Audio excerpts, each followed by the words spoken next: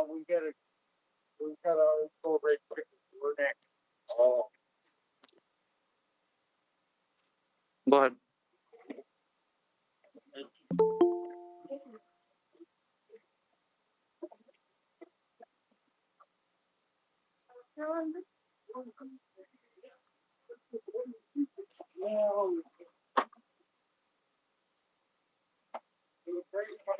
Nope.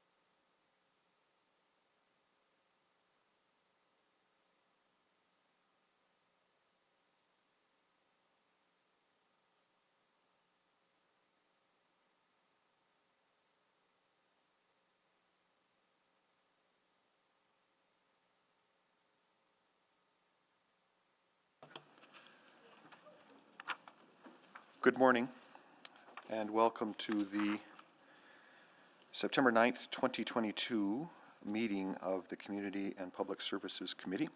I'd like to start by acknowledging that we convene this meeting on the traditional lands of Treaty 6, which is also the home of members of the Métis Nation of Alberta, Inuit and non-status Indigenous peoples. We recognize the long history and contributions of Indigenous peoples who have cared for this land from time immemorial to present. And we are committed, in the spirit of truth and reconciliation, to working collaboratively to steward the land we share as we plan for a future for all citizens. And we acknowledge that we are all treaty people, bound to one another by the spirit and intent of treaty, as long as the sun shines, the grass grows, and the river flows.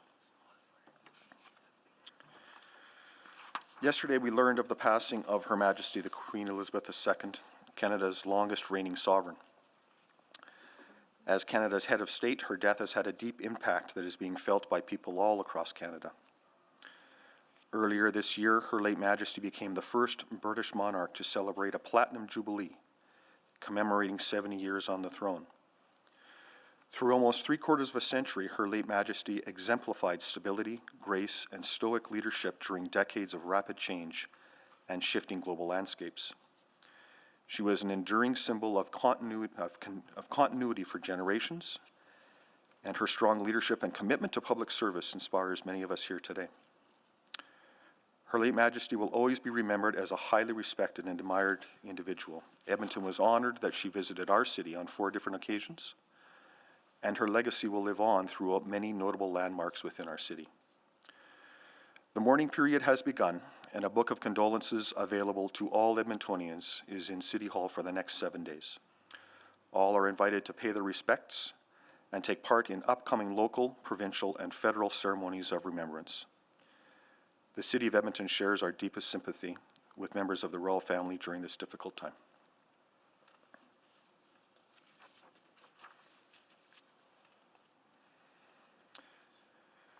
I will start our meeting then today with a roll call of committee members. Councillor Wright. Good morning. Good morning, Councillor Tang. Good morning. Good morning, Councillor Jantz. Good morning. Good morning. I would take a motion for adoption of the agenda and just ask that you refer to the attached notes. I move adoption of the agenda with the following changes. That the September 9th, 2022 Community and Public Services Committee meeting agenda be adopted with the following change. Replacement attachment for 6.3, facility naming and sponsorship agreement, Clairview Community Recreation Center, attachment 1. Thank you. Please vote.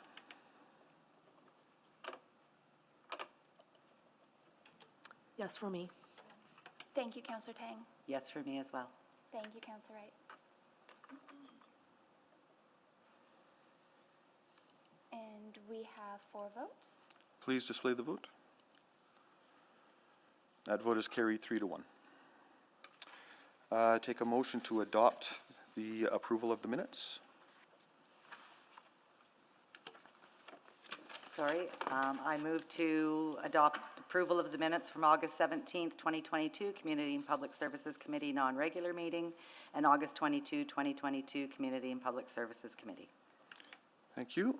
Seeing no errors, omissions, or comments, please vote.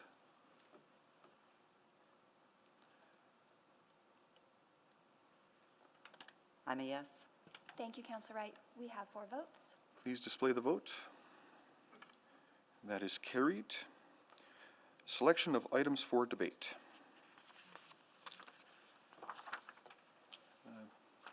Please click in just to allow those that have particular items that they want to take on. Councillor Tang.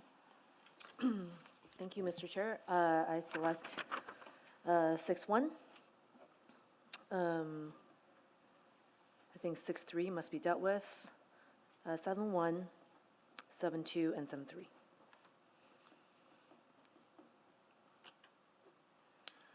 Thank you. Councillor Wright. Whoops, I'm sorry, Anne, can I select 6.2 public spaces bylaw? Okay. That is all items then selected. So there is no need for a vote on items not selected. Requests to speak. Mr. Chair, I would like to recommend that the committee hear from the following speakers in panels when appropriate.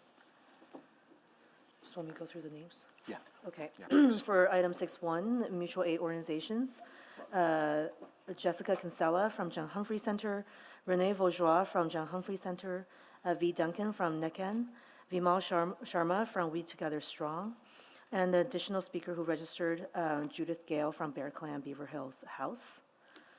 For 7.1 drug checking program, we have Petra Schultz from Moms Stop the Harm, Shelby Suazo from Indigo Harm Reduction and Boyle Street Community Services, Angie Stang, 4B Harm Reduction, Moms Stop the Harm, David Gauss, Spectra Plasmonics, Ewan Thompson from Each and Every.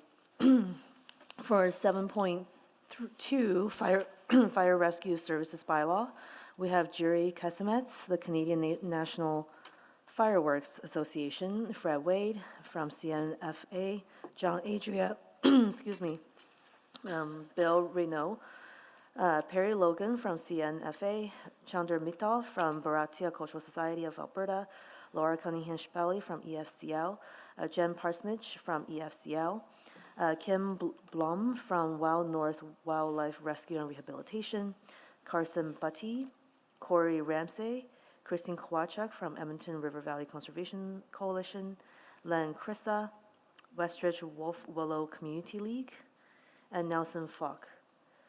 From item 7.3, equity and efficiency in application process for the Community League operating grant and the infrastructure program. We have Laura Cunningham-Chapelle from EFCL, and Jen Parsonage, also from the Edmonton Federation of Community Leagues, and Jill Tucker from Edmonton Public School Board Playground Advocacy Coalition. And we do have one additional speaker that just registered for 7.2, Michael Elhard, if we could add him to the list as well. Okay. Thank you, Councillor Tang. Please vote on hearing from those speakers.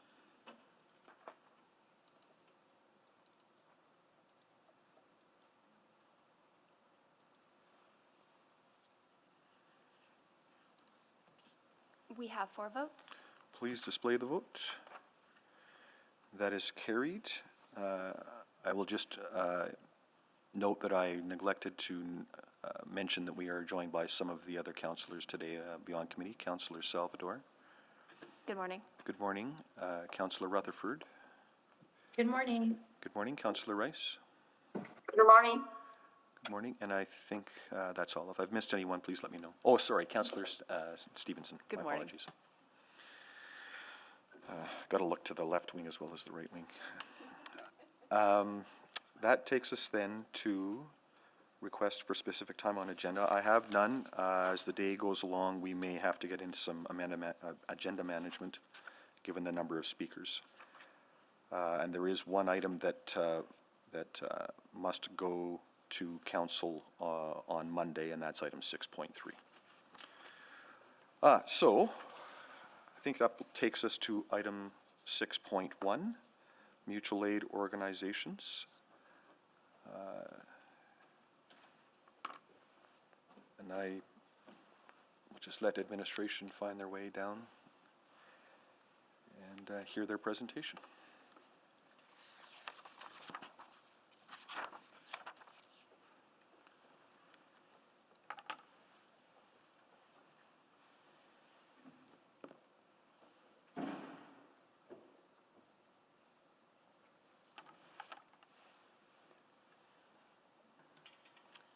Good morning, everyone.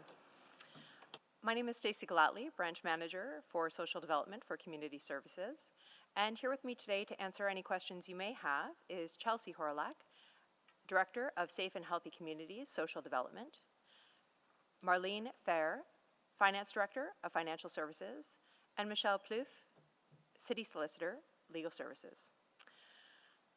We're here with you this morning to respond to a motion made on March 21st, which requested a number of details regarding the City of Edmonton's working relationship with mutual aid organizations and to identify opportunities for future collaboration.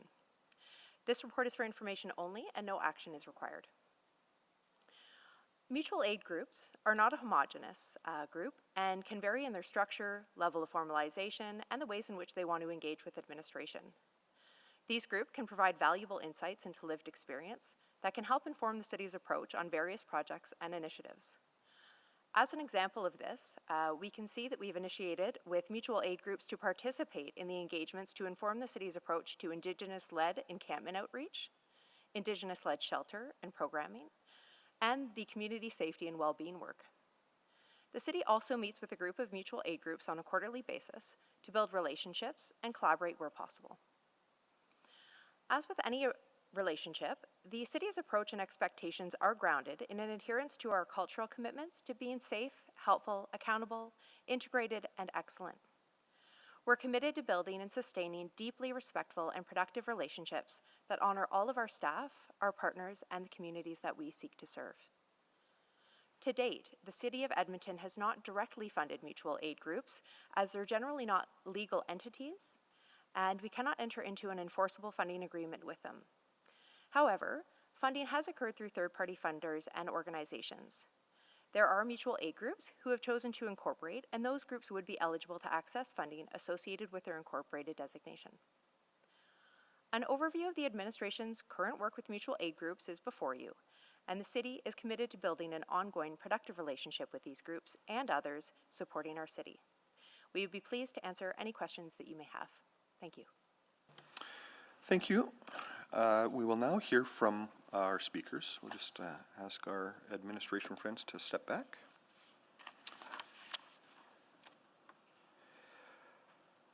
So we will start with, I will first of all run through the rules. So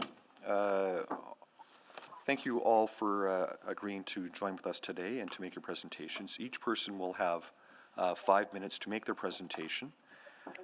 For those of you in chamber, I'll ask you to come down when I call your name, and the clerk will direct you to one of the microphone stations here in chamber. For those of you that are online, please note as well that you have 5 minutes to speak. In chamber, there will be lights on the dash there, green for 4 minutes, yellow for the final minute, and red means your 5 minutes are up. For those online, there will be a timer displayed, but you may also wish to keep your own time. For those online, we ask you to keep your microphones muted when you're not speaking, and avoid using the chat in the Google Meets. That's a distraction and not particularly fair to those that are otherwise speaking. Believe that's it. If you're having any technical trouble, please contact the clerk at city.clerk@edmonton.ca. Otherwise, I'll call your name and we'll take the speakers in order. So first is Jessica Kinsella, who I believe is joining us remotely. Second is Renee Vaugeois, joining us remotely. Third is V. Duncan, joining us remotely. And finally, Vimal Sharma, joining us remotely. And Judith Gale, who's here in person, is my understand. So we'll just ask you to find your way on down to one of the microphone stations in the next few minutes, and when your turn comes, you'll have a moment. So, to Jessica Kinsella, you're first off, or are you with us? All right. Wonderful. Good morning. Everyone can hear me? Yes, we can. Please go ahead. Thank you. Wonderful. Good morning, everyone, and thank you for the space and time to share today. My name is Jessica Kinsella, and I work at the John Humphrey Center for Peace and Human Rights. The John Humphrey Center, aka JHC, is a local nonprofit committed to building a human rights city, and more broadly, to advance dignity, freedom, justice, and peace through collaborative relationships and transformative education on peace and human rights. Our work relies heavily on building relationships with many groups and organizations within Edmonton and doing collaborative work together for the greater good. And so we are glad to hear that the City of Edmonton is wanting to improve these relationships and taking more seriously the need to support mutual aid groups. Many of these groups are grassroots organizations run solely by volunteers dedicating their time to come together due to their connection with work, family members, or informal networks. Everyday people working to help others, adding their skills and taking action where they see gaps in the system. These groups, though not formalized as charitable organizations or registered nonprofits, are valuable, legitimate, and personify the vision of caring for our community and building relationships from the ground level, walking side by side with others who are struggling to help and care for them and build a better world. Your report touches on the definition of mutual aid, but what I want to draw attention to today is the idea of reciprocity. So often these groups are out there doing the work on the street level, speaking and walking alongside those they are helping. They are building relationships and making real impacts that can be seen and felt, and they have that lived experience. However, the gap is that their voices continue to be downplayed or forgotten when it comes to matters such as this report. You ask for their input after the fact, after you have met and already built a report, when it should be the opposite. What I ask this committee to consider, and all present, is to challenge your thinking of the system and to recognize the value and voices of those with lived experience who are out there every day. Consider creating opportunities for those voices with lived experience to come forth and be heard, because while you build these policies with good intent, they have impacts on the groups and people you are trying to serve. Without consultation being part of the process first, how can you hope to shape policies that have real and sustainable impact if you do not include the voices of those that most desperately need to be heard, who are doing that work and who are closest and most knowledgeable about the issues and solutions? I ask you all to consider the notion of reciprocity to build opportunities for trust, collaboration, relationships, legitimacy, and yes, support. We at JHC have been the fiscal agent for multiple agencies who are unable to pursue becoming legitimized, yet are doing good work despite the multiple barriers and lack of support they face. The city does need to recognize and support agencies and organizations that are grassroots. These organizations need flexibility to be able to operate, as current models primarily support formalized organizations and therefore create barriers and exclude these groups from avenues that would support them. They also need to be given more value for their voices. We ask for their voices to be heard and consulted on future reports and be an integral part of building the policies that impact their work. And last, we ask for our collaboration and support between the City of Edmonton and mutual aid groups to bring together and support one another. This could take place through facilitated meetings and connection points to come together and debrief on the work and strategies to strengthen. It can also include the City of Edmonton and service organizations to receive anti-oppression and anti-racism training as it relates to poverty to better understand the needs and dignity of those most marginalized. And finally, we think a designated innovation fund could be used to support these agencies, but also to enable their voices at the table. We must remember that we need to value voices, and not everyone is paid when they come to the table. There needs to be efforts to make space for accessibility and voices to be heard, but also value it with honoraria or fees. As the youth and the Youth Action Project at JHC highlighted to End Poverty Edmonton during its road mapping, one of the most critical things we can do is value time and value the voice of those working closest with the people who need it. Thank you. Thank you. Next we have Renee Vaugeois, followed by V. Duncan. Thank you so much for that. And my name is Renee Vaugeois with the John Humphrey Centre as well. Just really briefly, as Jessica mentioned, we've been working very hard over the last 17 years to build Edmonton as a human rights city, and that was kind of finally put into the roadmap of End Poverty Edmonton as it moved forward. And really what that means is how we apply a rights-based approach to looking at issues of poverty in our community. And what that means is focusing on the most marginalized and moving beyond a charity lens and moving beyond thinking about community care is more than just about accessing money or giving charity. So just in relation to some of my thoughts on the report is one of the things I really want to stress is that mutual aid folks are actually the experts that we need to be engaging and building those strategies with so that they're sustainable, but that so they're also appropriate. We have to recognize that folks like Vimal, V, and Judy are those that are closest to the source. They are the ones working directly with the people, and often we kind of tend to be at too high of a level in terms of who we're engaging and how we're engaging to build solutions that matter and solutions that are practical and solutions that are efficient and effective. And we also have to think about a lot of the people that are working within mutual aid. As we know, it's all voluntary, but there's also issues of underemployment with folks within mutual aid organizations. So we need to shift our brain in how we engage. And as Jessica said, how we value that work. And we also have to understand the spectrum of agencies that exist within the provision of supports around poverty. And there was a conversation about potentially quarterly meetings, or how do we create a model of engagement with mutual aid groups that work. And I think one of the most important things as well is compensation, as Jessica talked about, is shifting the brain in terms of how that engagement looks like. There's an assumption that we just invite people to the table and they're able to participate. That is not always the choice. That is not always the realities. And so there has to be a shift in thinking about, don't make them come to you, you go to them. Get out there, engage with them, do the work with them, and through that, you will start to know the solutions forward. And the only last point I had was the other piece was that the report really felt to me that there's this idea that the only thing that mutual aid organizations want or need is money. And it's much more than that. It also means about removing the barriers to them doing the work. It also means really anti-racism and anti-oppression work, particularly peace officers, police officers, other folks who are serving on the front line, and other agencies who get the resources to do this work, to rip that apart and unpack it and decolonize the way that we're thinking about serving and caring for our community. Thank you for the opportunity. Great, thank you. Next we have V. Duncan, followed by Vimal Sharma. Good morning, everyone. My name is V. Duncan. My Cree name is Emit Koset Musqua, which means red bear. I received my name this summer.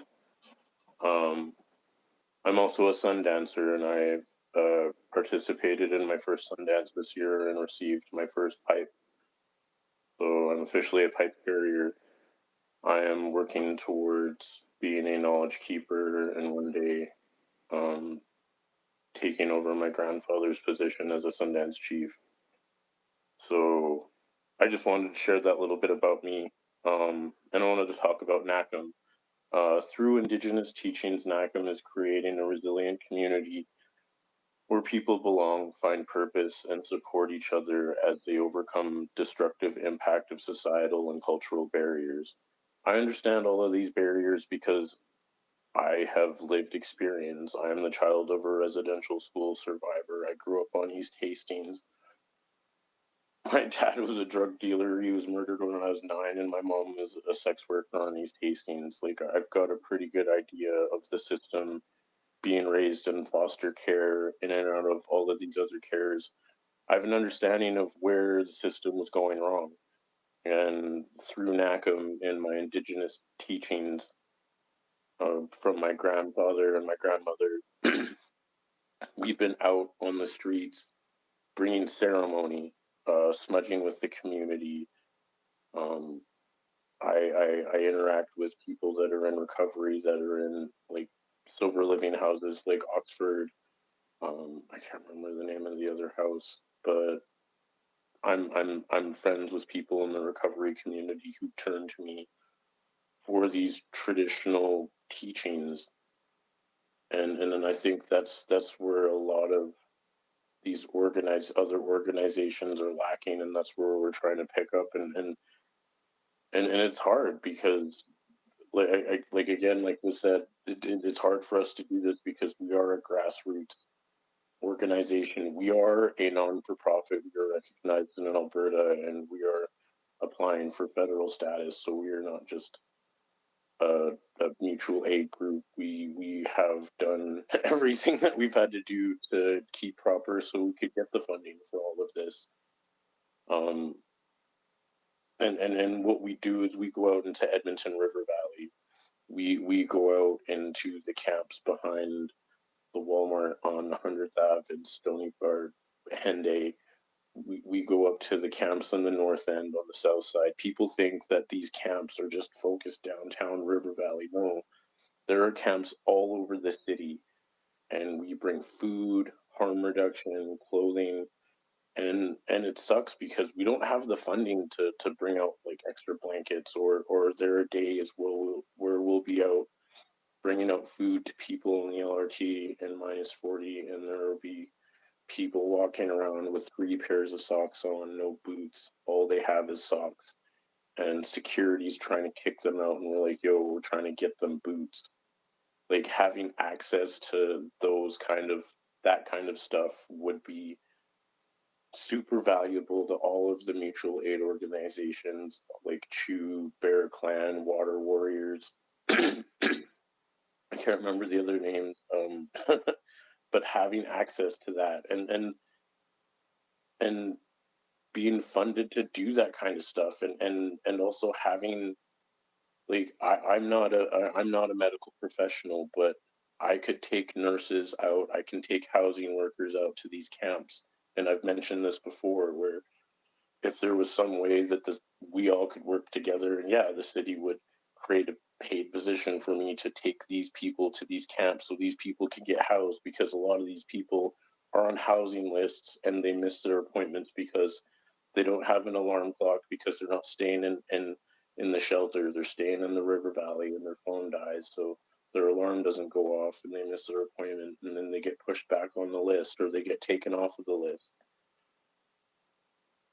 Medical attention. I am not a paid nurse, doctor. I am not trained in any of that, but like I have had to change wound care for people that have had frostbite where they've lost their fingers, their toes. I don't know how to professionally do that, but we provide first aid. We buy first aid kits, and we bring out people that are first aid trained, but that we don't always have the capacity to do that because we don't have the funding. If we were able to collaborate with other organizations that did that, I would be more than willing to take them to all of the places that need help. Because it's not just the downtown core, it's not just Chinatown. There are homeless camps all over the city. Thank you. I'm sorry to cut you off, but we have a lot of speakers today. I'm really sorry. No worries. Perhaps there'll be some questions for you. Thank you. Next, we have Vimal Sharma, followed by Judith Gale.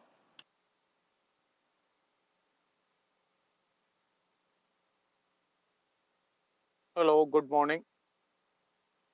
Can you guys hear me? Good morning. Yes, we can. Please go ahead. Okay, thank you very much. And thank you very much for giving me this opportunity. So I just want to take 1 minute and let you guys know about me and bear with me because English is my 5th language, I think. So please don't go to my words, just go to our actions, right, what we do. So first of all, I just want to thank all the members of JSC because they, when the COVID started, they set up the group YEG COVID response page. And on that page, when I saw one post, one person was asking for the bread, and that really touched my heart. And from that day till today, we are trying to help our community member as much as we can. And we started as a few postal workers. We start just few as a postal worker group. And every week now we try to help almost 60, 70, 80 or up to 100 people with the food hampers. And we got load, as I don't hesitate to mention this, my mentor in this all 2 years was Rene from JSC and other members of that. I did work together with the Bear Clan. We helped them with the food hampers and other stuff too. So, and my folks, when we started this, my folks was working class people because that time people was losing their job all of a sudden and they don't know what to do. They still have to pay the mortgage, whatever income or saving they have, that was going to pay the mortgage or the car payment or all kinds, this kind of things. So we are trying to focus that kind of person, and gladly we did lot. So far we help almost 9,000 families in this city in last 2.5 years. So the lot of meeting, lot of talk from the city and all other the politician, but not action taken. They have lot of money, but they don't use proper. As for my example, we are just bunch of people, few people who try to help our community, and we are not asking much. From last 6 months or more time, I'm asking city just provide us some space where we can store some room. And there's I can show you there's 100 building, the empty, and city are not using it, but they are not willing to give us so we can help the community members. So that kind of we are facing the problem. And I admire Edmonton, give me good of respect, good of opportunity to live here. I love Edmonton and I want to serve Edmonton, but we are running very thin. We don't have source. We all working class people, how much we can afford. So that's why we are looking sport. And with the city or any other organization, government, or you, when you want to talk, they are passing work to one person to other person. So we need simple solutions, right? We are helping and trying to take some burden from off the city. City need to help us too. I think I'm done. Thank you very much for listening me. Thank you. Thank you for your presentation today. Finally, we have Judith Gale.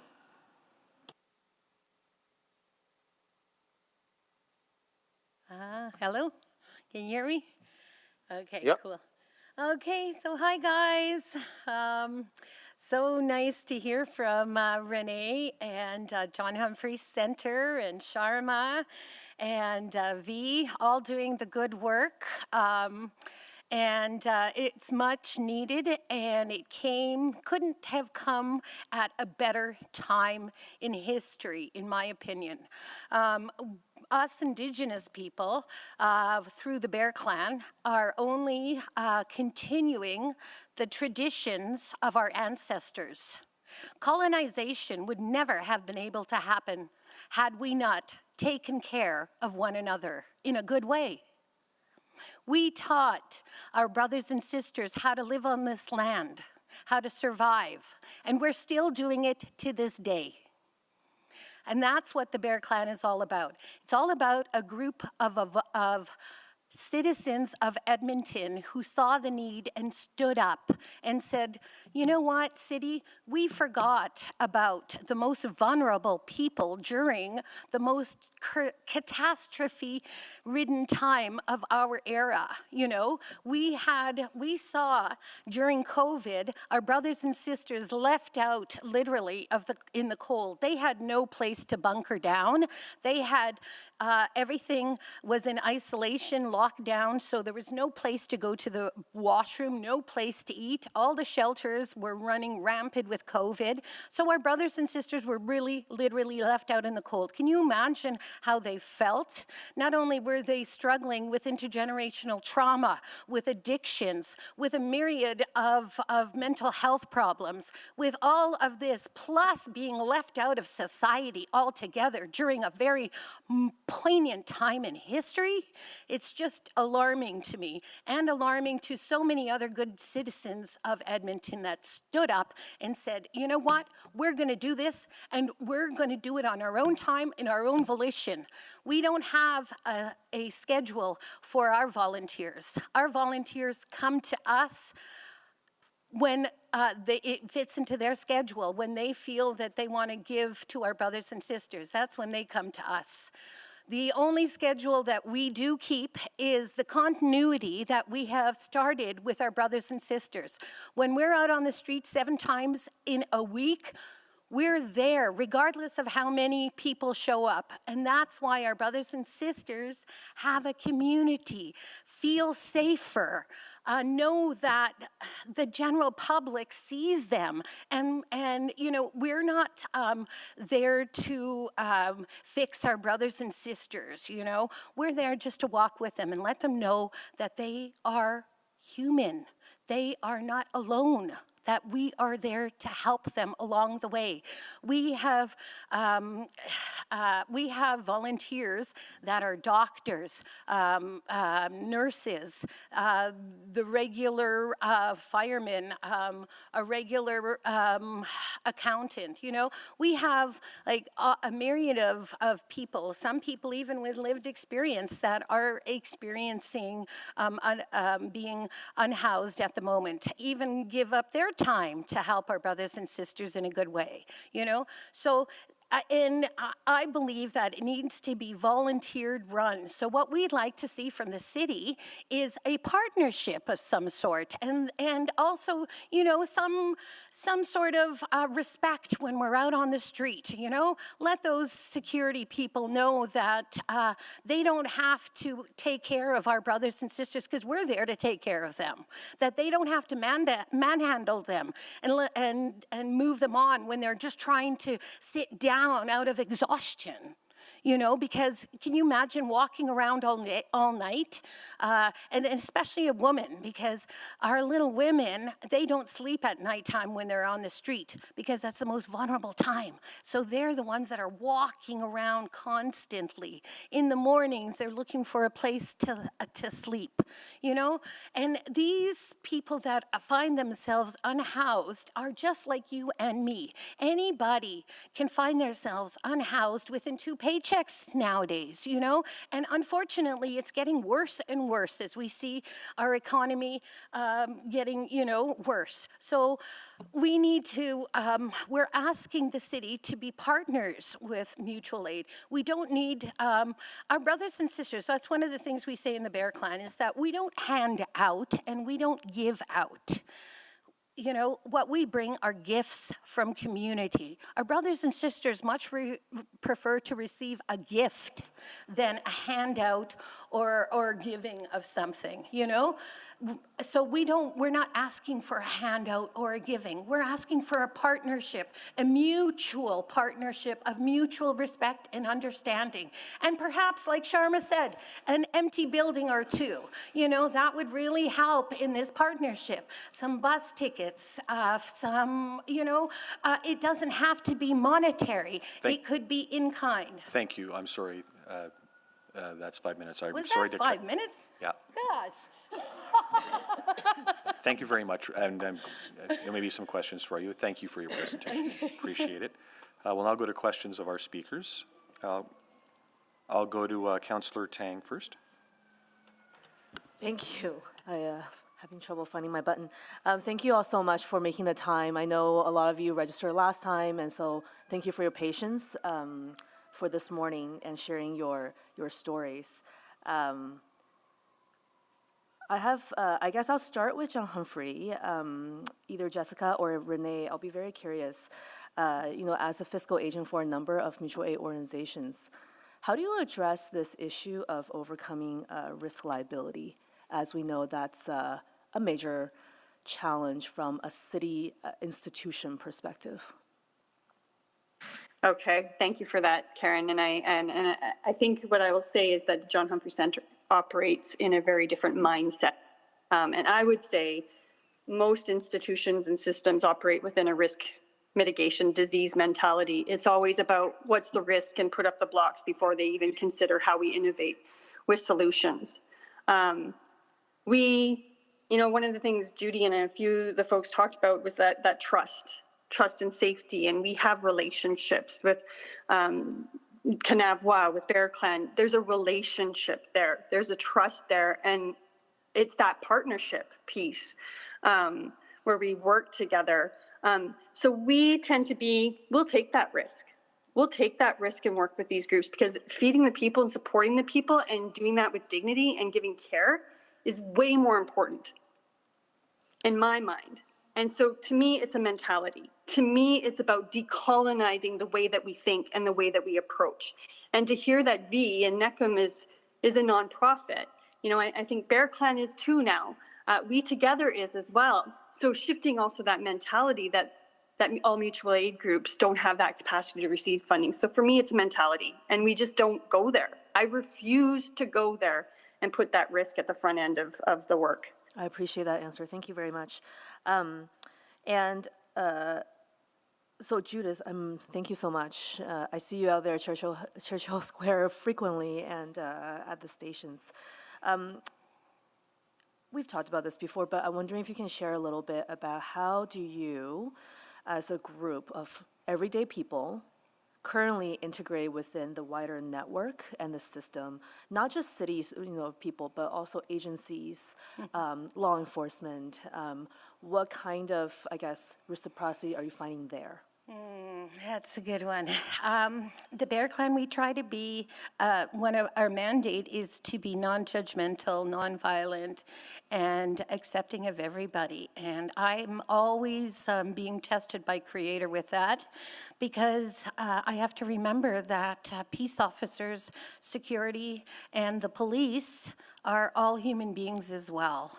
And yeah, sometimes I stick up for my brothers and sisters far too often, and I'm not too kind to them.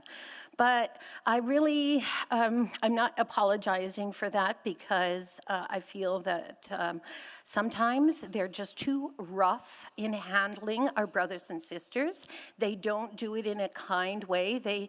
It feels, you know, to me, we've turned a corner when we started putting bulletproof vests on security people, you know? And so That is daunting and scary, and it's kind of triggering to our brothers and sisters. What about So, agencies, oh, like social services? yeah, social services. Well, we work well with social services. I mean, we try to work well with everybody. You know, for instance, I just did a TikTok here the other day with the police. Listen to this. This was the scenario.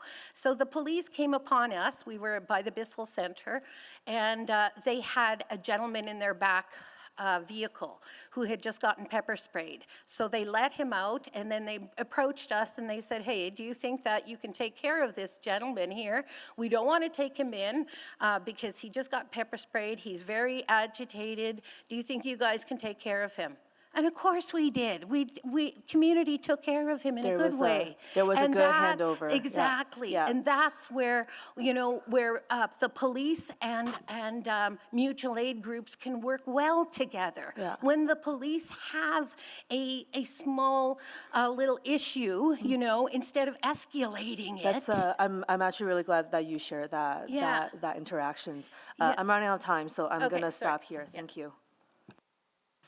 Thank you. Councillor Stevenson. Yes, thanks. Maybe just to continue, I'm over here. Hello. No, that's okay. I'm hiding on this side. Yeah, really appreciate the work you do in the community. And, you know, you raised a really interesting point, because I think that, you know, some of the mutual aid groups, they are filling gaps that exist in the system. And maybe one of those gaps is training for security, for EPS. Do you think that there's a role, again, sort of in terms of building those partnerships and relationships so that Bear Clan is able to provide that training and support? Absolutely, and I think that places such as the shelters that hire the individuals that work with our brothers and sisters, I think that they would benefit immensely from human rights training. You know, and that's not a prerequisite for that job. And unfortunately, I think it should be, because you know you're dealing with the human beings and most often traumatized human beings. So you need to understand the human rights role that human to humans play. You know, so yeah, we need to do more of that, in my opinion. Great. Yeah, thank you so much. And maybe just back to Ms. Or to Ms. Kinsella from John Humphreys. You know, I really appreciate you raising honorariums. So in terms of having that engagement, but ensuring that people are properly compensated for that. Just wondering if you could maybe you know, touch on that a bit further in terms of the importance of that in enabling participation.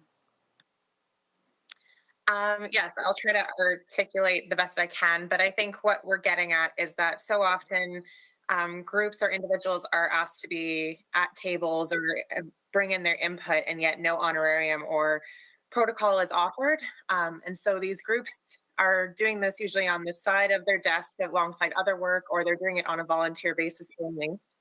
And so I think it's really important that we strengthen that relationship and also honor their time and their voices by providing honorarium. By doing so, we honor protocol and we honor the time and the valuable input that they're bringing to the table. And so I really just want the city to understand that when they ask people to come, that is not always easy for them to make time in their schedule. And so I think Renee also touched on this. An alternative is for you to go to them and actually see the work they're doing on the ground and see their lived experience and see the impact that they're having, rather than asking them to come and relay it to you. Actually go out on the streets with them and experience it for yourself. And I think that'll give you a broader view than any discussion could ever bring. So rather than them taking time away from their busy schedules and the work that they're doing to serve others, having that experience with them, alongside with them, will give you a better view. Excellent. Thank you so much for that. I'll yield the rest of my time. Thanks, Mr. Chair. Thank you. Councillor Wright. Thank you. My first question, I think, is to Mr. Sharma. I'm just wondering if maybe you can expand. I had the opportunity to come out to one of your distribution of hampers, and there seemed to be a wide or a good diversity of people out there doing the distribution. Could you maybe expand on what other agencies or groups that you're volunteering with? or other groups or agencies that are volunteering with you, I guess, with your group?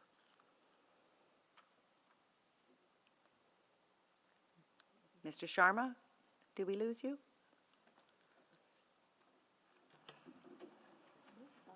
Hello, can you hear Hi, me? yes, can hear you Hello? now, thank you. Did So- you hear my question?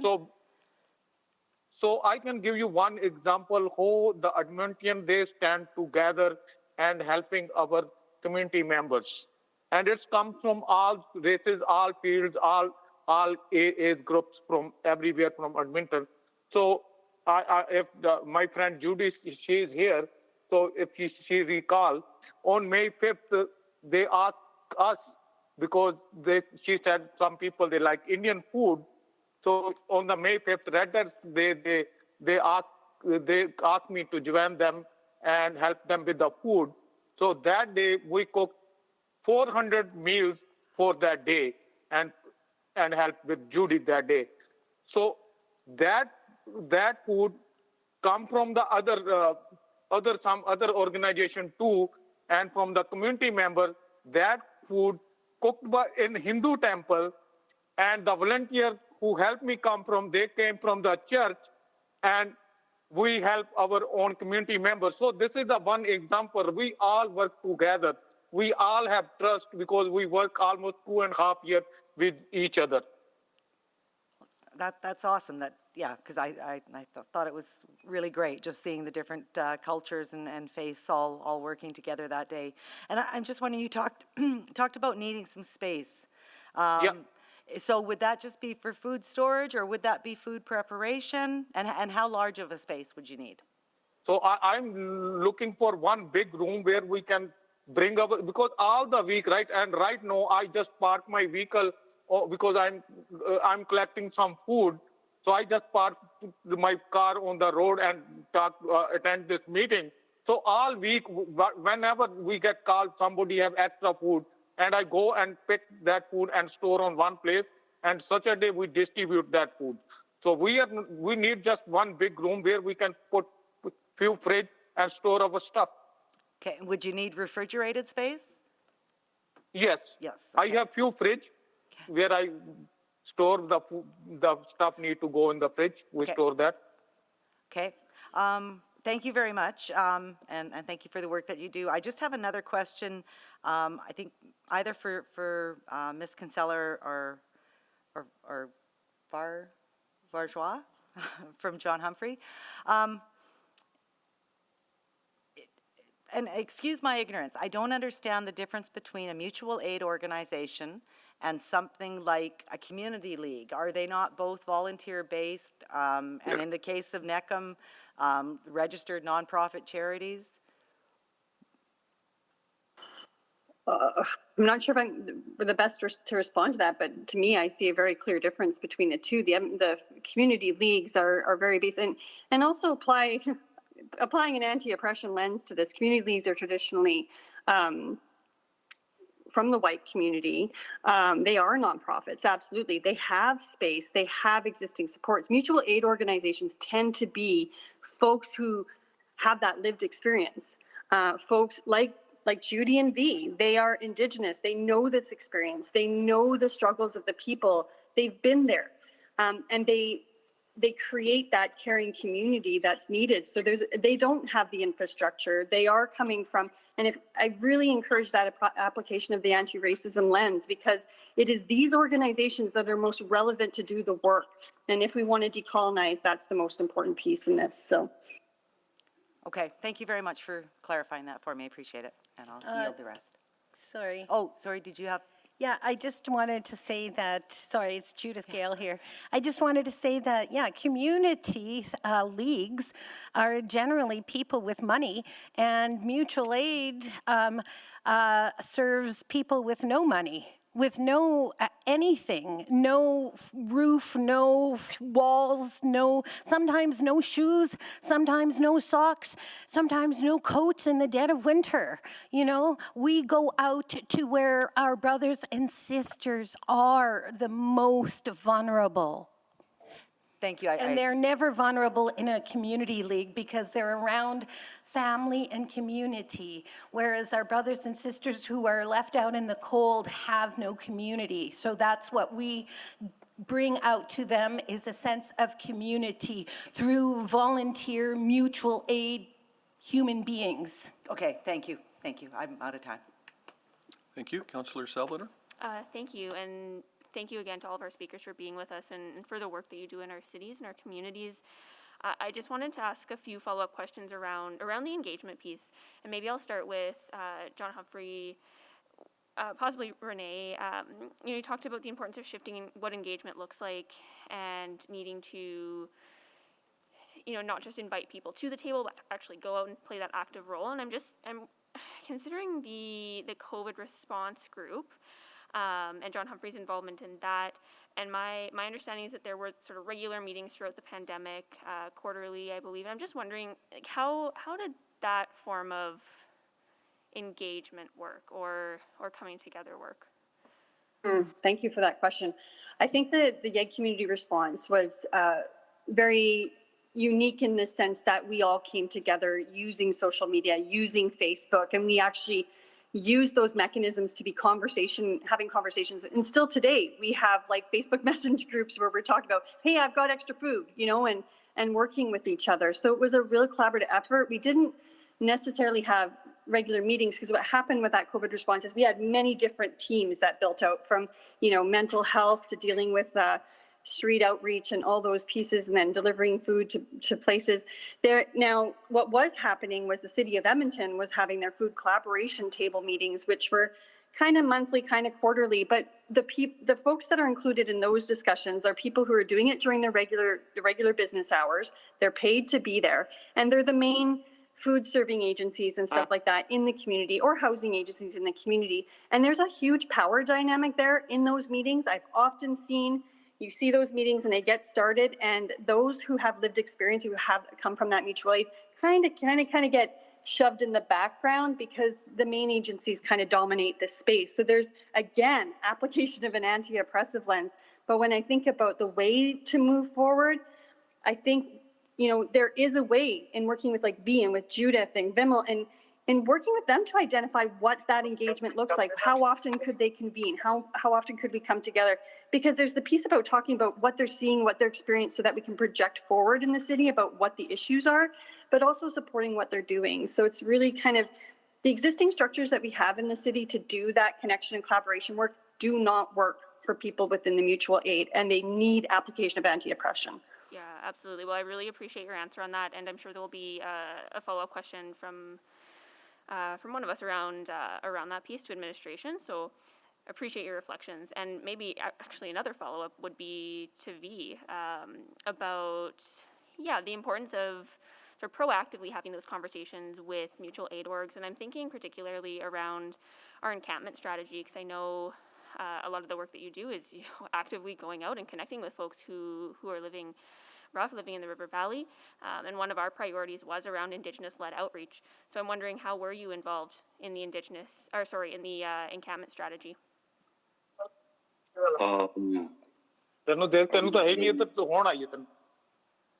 I wasn't really involved. I'm one of those people that get pushed to the back because, of my lived experience. I've worked in the restaurant industry and catering industry for the past off and on 15 years, and that's kind of what's gotten me through with NACM is getting my way around all these rules and understanding I need kitchens and all this other stuff, and I know where stuff needs to go because I've lived in the River Valley. I've lived in Edmonton River Valley. I've stayed at the Spady. I've stayed on the MAP program. I've lived in Calgary River Valley. I've lived on the streets in Vancouver. I've been homeless in 2 countries, and I know where the food it needs to go, and I know that not everyone can make it because someone has to stay at camp to watch over the camp to make sure they don't get robbed. I know that a lot of the people out in the River Valley, the people that everyone's afraid of, they're not scary people. They're out there because they don't want to fight. They don't want to cause drama. they're away from the shelters because they don't feel safe there. So the best place for them to go is out there. And then you got these people complaining about them like leaving garbage and stuff. They get kicked out after 3 days and all their stuff gets left there.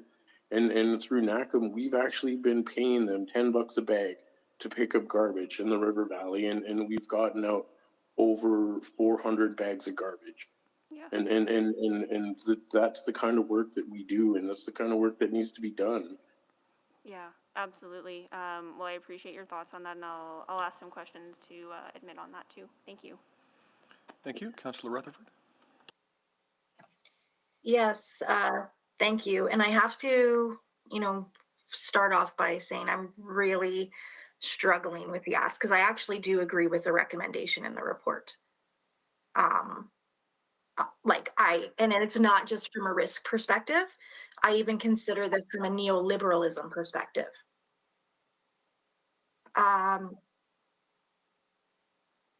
So I guess I'm just trying to understand a little bit more. What is the actual ask today? Is it to see financial or space support? Is that what you're needing? And I would put that question to, I'm going to say, Renee. I feel like Judy and the others probably should be the one to respond. Sure. Because what they've said, there is that need for resources, but there's also that need for space. So I would like to defer that to one of the others. Oh, great. I will answer that gladly. So where I would love the city to be of a partner with mutual aid groups or with parking, because that's one thing that, especially us who are out on the street during the day and our volunteers come, I would like to offer them free parking for the city. They're doing a service for mankind in my eyes. So it would be nice that Bear Clan members can have free parking while they're on patrol for 4 hours in the morning. That would be nice, or else perhaps the Bear Clan is going to be getting a food trailer from the Stollery Foundation and John Humphrey. So we need a warehouse to store our trailer in when it's not in use. We also would like to see, a lot of donations we get are like tents and blankets and tarps and stuff for our brothers and sisters living rough. And it's really aggravating when we see peace officers and EPS dismantling those not even dismantling, sorry. They just literally come and take it up and put it in a truck and haul it away. And then we're tasked with gathering more tents and more tarps for our brothers and sisters, which we gladly do, and which community is happily to do, because they recognize that human beings need shelter. So we would like to see perhaps a policy change in that. So much money expanded from the community and EPS. And where do our brothers and sisters? That's the other thing. When they get stolen from EPS and peace officers, really who do they complain to? So I have some more questions, and so I want to really focus on this report, because the mutual aid report really discusses how does the city work with mutual aid organizations. So there's policy pieces of absolutely how we address encampments. That is a different discussion for a different day. But what I'm struggling with, as somebody that worked in social planning, I worked with a lot of the same kind of mutual aid organizations in different municipalities. I do see the concerns that are brought up here in this report around the lack of a structure makes it hard to have any accountability. So for example, if we give you a space to store any mutual aid organization and that space gets damaged, who's responsible? Right? That's what I'm struggling with. So I want to help, but I also still have those thoughts in my mind. So I'm trying to, take this opportunity in the last 50 seconds to get some sense from the speakers of why that might be something that I should consider? Because I'm really struggling to consider that right now. I have some suggestions. Well, our organization, we're partnered with the two project and a couple other organizations. I think the only thing that we'd really need is like kitchen space, availability to use the kitchen in the downtown library so we can teach youth from the two project, their Indigenous youth, to cook, and we'd use the meals. But do you have umbrella agreements with nonprofits then? Like, because that's what it also suggests in the report. Yes. We are partners with the two project. Yeah, so, okay, thank you. I'm out of time. Thank you. I think that concludes questions of our speakers. So give everyone a chance to put their hand up. Not seeing any. So thank you all very much again for participating today. We appreciate your presentations and your perspectives, and thank you for offering that. We'll now then go to questions of administration.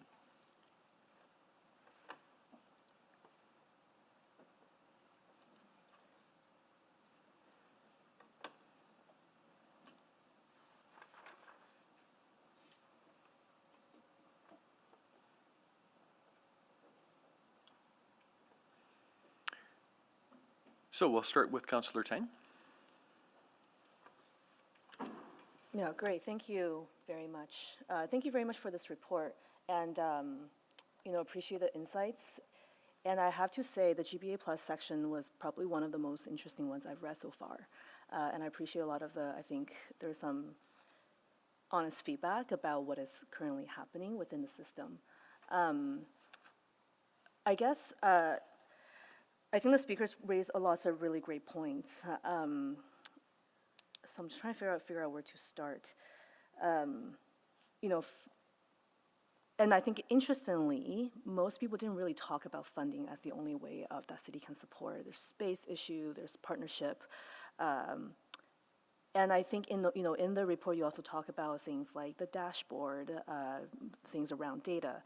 And can you, I guess, speak to a little bit about what have you learned from the conversations? And I understand that city has been having conversations with mutual aid groups for some time. What have you learned from these grassroots, volunteer-only sometimes groups about their inability to access things like, the drug poisoning dashboard? Thank you for the question, Councillor Tang. And I don't have the information available to speak directly to the drug poisoning dashboard today, and would be happy to get back to you on that. But you commented on what we've learned, and the truth is I think we're learning every day. Working with mutual aid groups is not something that we have a very long history with, and I think the city has been making remarkable strides in re-engaging with the ecosystem in new and different ways. So we noted today about the conversations that we had. We noted about engagement. We're hearing a lot more about the interest in participation, and so I think we all have a lot to think about in terms of how do we balance the need for participation early on and throughout the process and still be able to move on solutions for some issues that are very urgent these days and that we need to respond to as a city. And so I think we continue to learn in that space. The team has been doing a lot of learning with mutual aid groups. We have, and many thanks to some of the groups in the city who have allowed us to walk around with the groups to view their day-to-day. We have also been able to move forward with some in-kind donations while we can't do the formal granting to non-incorporated bodies. So there's a lot that we're learning every day, and I think that the city is very eager and keen to consider how we can continue to do that for the benefit of the community. No, that's great. Thank you. And I think it's good to see that the city has been open, and there are I will consider kind of transactions support that has been made, including bus tickets, and I think those are important. But at the strategic level, for example, we have people who are working on encampments, who are working with folks who are houseless, and we have some of these policy discussions happening as we speak. And I think on one hand, I'm hearing, yes, we're talking to them, but on the other hand, I'm hearing, no, we haven't been involved. I guess I'm just thinking about some of the reports coming up, like the housing needs assessment, like the encampment strategy that's coming back up, we have a drug checking that's on the agenda today. How have these folks been in the conversation as legitimate groups of people, as a peer, and not, we've seen legitimate organizations being a part of the delegation, presenting, co-writing reports together. I guess I'm just wondering, like, how do we get to that stage when we have folks with lived experience that are extremely valuable, that can play an active role in shaping, the issues at a strategic level? Thank you, Councillor Tang. It's a very big question and a very complicated question. The importance of lived experience is one that doesn't go unrecognized by administration on any of our items. And so whether we've been talking about housing or whether we are talking about response to encampments, we connect with individuals with lived experience in many different ways. And that might be, as we noted, the walk around. There are instances where we are contracting organizations which can do deep ethnographic research, whether that's on projects such as Recover or others.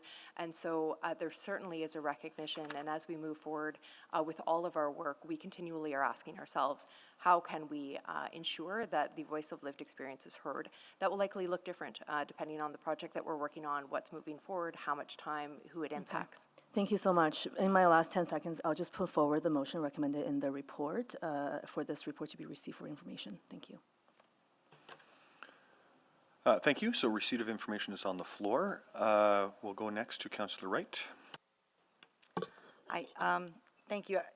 I'm just wondering, so if we have the structure of a nonprofit charitable organization, just like community leagues, and I believe NECM is that appropriate structure, can they work as sort of the umbrella organization to access funding maybe for some of these groups, or? Thank you, Councillor. I will refer that question over to Legal and/or Finance. Yes, that would be an appropriate organization. That could be an umbrella. Okay, so then thank you. Then that would be getting the buy-in of other groups that are here presenting today, that they want to become part of that. Is that right? Sorry, I missed that question. Sorry. Yes, I believe that would be a community conversation around what makes sense for the community. Okay, and is that's not currently what you're looking at with the, what is it, the Ethnocultural Community Capacity Building Coalition? I'm just looking at the report.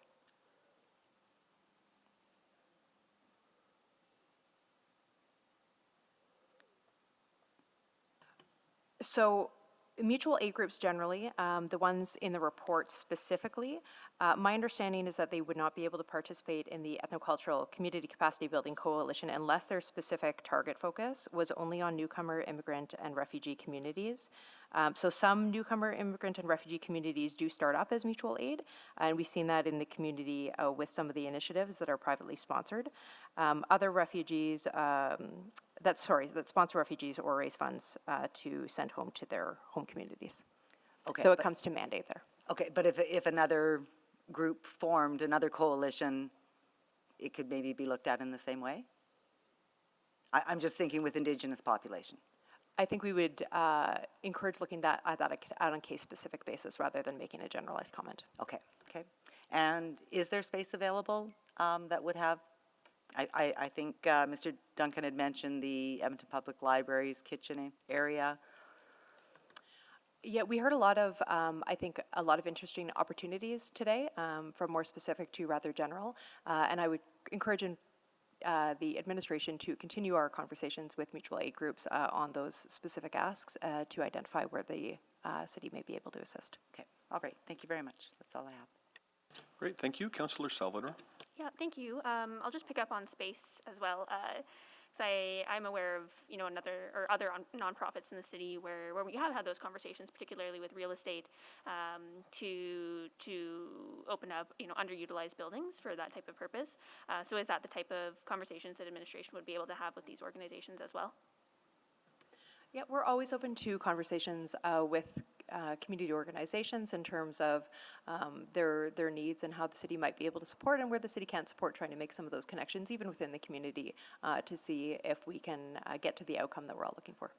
Okay, excellent. And then I also just wanted to ask, I found it was interesting hearing from JHC that, they've been operating as a fiscal agent for organizations who are not in that sort of formalized nonprofit position.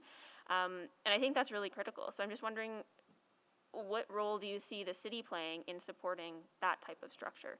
If we're not able to directly support orgs who are not formalized as nonprofits, if there are fiscal agents out there who are willing to play that role, how can the city support that? So I will refer that question over to legal and finance in terms of how we might be able to support the use of umbrella organizations to provide funding for unincorporated entities. So I think we can, well, I think when you start to develop relationships, you can bring these community groups together and identify what their needs are.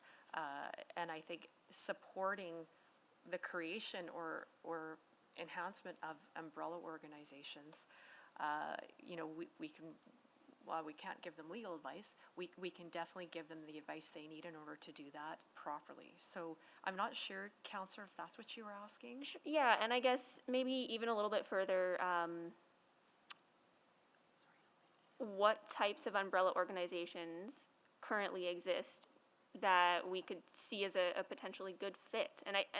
And I guess it gets a little complex because mutual aid orgs, I think one of the most powerful things about them is that they do have flexibility and autonomy, and everybody is kind of filling a niche.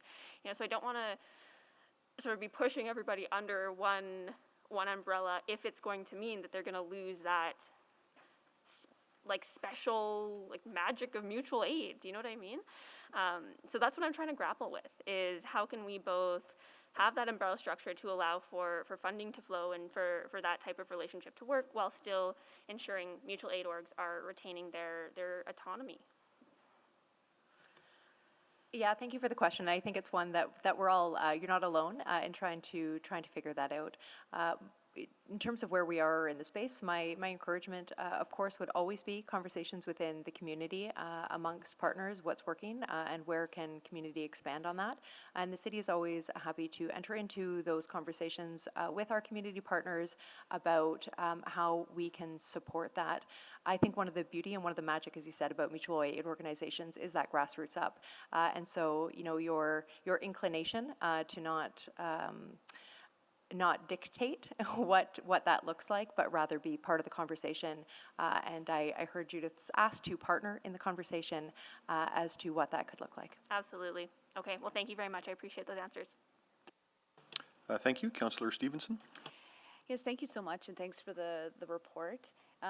Yeah, it is great to hear that the city is continuing to evolve our work with mutual aid organizations. And, having those quarterly meetings is a great example of that.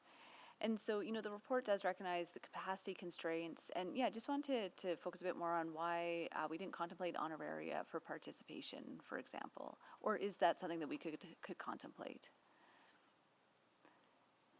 Which I think would be in line with some of our other advisory boards and agencies, just to again honor the knowledge and expertise that folks are providing to those forums. So are you asking about providing honorary for people that participate in something that is city sanctioned? I was thinking primarily honoraria for attendance at the quarterly meetings, for example. Quarterly meetings of a city entity or quarterly meetings of? My understanding was that administration was meeting on a quarterly basis with the mutual aid organizations, so asking members of those groups to come and attend and share their insights. So I think in order to do honoraria, we would just need to develop a policy around how that works, what the amounts are, to give us some parameters to do that in a consistent basis. Okay, great. And is that policy work you would need us to direct?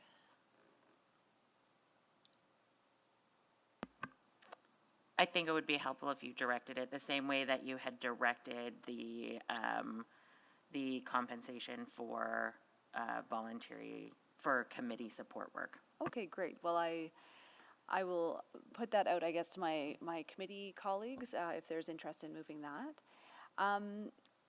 Just wanted to follow on some of the confusion I have around eligibility of different organizations to receive grants. So the community safety and wellbeing grants, it notes that it's open to individuals and organizations.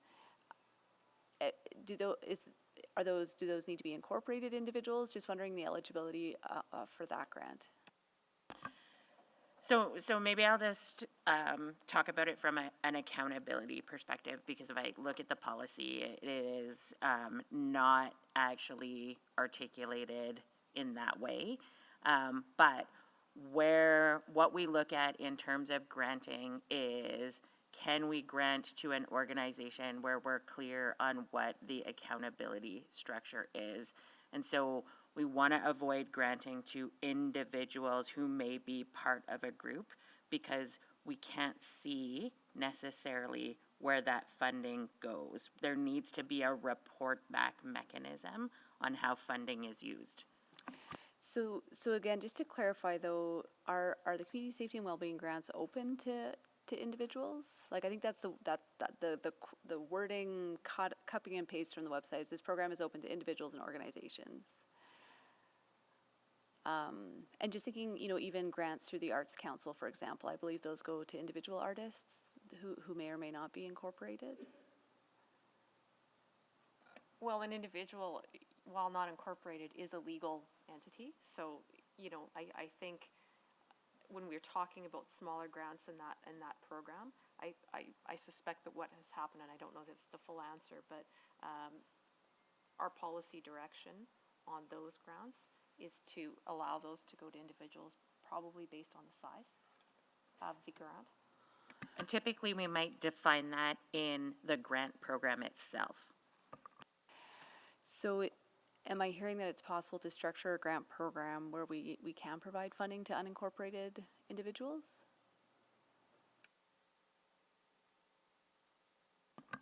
I honestly think the answer to that is it depends. Okay. Well, yeah, that raises some more questions for me, or I guess further points for reflection. I really apologize, but I might need to come around for a second round. But just wanting to follow up, again, we recognize some risks with funding mutual aid organizations. Just the concern I guess I have is like passing that risk on to other organizations like John Humphrey's that's willing to take that on. I was just wondering, has there been any consideration of an organization like End Poverty Edmonton becoming a funding vehicle for this type of work? I wouldn't say that to date we've specifically identified any particular organizations that should serve as funding vehicles, again to the point of getting into partnership and getting into conversation with communities about how to move this forward rather than deciding from top down as to how that should be done. So certainly open to exploring that with the community, but I would be a little bit hesitant to start picking and choosing from our seats here. Okay, thank you. I maybe just have one more quick question. Thank you. Anybody else with questions then? Okay, so Councillor Stevenson on the second round. Thank you very kindly. And again, we've talked a lot about some of the resources, the financial support, but I think too what I heard today and what I think is so important is some of those more structural changes and empowering the mutual aid organizations to influence, the structures and policies and systems. And again, they're really there to address gaps that exist in our services. So how do we empower them to become more part of those conversations? So rather than just the financial support, actually becoming agents of change in our policies and training and resources. Thank you for the question.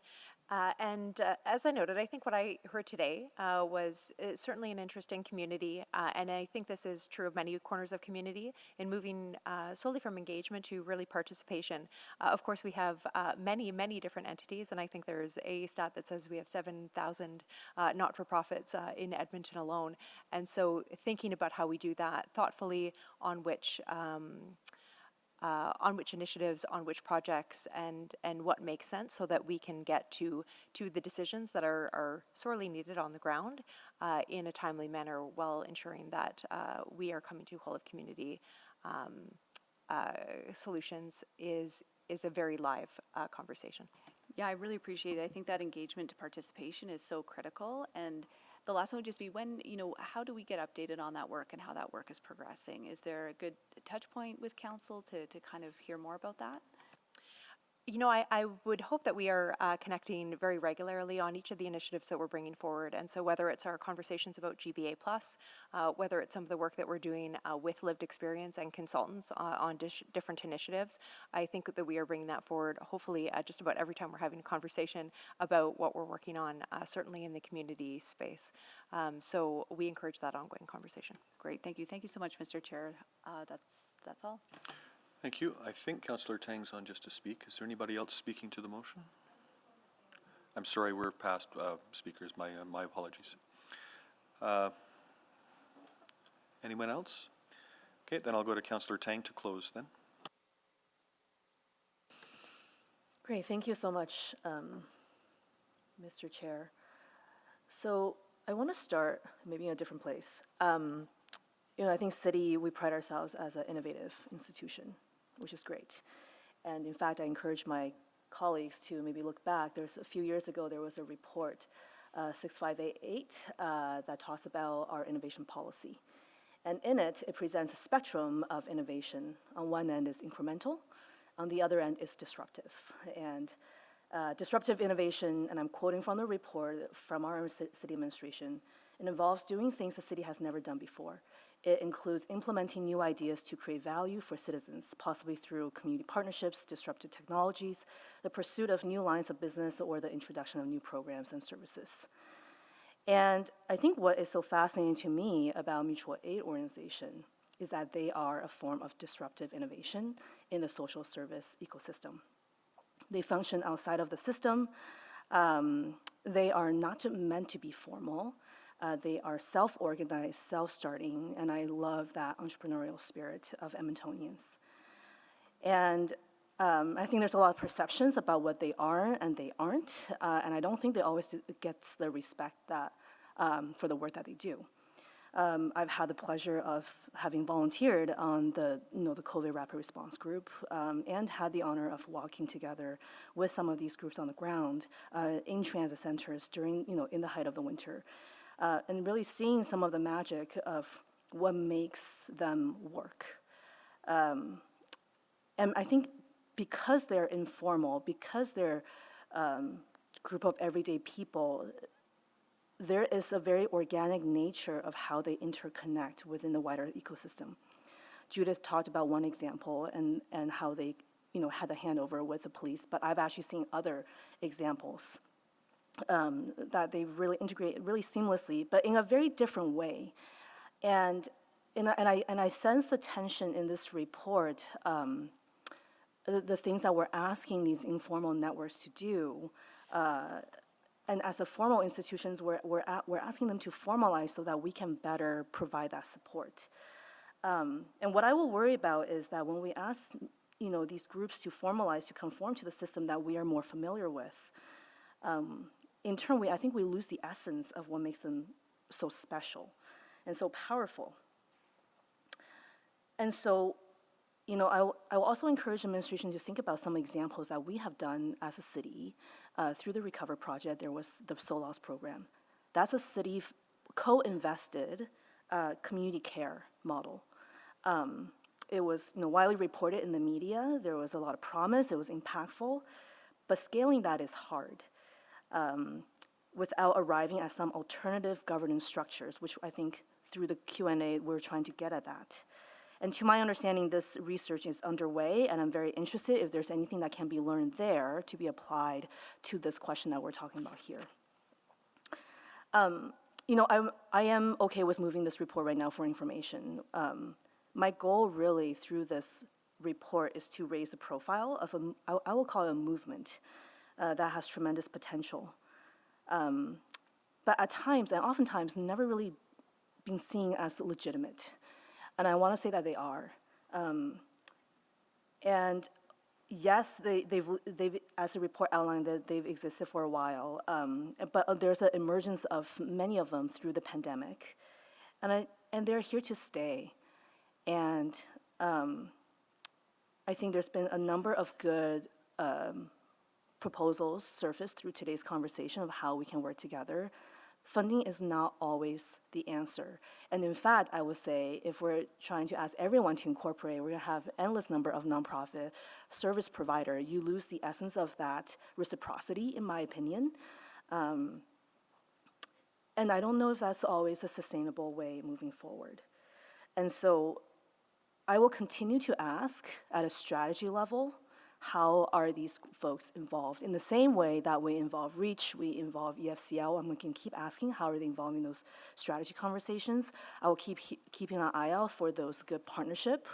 And I think there's maybe a misalignment of how we understand engagement. And I think we need to come together with the community to land on the same definition.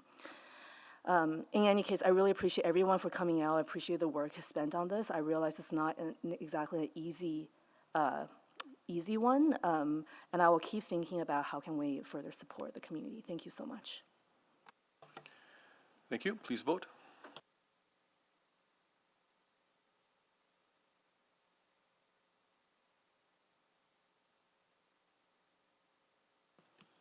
We are just missing one vote.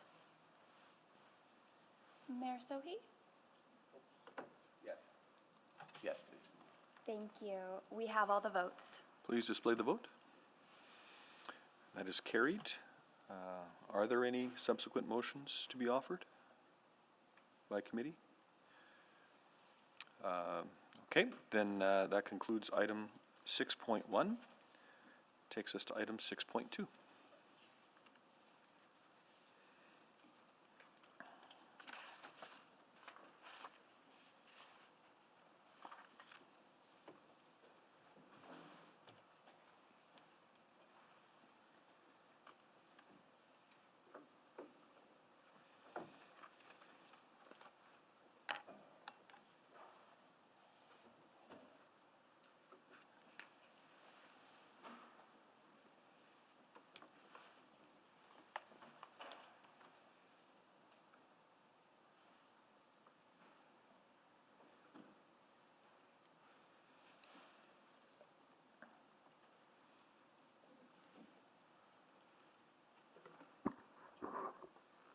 Good morning. Good morning. Please go ahead. Yeah. Okay. Thank you. Thank you, Councillor. So we're here to talk about some work we've begun and we're heading into in terms of public spaces, our public spaces bylaw review. So we want to share with you our approach, or our proposed approach for a more holistic and equity-based review of the city's public spaces bylaws, and to provide information on the principles and processes that will guide this work. So with me today to present is Nancy Jacobson, and we've got Keith Scott here also to help us answer questions. Next slide, please. So where we want to go with the presentation is a bit of a review of where we're at, what we have heard, and where we plan to go moving forward with this project. So public spaces are, as you know, are integral to our city. There are parkland spaces, which Edmontonians use to relax and enjoy festivals, transit spaces where we commute to work and school, the sidewalks and paths that form part of walkable communities, and the spaces where we all interact with one another every day. So currently, the city has three primary bylaws that regulate these public spaces: the Parkland Bylaw, the Conduct of Transit Passengers Bylaw, and the Public Places Bylaw. Now, other bylaws also touch on public space regulation, including Traffic Bylaw, Animal Licensing and Control Bylaw, and Drainage Bylaw. So all of these bylaws interact with one another to provide a complex system of rules that govern how Edmontonians behave in public spaces. Next slide, please. So we're going to give you a bit of a visual and use this as an example to show what it is we're talking about. So this is Churchill Square. So we use this Churchill Square as an example of one individual could pass through the jurisdiction of 4 bylaws within a few minutes and be subject to the rules of each one without realizing that they had actually moved from one space to another. The yellow on this image represents the parts of the square that are within road right-of-way and therefore under the jurisdiction of the traffic bylaw. Parts in green are areas intended for recreation and therefore under the jurisdiction of the Parkland bylaw. The blue areas are home to the Valley Line LRT platform and under the Conduct of Transit Passengers bylaw. And then, of course, the entire area is governed by the Public Spaces bylaw. So we have heard a lot from Council over the past year. We have dealt with challenging issues related to public spaces and how best to regulate them. Some of these issues are new, some are historical, and then all of these moments and challenges are compounded by factors such as a pandemic and social change. Now, what we've heard from Council is that we haven't always gotten it right, and we agree. The piecemeal approach on multiple bylaws and preparing single amendments to provide a focused response to single issues is helpful in the moment, but doesn't provide the holistic, equitable lens that we strive for. That approach has resulted in the motions listed in Attachment 1 of the Council report for this matter, which includes a direction given in February to review recent amendments to the Conduct of Transit Passengers bylaw with the intent of increasing transit safety through reducing discretionary interpretations and promoting fair and consistent enforcement of the bylaw. We have heard Council, and in response, we are proposing to turn these pending motions into a broader opportunity to focus on equity and alignment. Further direction provided by Council in June of this year highlighted the need to conduct a whole-scale review and revision of applicable bylaws that address behaviors and enforcement in transit and other public spaces in order to bring consistency, clarity, and currency to the bylaws. We will strive to achieve those aims.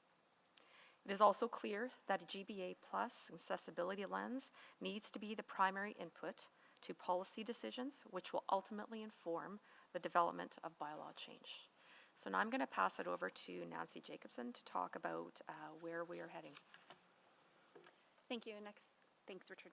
So the output of this project will be a single consolidated bylaw that applies to all types of public spaces, regardless of whether they are green spaces, transit spaces, or other public areas. Our intention is to bring consistency without ignoring the need for special rules in specific spaces where it makes sense to do so. The 3 current primary bylaws will be consolidated and repealed, and parts of the other bylaws that appropriately belong in this new bylaw will be pulled from their current bylaw into a single source of information to guide behavior in public spaces. We have a great deal of experience using these bylaws, and because of this, we have a good understanding of what needs to change and how we can improve this system going forward. Next slide. So as we mentioned, the scope of this project includes replacing all of the current Parkland bylaw, Conduct of Transit Passengers bylaw, and the Public Places bylaw. We've also identified parts of other bylaws that regulate behavior in public spaces and will incorporate those into the new bylaw and remove them from their current bylaw. A remainder of the review of those impacted bylaws is not in scope for this project, but may become part of future work. As this project is focused on public space behaviors, issues relating to private property maintenance, such as nuisance properties and clearing snow from sidewalks, are out of scope. Private business regulations, such as business licensing, are also out of scope. Motor vehicle behaviors, such as parking requirements, vehicles for hire, speed limits, etc., are not included because while roadways are part of our public space infrastructure, these behaviors are regulated by provincial rules that create limitations on the city's ability to vary these requirements. Situations where the city does have flexibility, though, such as the use of multi-use trails by bicycles and e-scooters, will be included to ensure the full spectrum of use of public spaces is included. In order to develop the new bylaw, our first step is to compare our current regulations with comparable cities. This work is underway, and we have mapped our public spaces bylaws against the rules in place in Calgary and Ottawa, and work is underway for Toronto, Vancouver, Victoria, and Winnipeg. Using this jurisdictional scan as a guide, we'll group the existing rules into categories: rules that don't need to change, rules that are generally working but could use refinement, and rules where we are out of alignment with other cities or that require public input to guide the right path forward. Some rules exist for a reason, And while they will move from their current bylaw to a new bylaw, they will not change in substance because they serve an important purpose. For example, rules prohibiting discharging weapons in public spaces are necessary to ensure the safety of employees and public space users, and they will continue to exist. We will not be seeking public input on the substance of rules in this category. Other rules are necessary, but could be refined, such as leash requirements for dogs in public spaces. There will be public spaces where it is not appropriate for dogs to be off leash. But this project presents an opportunity to review the current rules and update them with input from the public and internal stakeholders. Another group of rules will have no obvious path into the new bylaw.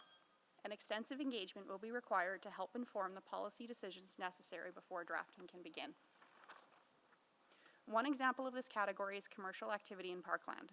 We intend to engage the public and our internal experts on big questions about what type of commercial activity should be permitted in public spaces and what the requirements should be.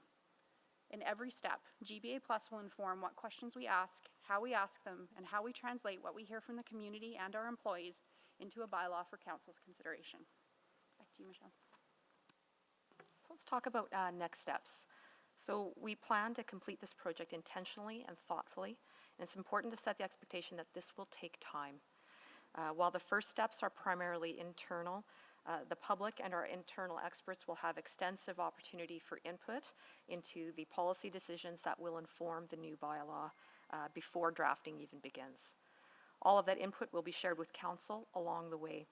In order to give us the time we need to get this right, we plan to bring a new bylaw forward to Council in approximately the third quarter of next year. Until then, all of Council's rules will remain in effect. However, of course, if a situation arises where a bylaw amendment needs to be made, we will be nimble and flexible and ensure that we are constantly reviewing those as we go. So to achieve a more holistic approach, we may recommend that reports responding to certain motions or parts of motions be rescheduled to a later date. None of this work will be lost, and the final product of this project will not leave gaps. It will take time to consolidate, evaluate, and align. Okay. Thank you, Councillor. I just kind of ended a little odd there. So those are is our presentation. Well, thank you for the presentation, and we'll now go to questions of administration, starting with Councillor Wright. Thank you very much. I'm glad to hear that off-leash requirements will be looked at as part of in scope, because there are concerns with the safety of residents and that, especially through the ravines. I'm also wondering, will things like the alcohol in parks, will that be looked at and feedback from this year's second pilot? Yes, absolutely. And so as we mentioned, in order to make those policy decisions, we will look at engagement. That will include engagement that's already done. Okay, awesome. And then I'm also wondering about noise in those public spaces as well. In public spaces, yes. Yes, okay. And fireworks? Yes. Okay, and I know we'll be talking a bit more about that this afternoon as well. Okay, I just had some other ones. Whoops. Okay, and you did talk about engagement, that's great. And then you've got the timeline there for Q3, I think it was. That was my other question. Would there be is there any expectation of maybe budget requirements for next fall's? No, we plan to do all of this work in the current budget. Okay. Our budget dollars. I'm just wondering, like, enforcement of these new or existing bylaws. Would we need more peace officers come next year?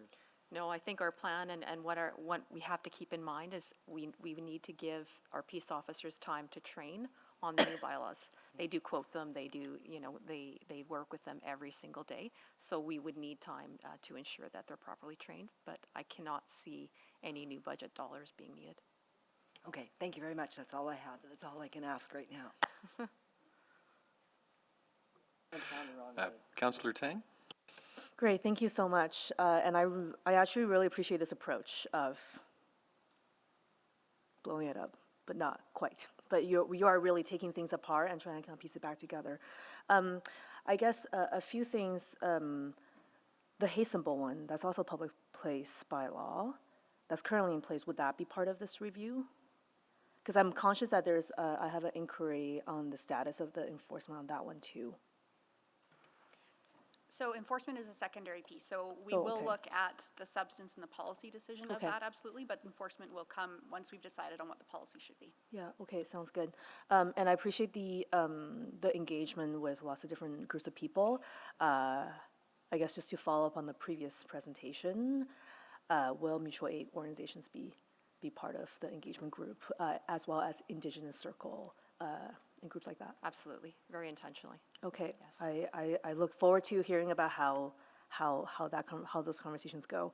I understand that enforcement is not necessarily part of this, but I was wondering if you can just speak to, so I have a lot of concerns about issues around zero tolerance enforcement, and I'm just wondering how that might factor into the consideration for the policy on this one.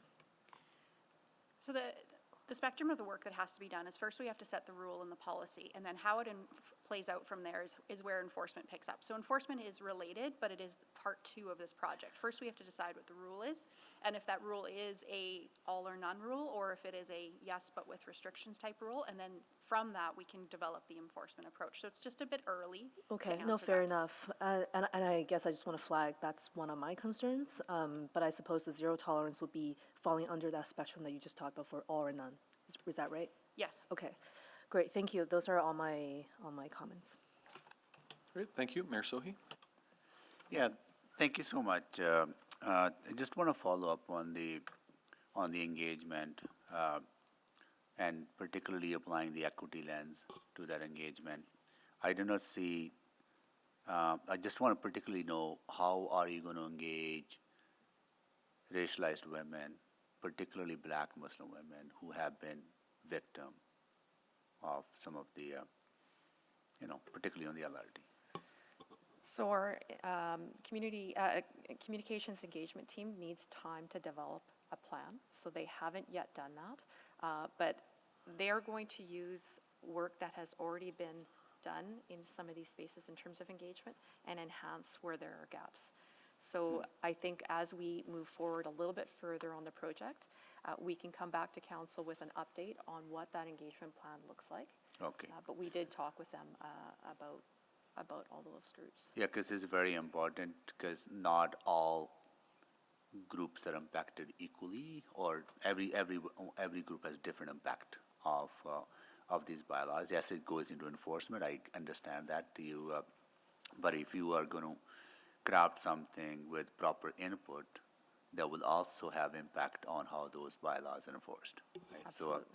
So, and also, do we gather data kind of disaggregated based on who is currently being impacted by the bylaw enforcement, and use that to inform the crafting of the new bylaws? So I might ask Mr. Scott to address that one. But absolutely, Mr. Mayor, the data we have and the data we will gather, including information from our jurisdictional scans on bylaws, but also enforcement practices, all need to come in to inform policy decisions that will ultimately lead into bylaw changes. So Mr. Scott is here. Yeah, actually, the answer that Michelle has provided you is correct in that we will be looking at all data that we collect, whether we have data on demographics or race as part of that. Do we collect that data though? No, just want to know. And I'll have to get back to you on that, Mayor Sohi. I do know in the past we haven't collected that level of data, but I think things have changed, so I'll get back to you on that. Okay, please do, because this was one of the concerns that council members raised when we amended the transit conduct bylaw, right? How will it impact different groups? And I think there were commitment made to collect some data around the enforcement. Yes, I remember those conversations, although I wasn't, in charge of the peace officers at that particular time, but I will get back to you on that. Okay, because I think it's important that that information does inform some of the discussion around and the engagement with the indigenous communities, with black communities, with the racialized communities. Because the fact is, whether we like it or not, that enforcement has not been historically fair to many of the communities. Okay, thank you so much for that. Appreciate it. Thank you, Mr. Chair. Thank you. Councillor Jans. Thank you. In the interest of time, I think building on what the mayor said, just looking for confirmation that we would be connecting explicitly with the Anti-Racism Advisory Committee and other social agencies. I'm thinking Legal Aid Alberta, Edmonton Legal Support Center, the restorative justice groups, those different groups. That would be a part of this as well. Yeah, I think when we come back with our engagement plan, we'll have a look at, all of those spaces to ensure we get it right. So I would anticipate so. And I'm trying to find a way to tie noisy motorcycles into this, but I hear the chair ruling me out of order, so I'll stop. But I will ask about illegal trail cutting and some of the other concerns about harvesting lumber in the River Valley and gray market horticulture. Just looking that would be a consideration here too. Yes. Okay. So really, it is extremely comprehensive. This isn't just about Parkland. It's everything in the city. Could this involve street preachers? On public land. Wow. I see we really do have our work cut out for us. So I guess then, as well, final question for members of the public who have concerns or want to engage with this, what, because some of this it's the law is the law, but if there's other suggestions or concerns or something, how should members of the public provide feedback? So I think, again, once we develop our engagement plan, we'll make sure that that's openly available to the public generally. So we'll make sure that's included. Right. Okay. Well, thank you so much. Looking forward to the journey ahead. And sorry, I just wanted to get back to Mayor Sohi. We do collect that data, so we will ensure that is part of the process as we go through. Great, thank you. Councillor Stevenson. Yeah, thank you so much, and thank you for coming forward with such a comprehensive and it's a bold idea to take on, but I think so critical and important. So thank you both for that recommendation.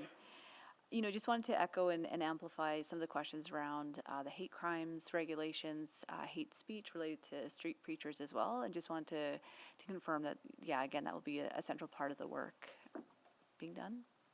Yes, on public land, absolutely. Excellent, great, wonderful to hear that.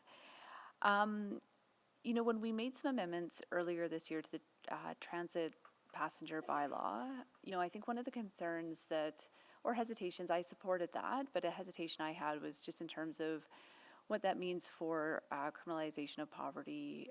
So had been hoping to get a sense of what the trends have been in ticket issuance. And I don't know if we have those numbers here today, but just wanting to make sure that there is a way that we're regulating that, or not regulating, but monitoring, just keeping an eye on what our trends are, that we don't kind of go back to where we were before. I'll send it over to Mr. Scott. Sorry, I apologize. Can you please repeat that question? Yeah, just wondering if we have an overall trend number in terms of the numbers of tickets issued sort of prior to the bylaw amendments done this spring to the transit passenger bylaw to date, basically a before and after snapshot. I'll have to get those for you. If you just give me a couple minutes, I'll make sure I respond back. Oh, okay, great. If that can be done in this meeting or a follow-up. Again, I think it's just sort of managing that tool, and it goes into, I'm really pleased to hear that the scope of work will include the actual enforcement practices, best practice. Would part of that also include looking at, I know a recommendation of the Safer for All report was looking at sort of the disciplinary process of peace officers as well, and some of those professional standards processes? No, I would say that would be out of scope for this. Okay. Even for the sort of the jurisdictional scan in terms of what other places do? Well, I think we will focus on enforcement of bylaws and our enforcement practices. Do we provide tickets? Do we issue fines? Do we, right? So all tied to how we regulate our public spaces as opposed to focusing on our peace officers. Okay, okay, well, thanks, that's very helpful, and I think, just flagging some other work down the line. But yeah, thank you again so much. That's really, really a great project to be taking on, so thank you. Great, thank you. Second round, Councillor Wright. Thank you. First of all, if I could just move the report be received for information. Great, thank you. So that receipt of information is on the floor. Okay. Further questions? Yes, I do have a couple. So if we are looking at, just sort of going back to fireworks, if we are looking at doing amendments, you will still entertain those before 2023? If council desires to make amendments to any of the bylaws that we feel are in scope, it is always within your purview to do that. Okay. We're going to be requesting on some of these pieces to maybe allow us to pause and look at it more holistically and include, for example, including those kinds of amendments as a part of our engagement. Okay. Okay. So- Yeah, and I can see sort of taking that more holistic approach, yeah. And then I'm just also along the way, because that is like a year off, will we be updated on anything? Will there be checkpoints? Absolutely. Okay. Yes. Okay, by memo or council report? Well, or- I think we can, whatever council directs, if we can start with memos, there will definitely need to be decisions made along the way in terms of policy decisions. How do we want to treat, we'll use fireworks as your example. How do we want to treat fireworks going forward, right? So I think we will do those check-ins. They're not always going to be for council decisions, so I think we'll, probably use a combination of memo and report back, but making sure that, council has an opportunity to engage throughout and not just get a bylaw at the end of the process. Okay, and then provide feedback if needed or required. Okay, thank you. Thank you. Any further questions of administration? Anyone wishing to speak to the motion? Councillor Wright to close. Just looking forward to the overall report coming back, and really, rather than doing it on a piecemeal basis, I do see the need for this. So thank you very much for all the work, and within existing budgets too. Great, thank you. Please vote.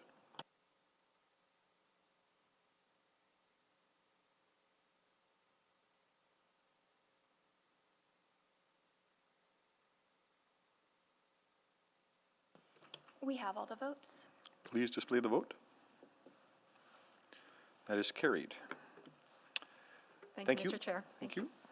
That takes us to item 6.3.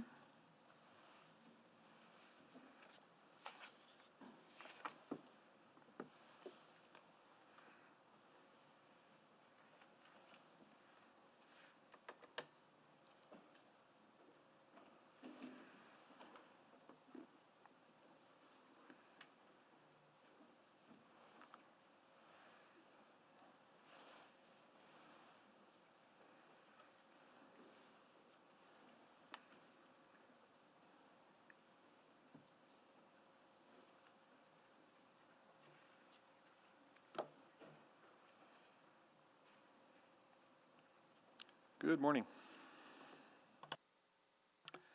Good morning. We have just some introductory remarks, if you like, Mr. Chair. Yes, please. Sure. So, good morning, everyone. Roger Chevity, Branch Manager, Community Recreation and Culture. With me this morning are Nathan Walters, Director of Customer Analytics and Digital Transformation, and Katrina Donner, our Supervisor of Marketing and Sales in Community Recreation and Culture.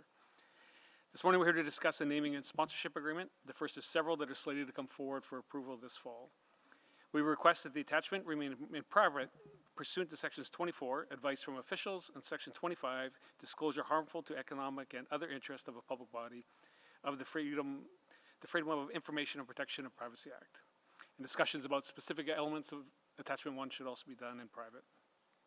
The naming and sponsorship agreement is between the City of Edmonton and Canadian Tire Jumpstart Charities, and it relates to the naming of the Clareview Community Recreation Centre. We're seeking approval to enter into the agreement and that the agreement be in form and content acceptable to the City Manager. This work is being done in collaboration with our Communications and Engagement Department to ensure that the overall City of Edmonton branding is honored and consistent, And I'll now pass it over to Nathan Walters, the Director of Customer Analytics and Digital Transformation within the branch, to finish the presentation. Thank you, Roger. So October 2020, City Council approved administration's recommendation to pursue sponsorship for the multi-year naming of 5 recreation facilities, one of which was Clearview Community Recreation Center. November of the same year, administration executed an expression of interest for the naming of the Clearview Recreation Center. Canadian Tire Jumpstart Charities submitted a response to the expression of interest, supported by multiple letters from partners such as Free Play for Kids, Ever Active School, Bent Arrow Traditional Healing Society, Reach Edmonton, the Stedward Center, as well as the Paralympic Sports Association. Canadian Tire Jumpstart Charities lowers barriers to recreation by providing programming, financial assistance, domain knowledge, as well as inclusive play spaces that are universally accessible. To this point, this is exactly what administration has experienced to date. Having collaborated with this charity in the past, as well as currently, where they have provided citizens with financial support for the Leisure Access Program, as well as recently launched the Jumpstart Inclusive Playground at Clearview Community Recreation Center, the very community center that we're talking about today. Extensive citizen engagement has also been foundational to this initiative. Administration received survey input from over 6,000 citizens, which includes the Edmonton Insights community, allowing administration to gain significant perspective from Edmontonians. Note that the Insights community provided 3,800 of those responses. We also worked with a leading market research firm to conduct focus group assessments where we explored key topics in further depth. 62% of survey respondents identified a level of comfort with the temporary name sale of select recreation facilities to offset the financial impact due to COVID-19, with approximately 20% being neutral. Feedback also indicates that Canadian Tire Jumpstart Charities is positively viewed as an organization that promotes inclusiveness, diversity, and social connection. Edmontonians also expressed that Canadian Tire Jumpstart Charities provides opportunities for children and youth to get involved in their communities, which brings physical, emotional, and social benefits to the community at large. In addition, the City of Edmonton Naming Committee has reviewed and supports the renaming of the facility to Jumpstart Community Recreation Center. Thus, in summary, administration is seeking approval of the naming and sponsorship agreement as outlined within the attachment to rename the facility in Clearview to the Jumpstart Community Recreation Center. This revenue agreement supports our larger financial strategy to mitigate operational costs, reduce the tax burden to keep our fees affordable for Edmontonians. And moreover, it is one in a series of reports shortly being presented to committee and council that focuses on alternative revenue generation. Thank you. We would be pleased to answer any questions that you may have. Great, thank you. I'll start with Councillor Tang, who selected this item. I guess if my question is related to attachment 1, do we have to go into private? We do. Okay. That's my only question, so I'll just move that we go into private? No, just a second. Sorry, Yeah. okay. Is there any other questions, Mayor Sohi? Yeah, thank you so much for the presentation. I understand the direction from previous council, and my concern is around, at this time, citizens or residents have a very high level of satisfaction with recreational facilities, and they see that their taxes are giving them a value, right? Because they understand we own them, we run them, and they have pride in that. My concern is that over time, how do we make sure that people keep that understanding that these facilities are paid by their taxes, run by their taxes, and we keep that high level of satisfaction and the value for taxes. I just want to make sure that how do we ensure that there's a prominence on the building of city's ownership? Absolutely great question. Thank you, Mayor Sohi. There's a few things that we explored specific to that topic exactly. For administration, it was very important that citizens remained aware that the facility continued to be owned and operated by the city and not by the particular sponsor. Yeah. So that involved us reviewing an exhaustive list of communication channels, service channels, and item by item going through and identifying where the city would be identified and where the particular sponsor would be identified. So anything related to service delivery is specific to City of Edmonton. So for example, if a member of the public's registering for a program and they're going to edmonton.ca Yeah. or so forth, that is exclusive to City of Edmonton branding and identity and so forth. Same as several assets within the facility as well. So that part is quite clear. In terms of our measurement, we have live surveys or active surveys that are deployed daily to everyone that goes to the facility, and they scan in and they get randomly selected. So we monitor their experience, value per taxpayer dollar through that channel as well. And we're going to be expanding that to also assess the value that this partner brings to the equation in terms of accessibility. But what are the visible signs out at the building? Like how do, like I drive by or walk by, and I used to Meadow Rec Center, and I take pride in that building. So do, I think, 2 million people who use it, right? And we need to continue to make sure that that pride remains. That's all I want to make sure. That There's a people, close working relationship, Your Worship, between Mr. Walters' division and my brand folks to ensure that it's absolutely clear on all buildings that they are City of Edmonton properties and are branded as such. So we are working closely to ensure that there's no dissonance there. Okay, so there'll be, continue to be a, proportional kind of Blue square, you bet.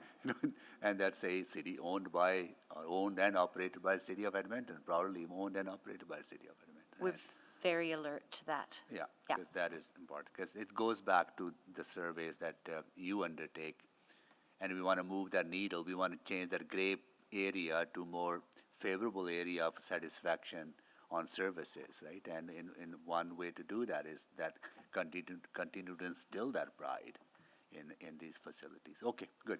If that can be assured, okay, good. Thank you so much. Yeah, and Mr. Mayor, well, in addition to the exterior signage, we'll still be looking at staff uniforms and program registrations, and all the communications will come from the City of Edmonton and be branded as City of Edmonton. Yeah. Okay.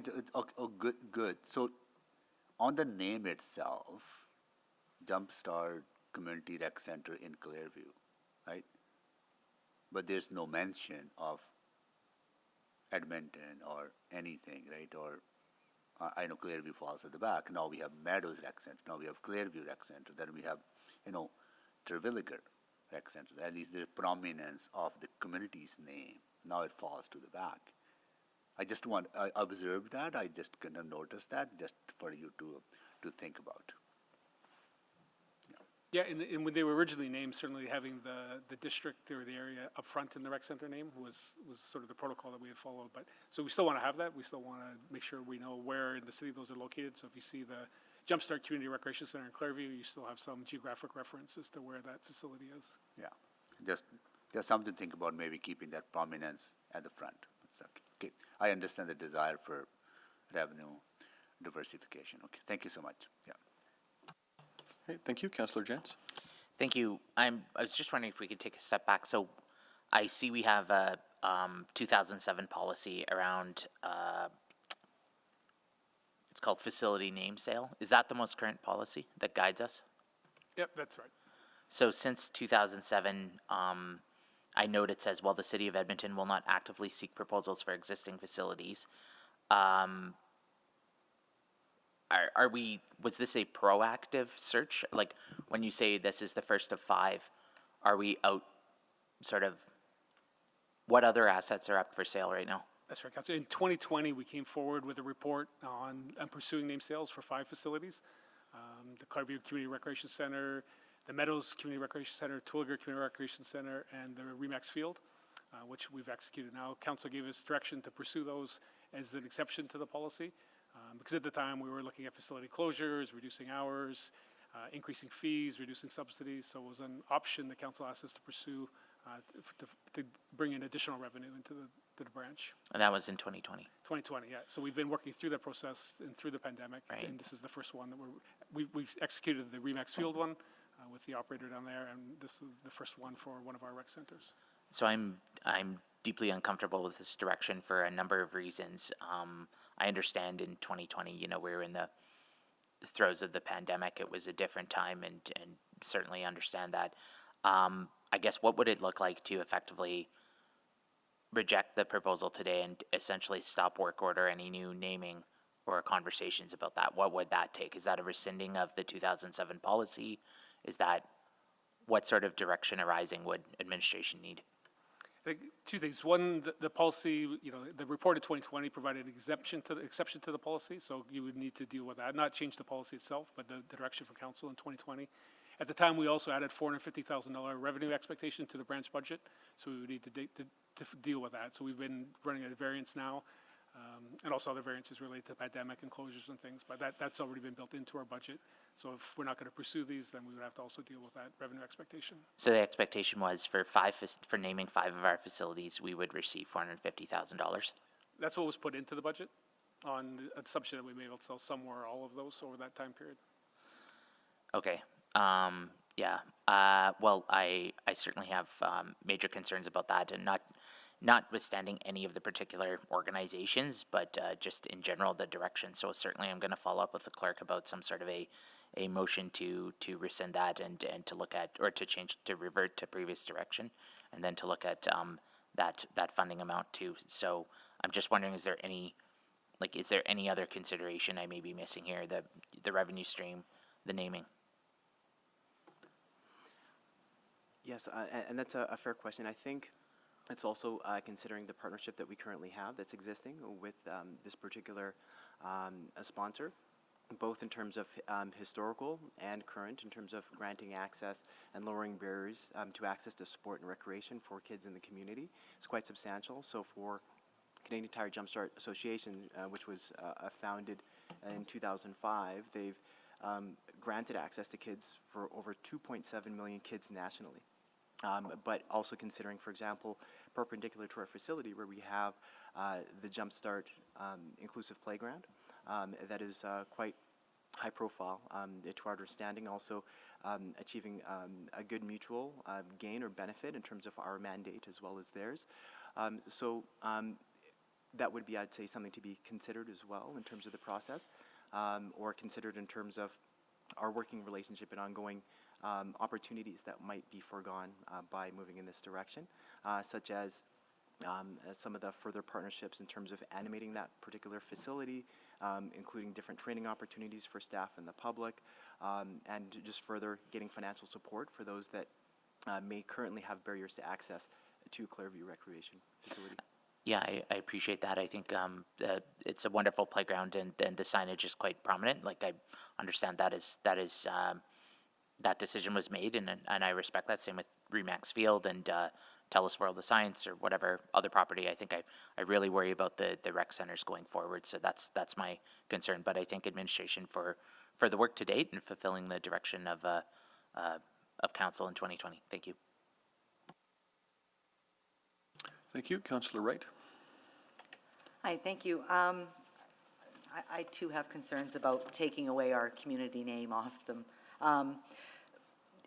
Councillor Jans mentioned it was $450 for 5 rec centers for income stream, right? That's what we put into the budget. We shouldn't get into the specifics of what we're selling each individual name for, but. Okay, and I'm just wondering, sort of comparable cost of signage for a company, like for a billboard, how much would that cost on an annual basis? So essentially, apologies if I'm not reading the question exactly, but I think this might answer it. So at the start of this process, in terms of giving a good valuation of what the market could command and what we should charge competitively for an opportunity like this, we went through a substantial audit, brought in a third-party consultant to make sure that that we're coming to the market with a competitive understanding of what this offer could command. We also evaluated nationwide in terms of other municipalities that have already gone through this process, understanding exactly with the timing of it and the value of those agreements, and we reviewed that as part of our environmental scan as well. The amount is quite competitive, but So, once again, I'm- apologies if it didn't directly answer. Is any of those dollar values of the audit and the jurisdictional scan included in the reports that we received? It's very comparable to attachment 1. But directly, in terms of listing out the specific properties and what the value of those agreements are, no, that's not included. Okay. Perhaps maybe Ms. Owen could advise, what's the cost of a billboard in Edmonton? If the city wanted to put something up. My apologies, Ms. Owen. I don't want to talk about numerals in public. Even just If on we're a going to general talk, basis? no, Okay. because that's going to, that sends us down a path. So if you want to talk about numbers, we need to go in private and Okay. save that for private, is my ruling. Sure. Can we move into private then after Well, we're Councillor Stevenson? going to fix address all the public questions first, and then we've got an agenda management question here. So. Okay. Okay, thank you. Then, Councillor Tang. One question and then we'll go into private. Currently, do we have any city facilities that has a name right by a company? Telus Signs would be a good example of a building that Thank you. we own and lease Okay. out to an operator. Right. Okay, I'll move that we go into private. Oh, please don't, not yet. Oh, We're sorry. not finished with public questions. Okay. Oh, I think that's why I'm on the board, it's from earlier. Okay, Councillor Stevenson. Yeah, maybe picking up on that last question. So the analysis that you did, was that like the advertising value equivalency? Was that analysis done?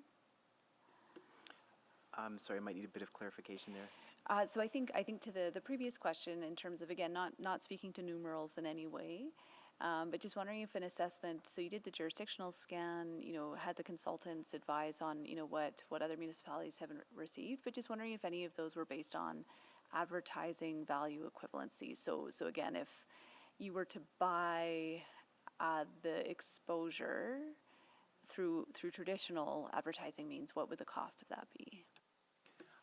I think that'd be a little bit of a comparison to be oranges to apples. So essentially, we looked at it from a perspective of, as a media of advertising sales for a particular facility, which is its own advertising channel in itself, what would be comparable across similar options and like options. So we did that, and then also looked at an additional element related to additional sponsorship opportunities within the facility and associated to programming activities within the facility, and had a good valuation associated to that to come up with the number.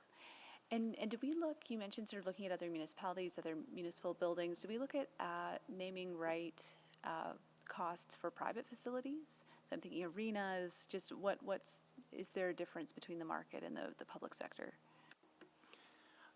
We did, in terms of examples that existed. It was a little bit more difficult to get the financial value in terms of those contracts, but where applicable, we did pull the value of agreements, and it's quite an exhaustive list for sure across the nation, including within Alberta.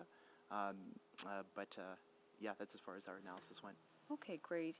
And then, yeah, maybe further to the mayor's questions, Ms. Owen, just in terms of, so everything will be in city font and colors. There's no logos, like Jumpstart logos. Like Jumpstart will just be in the city font. That's a question more accurately answered by Mr. Walters, but I Sorry. was offering a reassurance that we're working together. Okay, perfect. And thank you for that. So there will be Jumpstart logos that are assigned to certain channels, but there's also exclusive channels that are assigned to City of Edmonton, where we retain to make sure that ownership and operation identity, which is quite key as well. Yeah. So what would some of the channels be where the logos are permissible? Sorry, that was city logos? No, the Oh, Jumpstart logos, yeah. Okay. So, for example, the main pylon sign that would be associated to the facility. That one is quite a standard, industry standard in terms of name sale agreements and arrangements, same as signage that's physically on the exterior of the building as well. So those would all have logos? logos or a description of the organization. Yes. Okay. And then who will cover the cost of the new signage? Once again, I appreciate the question. So that's the organization is covering the full cost of the replacement of the signage and putting up the signage. And eventual removal, so that's built into the contract. Those funds would be in place. So when the contract came in, we would remove them and replace it with whatever the signage of the day was. Okay, great. Thank you so much for the clarity on that.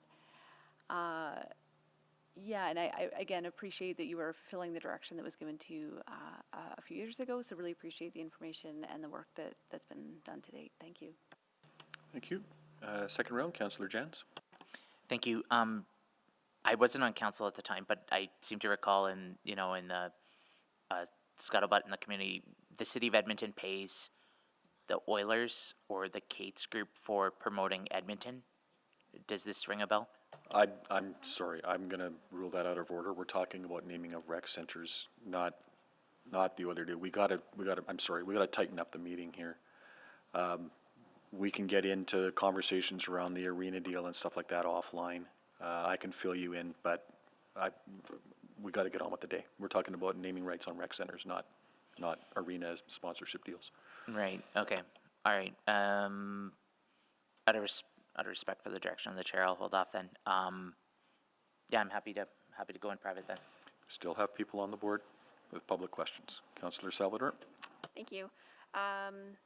Yeah, just to Ms. Owen, I guess more broadly speaking, my understanding is that there is some research to suggest that naming rights can have some negative consequences when it comes to place branding. So I guess I'm just looking for you to comment on best practices when it comes to fostering that civic pride and retaining brand identity, and how that squares with naming rights. I understand that we've been really intentional with it, but I guess I just still have some concerns, and I'm trying to understand what is best practice in other jurisdictions and how those conversations have gone, particularly when it comes to very visible civic assets like rec centers. I think the only thing that would be pertinent for me to say is that striking a balance is important. I don't have any body of knowledge that I have researched into the downsides. Can certainly look into that in more detail if you wish. Okay, well, I'll hold off for that at this point, but I'll have questions in private as well. Thank you. If I could just add to that question as well. So initially we went through the process of asking Edmontonians, and there was over 6,000 responses that we received about their comfort level of renaming these facilities, including Clairview, both in terms of from a financial perspective to counterbalance impacts from COVID-19, of which we currently are not fully recovered from those impacts.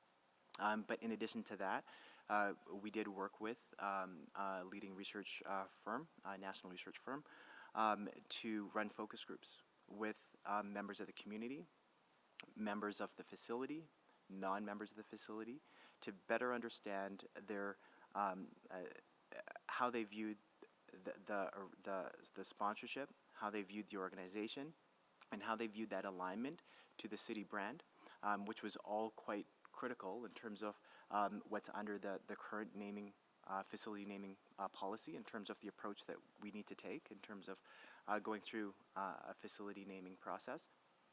So the research suggests that citizens are in support of the direction that we're going down or proposing, but very much have to be cognizant of the impact to the community, and ultimately that is the very same goal as the partner in terms of reducing those barriers of access to sport and recreation for kids in the community. Yeah, so I hope that helps answer the question. And if I may just follow up on the surveys, the focus groups, were those conversations framed in a COVID context? Like looking at I think it's 62% identified comfort with renaming, particularly to help offset the impacts of COVID. Is that right? That is correct. They were issued at different times. So after the first step of getting conceptual approval from council to move forward. When we went and conducted the survey that was in the COVID context, the focus group research allowed us to get a little bit more in depth and understand the nuances a little more extensively, and that was not in the COVID context. Okay, and sorry, finally, would that conversation have arisen if we were not in a COVID context? Like, were these conversations in the works, or was it COVID that generated this conversation? I think it was, as I mentioned earlier, we had gone through the Reimagined Services report, a number of program and service reports where we're looking at reducing subsidies, increasing admission fees. We were tasked to go look at non-tax levy, non-user fee forms of revenue that would help to offset operating costs. So there was work underway pre-COVID as well. Okay, thank you. Thank you. Okay, so we are at just before noon. We are scheduled to break at noon until 1:30. I understand the desire to go into private. I don't think we'll finish this item in 4 minutes in private. So I'm going to suggest, and I will also note that we have, by my count, 23 people waiting for their turn to speak today, still. So I'm going to suggest that we start at 1:30 from hearing from speakers on the items that they're waiting for in order, hearing from speakers and asking questions only, and allowing our guests to say their piece, and then we'll circle back to the various items with administration, get as far as we can get. This item, it's administration's desire to deal with it one way or the other, and if it's going to council, that it goes to council Monday. The remaining items, if they, which I very strongly advise against, if they were to go to council, they would go to council on October 3rd. So I'd rather defer them to if we don't finish them, to the next council, or to the next committee meeting, to be clear, the next CPSC meeting. So we can discuss that later, but I would suggest that we move to start with item 7.1 to hear from speakers at 1:30, and follow with 7.2 and 7.3 to hear from speakers on those items subsequent to that. So I'll make that motion. Bring those items forward in that order. Is that in order, Madam Clerk? Yeah? Yes. Okay. Yeah. Okay, please vote on that process.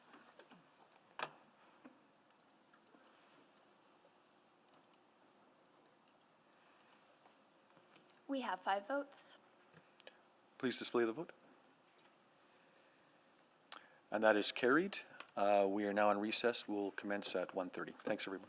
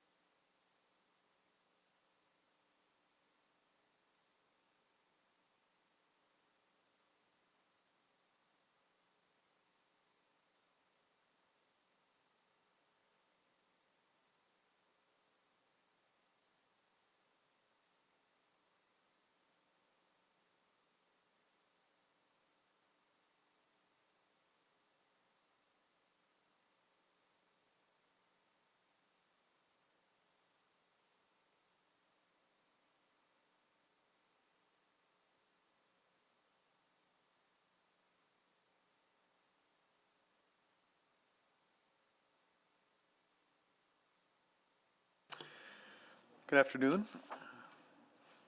Are we, okay. Going to call the September 9th meeting of Community and Public Services Committee back to order. And we will move now to item 7.1 per our motion just before lunch. And I think what we'll do is get the administration report first, or opening comments. I'm expecting there is some. Yeah, okay. So we'll start with that, and then we'll move to speakers. So we'll invite our admin folks to come on down, if they would. Mr. Chair, do you need roll call? I probably do. Thanks, Councillor Jans. So thank you for speaking up. We see that you're here. Councillor Tang. Good afternoon. Good afternoon. And we expect Councillor Wright momentarily, but 3 is quorum, so we will continue on. And we're also I'm here, Councillor Cartnell. Oh, okay. Thank you. Good. And we're joined by Councillor Stevenson as well. Hello. Hello, and Councillor Salvador. Good afternoon. Good afternoon. You're in 2 places at once. And I think that's all we have for other councillors joining. Oh, pardon me, Councillor Rutherford. Good afternoon. Good afternoon. Very good. Okay, so thanks, Councillor Jans, for the reminder. We will now move to administration's presentation on 7.1.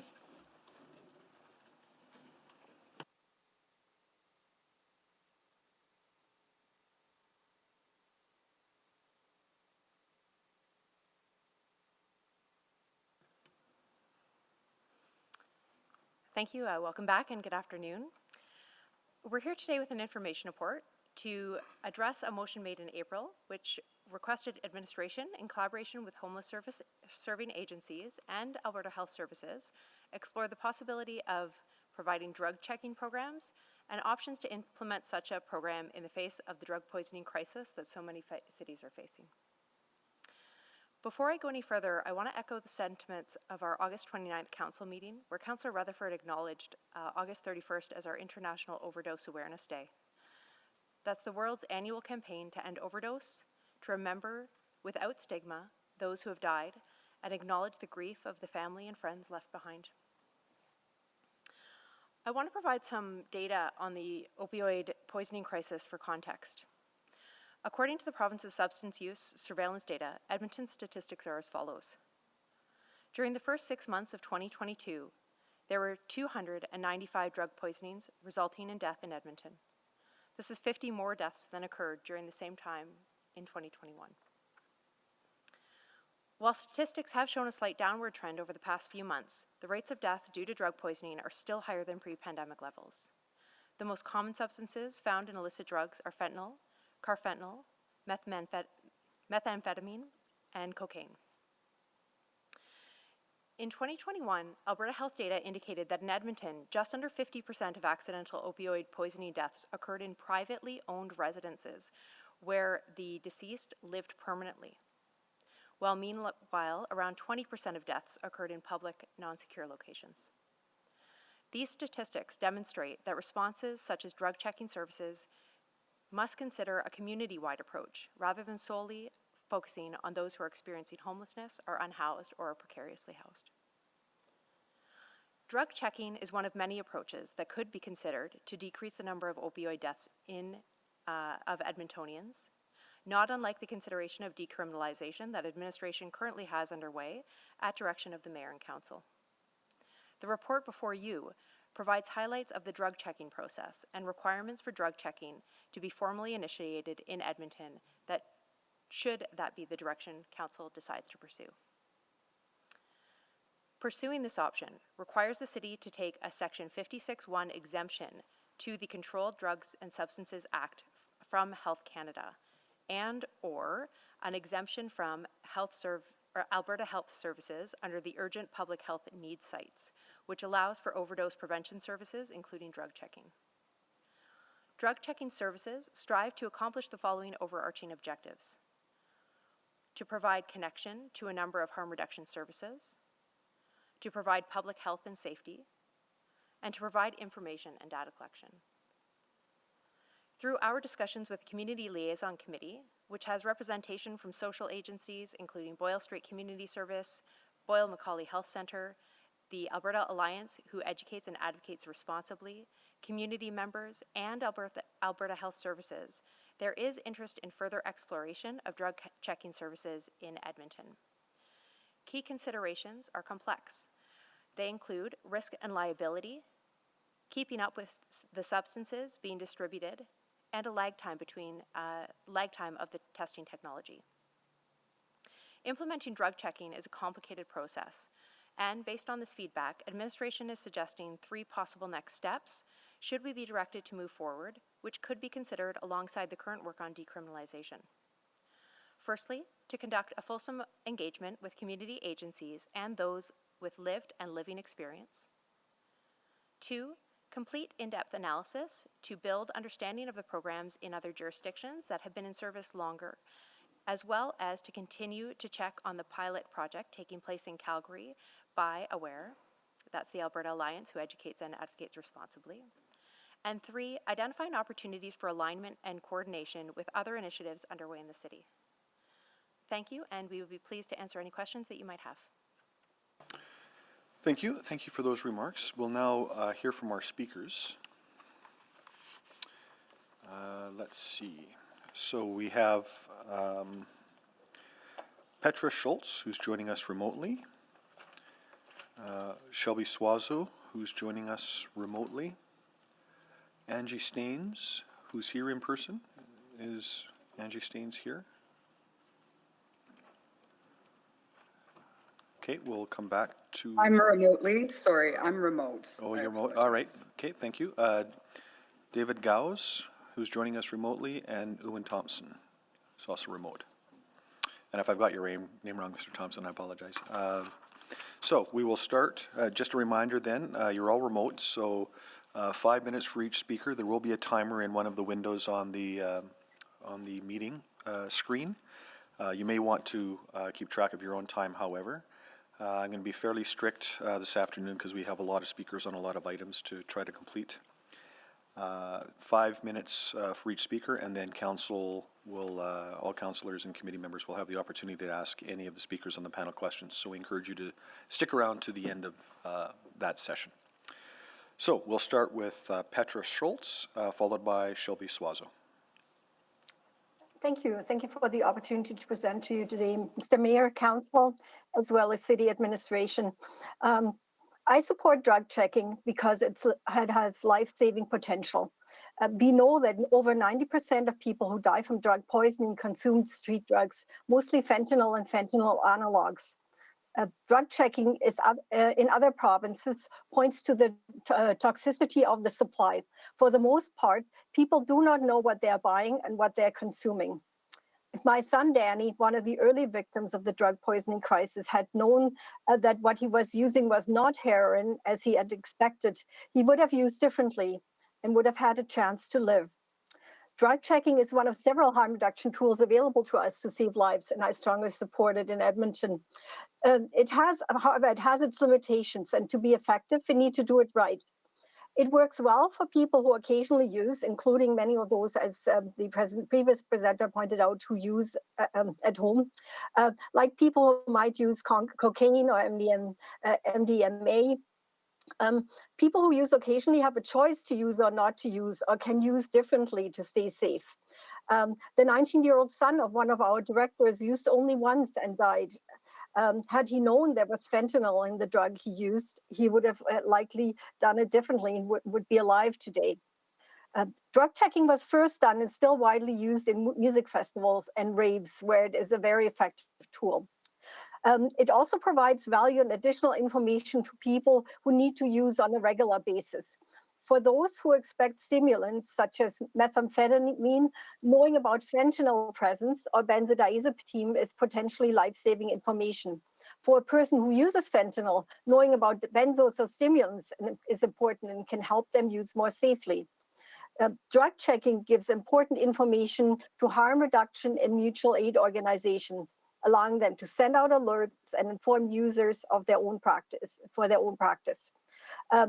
Drug checking services are a way to connect with people and connect them with other services as well. And importantly, it's a way to build trust. But for that trust to be built and for drug checking service to be effective and save life, it has to be done right. It means it needs to be in the hands of the people who know best, including people who use drugs and those who support them.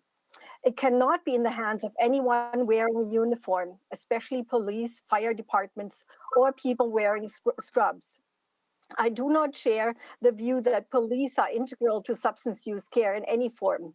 It is the contrary is true.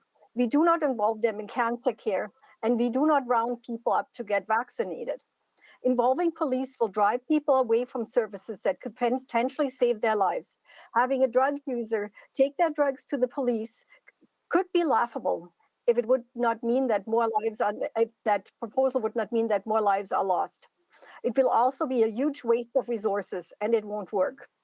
To summarize, drug checking is one of the important tools we can use, and I fully endorse it, provided it's done right and not in the hands of people who will not use it in a way in which is intended and save lives. Saving lives should be what it's all about. Thank you for the opportunity, and I'm available to answer any question Mayor or Council may have. Thank you. Next we have Shelby Swazo, followed by Angie Steens.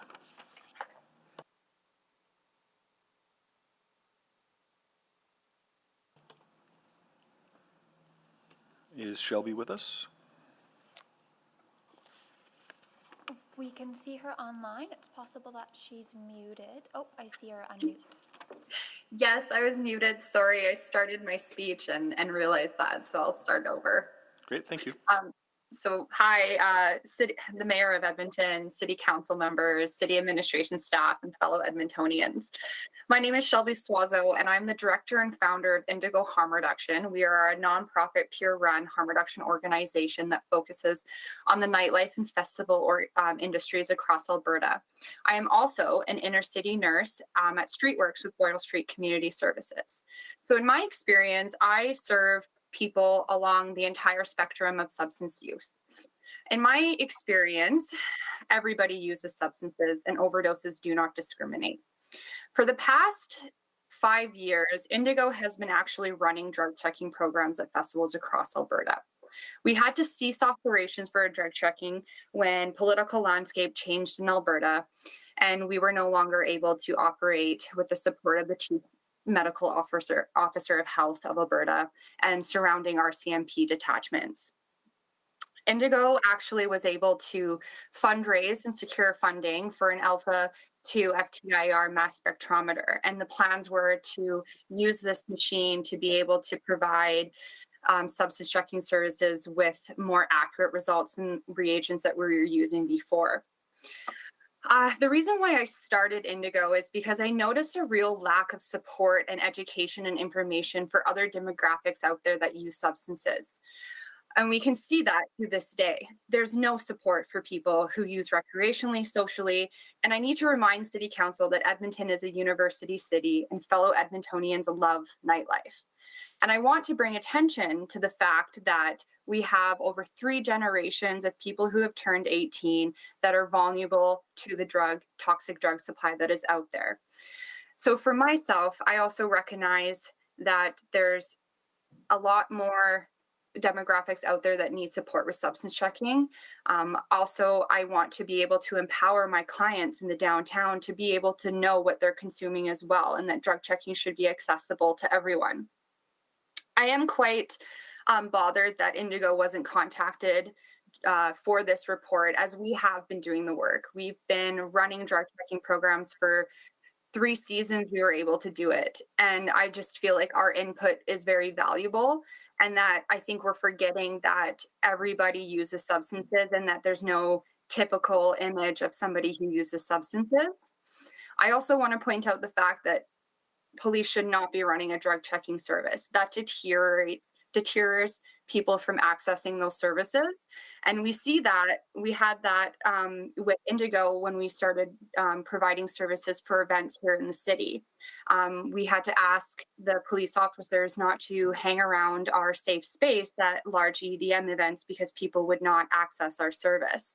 And so I believe that that same concept would be applied to a drug checking service. I also want to point out that it was this exact committee, not the members that are on here today, but in 2018, I spoke to this committee about providing harm reduction services at large EDM events when a moratorium was proposed to cease them. And so the committee was directed city administration to conduct a report and provide a research project on safer events. And a part of that survey that was released, and over 92% of the participants of that survey wanted to see drug checking at festivals and events on site. So I do know that the need and want of Edmontonians and Albertans for a drug checking service is huge. We get countless messages to our social medias asking where people can get their substances checked. And we have to continuously direct them to accessing at-home drug test kits online, which are very subjective, because what I see and what you see and the color change of that substance from a reagent chemical can be very different. And so people need to be able to access better technology, better checking services, and to be able to be in a safe space to get that hook to have those conversations about safer substance use, because that's what's really important as well too. Thank you all for your time, for letting me speak, and I am here for any questions after this. Thank you. Next, we have Angie Staines, followed by David Gauss. Hi, I'm Angie Staines. First off, I am the mother of a substance user here in the city. He experiences homelessness and many barriers that have been put up by many different political realms. I'm also the founder of 4B Harm Reduction nonprofit street team. Our mandate is absolutely harm reduction focused. We build relationships with the community where there is not a lot of trust anymore. We have conversations, and right now we do provide fentanyl test strips when we can afford it. We've also created education on how to use them at the street level. Drug checking is an important tool. It will not stop this crisis, but it provides people the autonomy to use their drugs as safely as possible. We need to be having conversations with the community, whether just the drug community in general. Trust, like I say, has been broken. These drug checking programs need to be put with agencies that are harm reduction based or grassroots organizations that have that trust and understand that harm reduction doesn't necessarily have to lead to recovery. It's giving people the autonomy to use these drugs safely. People know out there that there is poison in these drugs, but it's embracing harm reduction, having those conversations, starting slow, not using alone, that kind of thing. Having discussions with groups like mine who are on the front line, when I am out, I am having conversations almost nightly about the drug supply out there. What are they saying? What color is it? That can be communicated throughout the community, plus drug alerts are created with it. And it also allows us to manage our poisoning response as well, because we know more what we're dealing with. Police need to definitely not be involved in this. The thought that people, I know there's fear that if the drugs are checked and they think it's too poisonous, they will be taken away. We have to understand and come at it with the thought of, we don't know what these people had to do for these drugs. We are putting them in further harm by confiscating something that we see as poison. Unfortunately, for groups like mine, it's very cost prohibitive. Providing funding to groups, to agencies, that's what's important. But we do need to make sure these people can use their drugs safely and aren't going to die. city-led initiatives are great. I appreciate, you know, there's the dashboard, there's tools. We need to make sure that the people that are speaking to the people about drug checking are people who have the trust of the community. That's the bottom line, is the trust that is built within this community. And the last thing I just want to say is we have to stop talking about it. We need some action now. We're all tired of watching our children die, community members die. There is cost-effective things like benzo and vent strips that we could get out there today. So we need to start looking at the bigger picture and understanding that people use drugs for a variety of reasons, but the stigma in their drug use is absolutely real. I see it with the police with my son. I see it with the police and healthcare and everything else. Also not asking for any sort of personal information would be a big concern for me. We cannot be asking for healthcare numbers as we are at the safe consumption sites. It's just going to push people away. We need to make this program work for the drug users, not for everybody else, because that's whose lives are at risk. Thank you. Thank you. Next we have David Gauss, followed by Ewan Thompson. Thank you very much. And I believe there's a presentation to be shared as part of my discussion. Thank you. So good afternoon to the mayor, members of the committee, and Edmontonians in attendance this afternoon. My name is David Gauss. I lead partnerships for an organization by the name of Spectre Plasmonics. We're located in Kingston, Ontario, and today I come forward to share a bit about our technology as well as offer support for the initiative that Edmonton is looking at in the harm reduction lens. If I could please go to the next slide. We all know, and this is being touched on throughout each of the presentations, that the opioid crisis has very much become a toxic drug supply crisis. This was touched on from some of my fellow speakers as well as in the report, but a large number of these synthetic substances are showing up in drugs.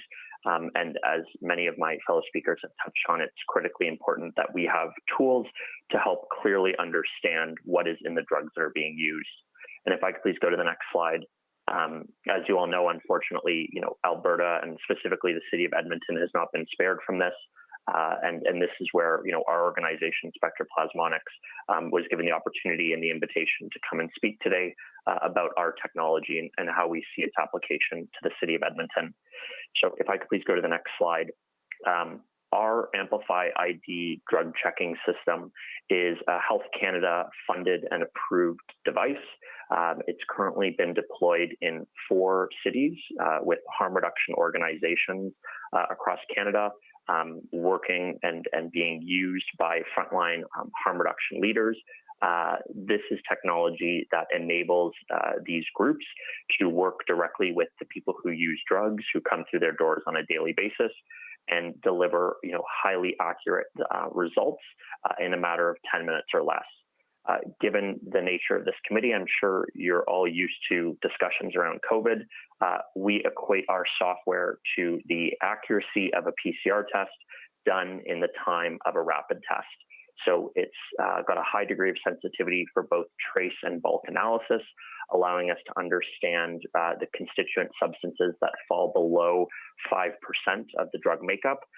That's inclusive of all of those, highly dangerous synthetic substances that were listed on my second slide.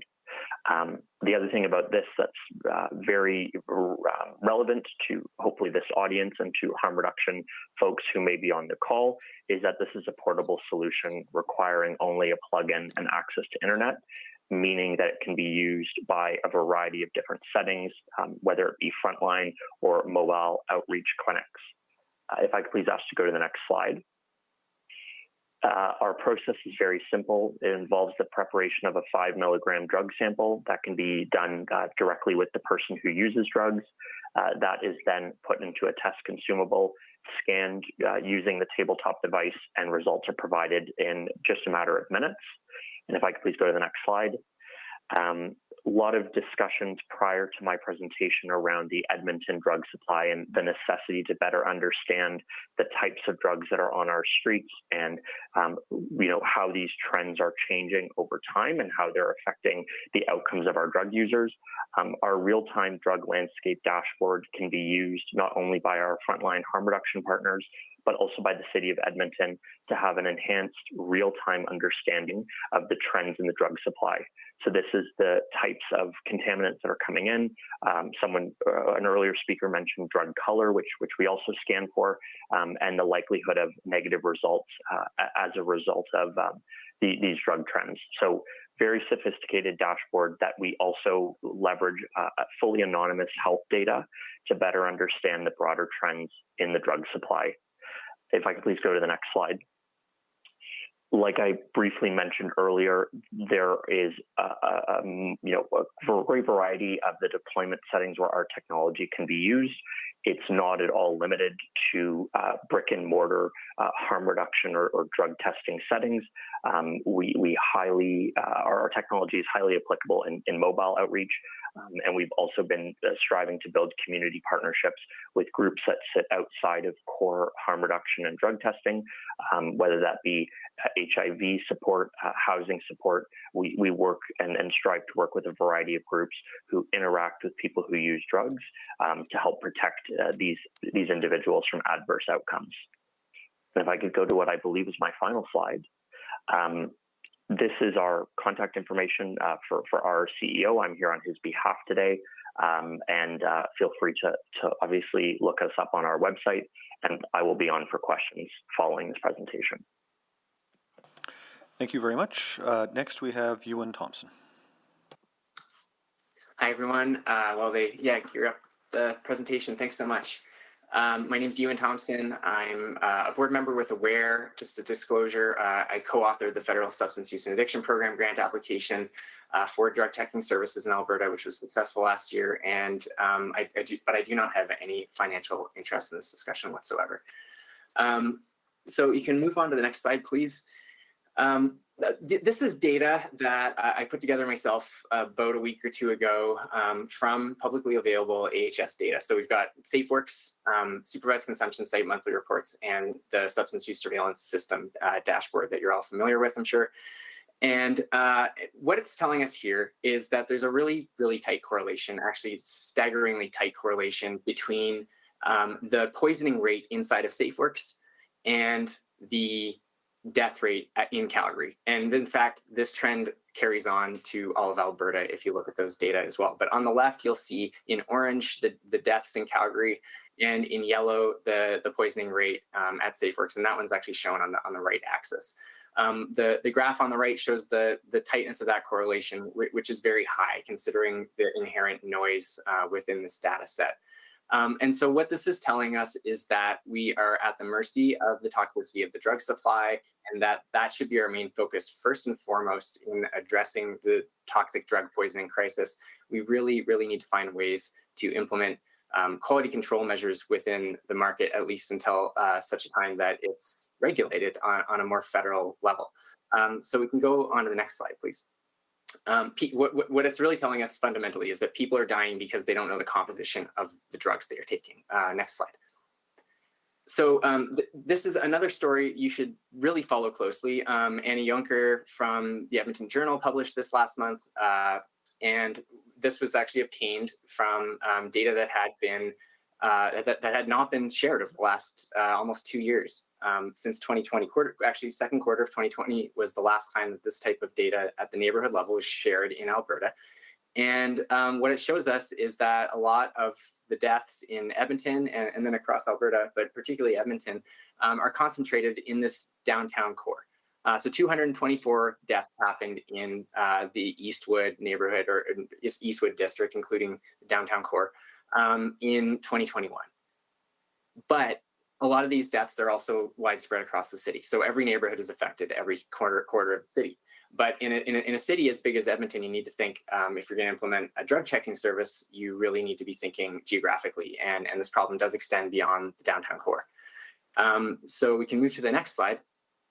where we're actually seeing a really growing body of data around drug checking right now. It's still an emergent body of literature, but the Europeans have been at it for decades, and we know that drug checking can influence people's behaviors. It's not, as Angie said, going to solve the drug poisoning crisis on its own, but it's one piece.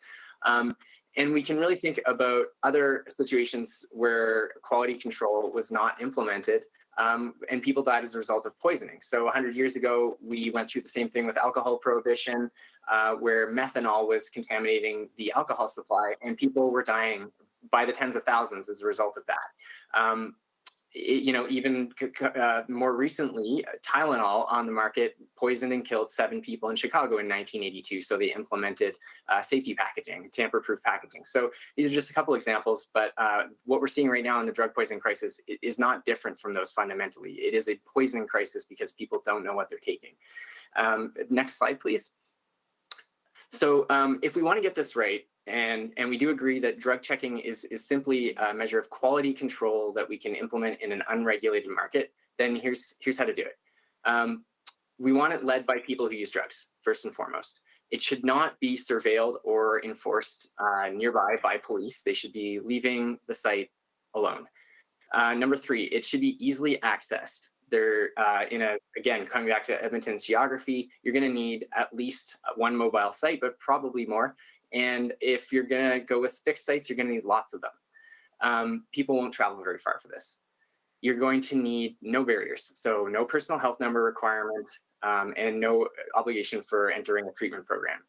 And then finally, we need the best available technology guided by expert advisors, and that technology should be adaptable to changing supply contaminants. So we do have that with AWARE. All of these boxes are checked, and the expert body of advisors that are guiding us are supplying free software, free equipment in some cases for accessing this. We have one of the top opioid researchers in the world backing us up with offsite testing if we needed at UCalgary. So I would just encourage you to model whatever happens in Edmonton off of what's happening in the AWARE program. It's really demonstrating a lot of potential here. So thanks so much for your time, and I'd be happy to take any questions afterwards. Thank you. So that concludes our speakers' presentations. We'll now move to questions of our speakers. I will start with Councillor Tang as she exempted this item.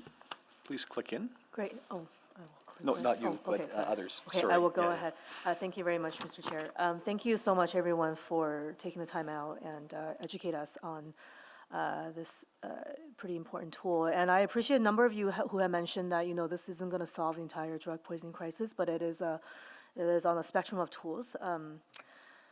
So I thought that was quite insightful. I guess I'll start with Shelby. For your group, how do you reach those using in their homes? So our social media is very strong. So we use our social media as well as we attend on-site at events as well too. So we're doing a lot of tabling as well too. And then word of mouth. Indigo, I started Indigo in May of 2016, and within 3 months we were working with the city of Edmonton, we were working with Boudang, because this need was so prevalent and people were hungry for reliable information on substances and safer substance use and how to protect themselves and how to have a safer night. So we really utilize those tools. Great, thank you so much. To David, I guess I was curious, you talk about the COVID rapid test, which has been made quite easy to use in the homes. They're simple, they're not 100% accurate, but I think society has learned to live with good enough. But your device seems to be fairly intensive, made for providers. It's not necessarily end users. Can you just clarify? Oh, we can't hear you. We can't hear you. Sorry, okay. the double mute. Do you mind me just clarifying the question? Is it meant to be used by end drug users, or is it meant to be used by frontline harm reduction? Yeah, frontline harm reduction providers who have a facility, they have internet, they have, there's like a setup, right? Yeah, yes, so it would be the latter. Okay. Right now, as I mentioned, we're deployed with 4 harm reduction organizations, primarily in Eastern Canada. But yes, the testing process can be easily learned by anyone. Usually we're training 2 to 4 frontline workers in these groups. Gotcha. Okay, thank you so much. And then to Ewan Thompson, I guess just if you can clarify for me that map you had about lack of localized data, but do we not have the drug poisoning dashboard? Is that not the same thing? Yeah, in the second quarter of 2020, the government stopped releasing data at the neighborhood level. Okay. And since then, we've just had, citywide data. So all of Edmonton compiled together, all of Calgary, et cetera. Gotcha. Thank you so much for that clarification. And then you had mentioned you supported the application for the Calgary pilot. Is that right? Yes, I did. I helped write the grant for that. Yeah, and I know it's very early on because I think they just started this summer. But I'm wondering if you have any preliminary insights just from conversations within your networks. Sorry, around what specifically? About the Calgary pilot. Yes, we've, the advisory board's up and running, the exemptions all being submitted in the next few days. I'm just actually reviewing the final documents for it right now. So it's all moving ahead, foot on the gas. Okay, so I think city staff mentioned this in their opening remarks that you need the exemptions in order to kind of move forward with some of these tools. Is that correct? Yeah, to an extent. We can really start building the infrastructure now. The van, which is actually being donated by a local business improvement area, is being retrofitted as we speak, and the exemption permit's going into Health Canada right now. So they're just going to let the van kind of do its thing while they review all the documents. And then I guess over to Shelby and Angie then, without those exemptions in place, you are still able to provide the drug checking service as you mentioned? So no, we have ceased operations because we didn't hold an exemption. We just had an understanding and support from the Chief Medical Officer of Health of Alberta. So she actually provided us with a letter of support, and then we had support from surrounding RCMP detachments at, near where the events were being held as well. But with the current political landscape in Alberta, that ceased. And I'm a nurse, and a lot of our team members are also frontline workers, and COVID and the opioid poisoning crisis has really wreaked havoc on us. So providing and doing all the work for an exemption has been quite exhausting, and we were on the process of starting that. But due to COVID and the opioid crisis and drug poisoning crisis, it was just a lot on us. And we're just starting to get back into the swing of things and hopefully we're working with Aware as well to have an exemption. Okay, thank you so much. Sorry, Angie, I'm out of time, but I did have a question for you in case my colleagues ask them. Thanks. Thank you. Mayor Sohi? Thank you so much. I really appreciate everyone being here today and your advocacy and the work you're doing to raise awareness. And this is just a crisis that our cities are facing, so really appreciate that. Just want to follow up on Councillor Tank's questioning as well. And I'll start with Mr. Thompson. And your involvement in Calgary. What exemption, is this the same exemptions that you require from the federal government that you require for decriminalization of drugs, or is it a different exemption? Yeah, very similar. It's all under Section 56 in the Controlled Drugs and Substances Act. You just need a few extra tweaks to hold drugs overnight, or say how much you're gonna be holding at any given time, and that sort of thing. So until that exemption is granted, drug testing, supply testing is not possible in Alberta? Well, just ask Shelby. I think it's fully possible. In fact, there are plenty of people in the province willing to do it. It's a necessity right now.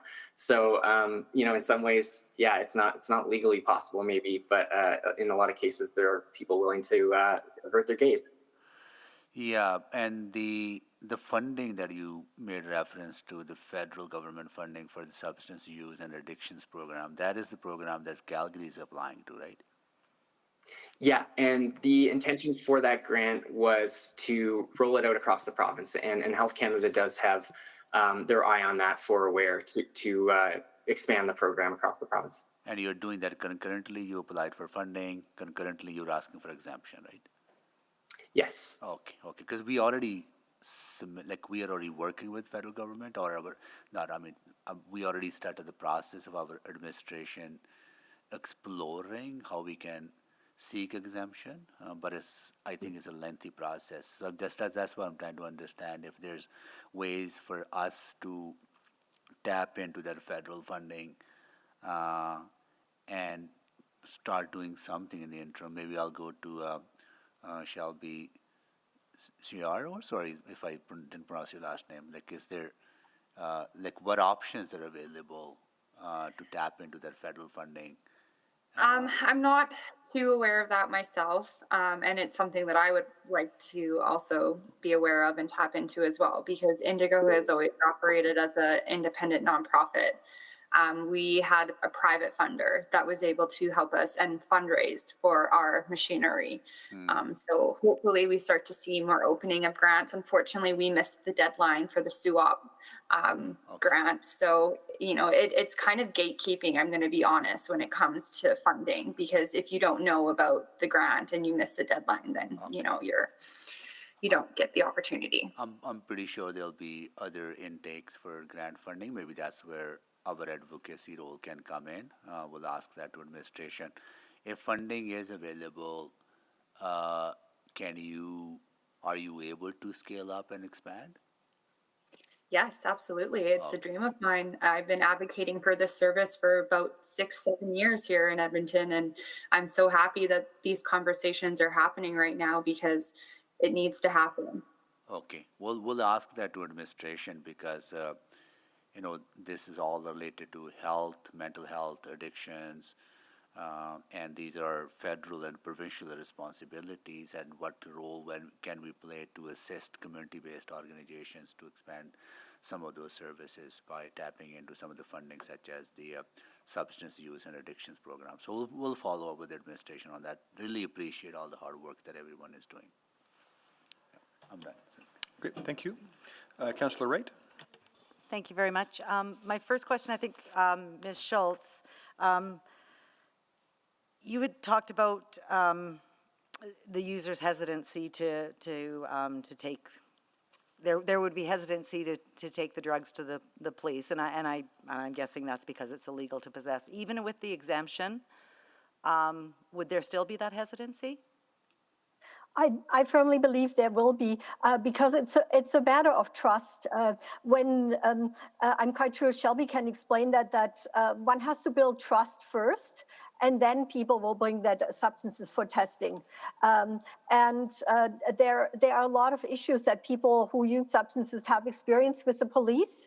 And for that reason, there will not be any trust, especially in light of other developments like the discussion of potentially forced treatment people might be afraid of.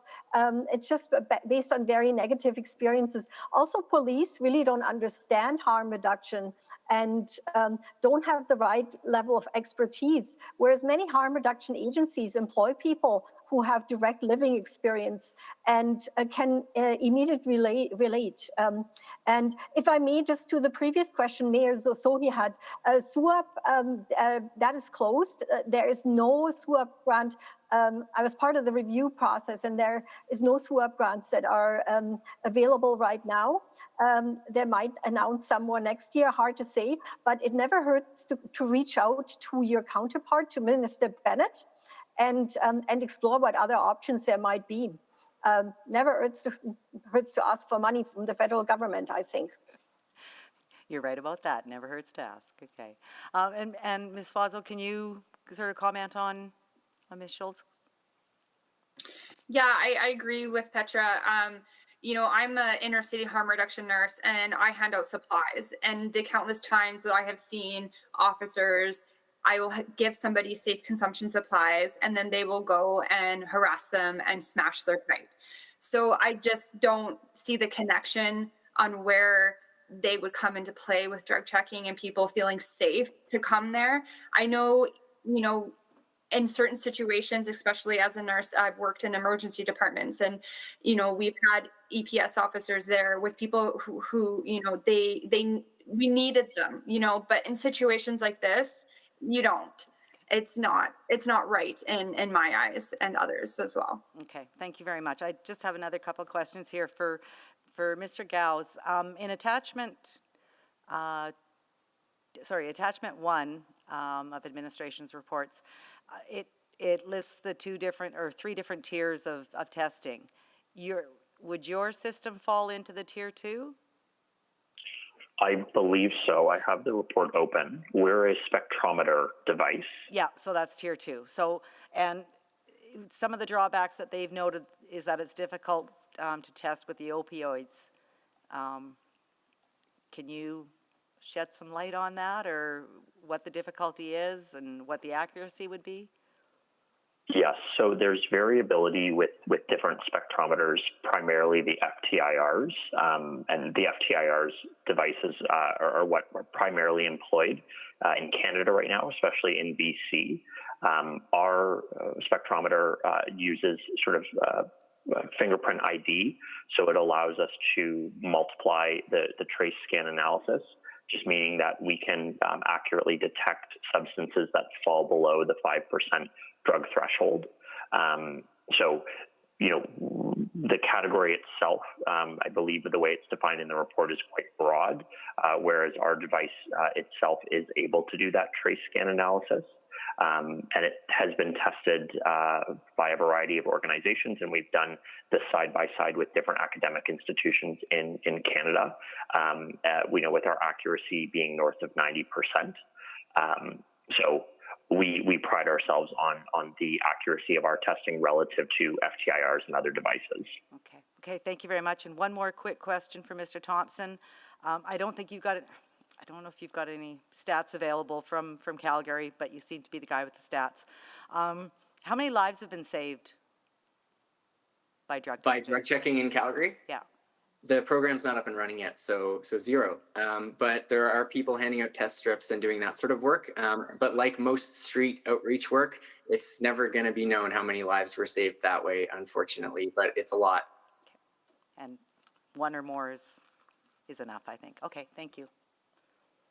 Okay, thank you. Councillor Salvador? Yeah, thank you.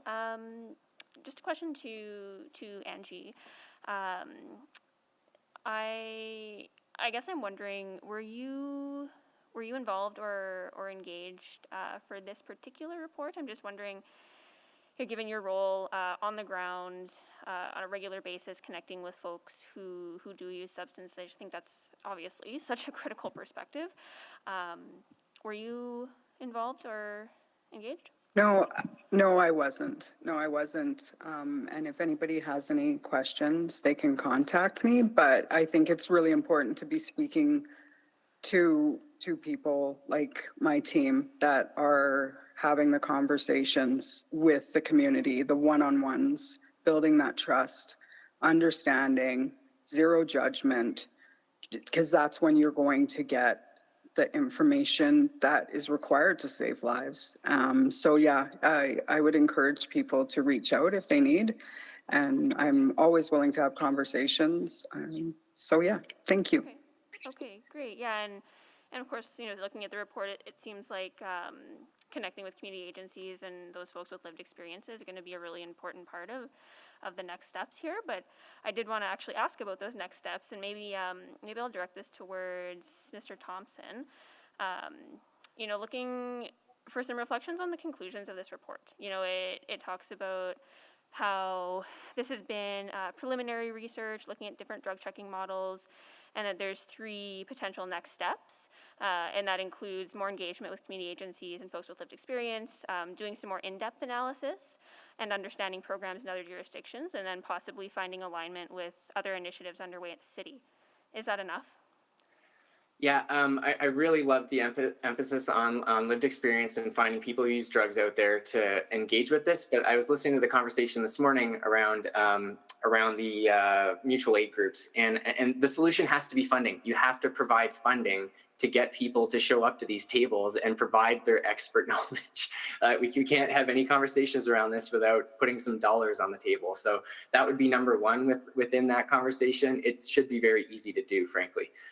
Number 2, I think that there's a real argument to be made for for engaging, you know, a broader group of agencies and so on. I think there are people like Angie's group, like Shelby's group, that really understand what's happening at the ground level in Edmonton.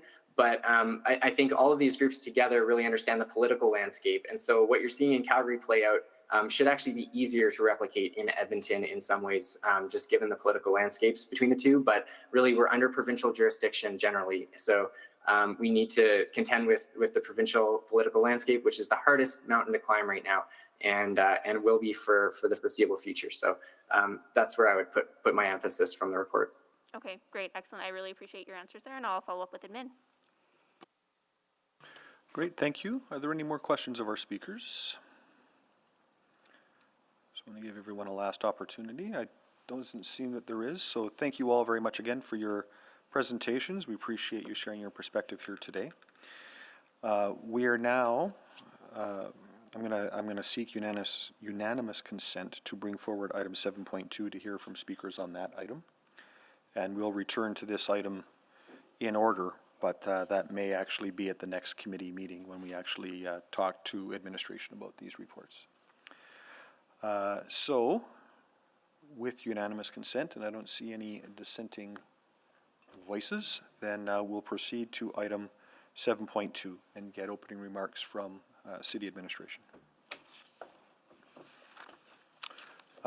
As administration's coming down, we've had one more speaker register on item 7.2, and that's Jeremiah Townsend. So I'll move that we add Jeremiah Townsend to the list.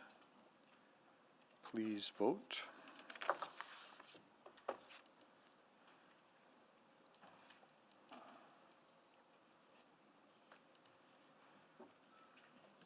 Just missing one vote, Mayor Sohi. Sorry.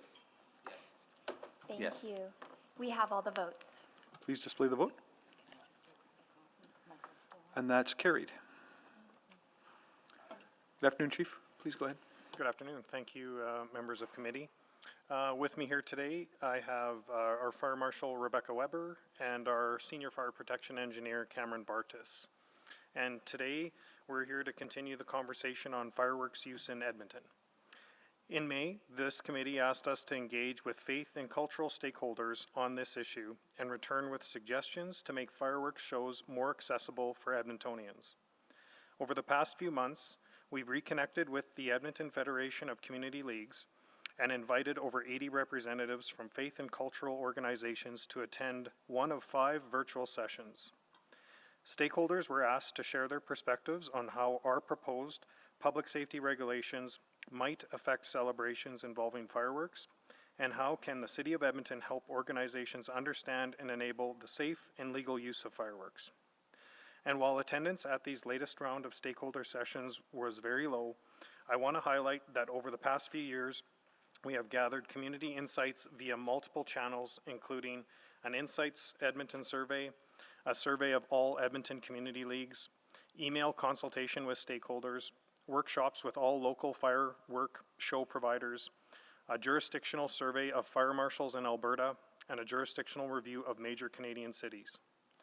Throughout our engagement efforts, we have heard feedback from Edmontonians, community leagues, and cultural organizations that is generally supportive of our proposed approach.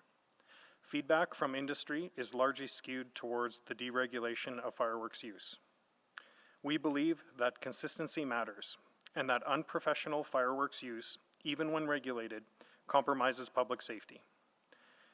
Limited enforcement capability and the transient nature of illegal fireworks use creates inconsistencies for Edmontonians and poses a threat to property, environment, and life in the city.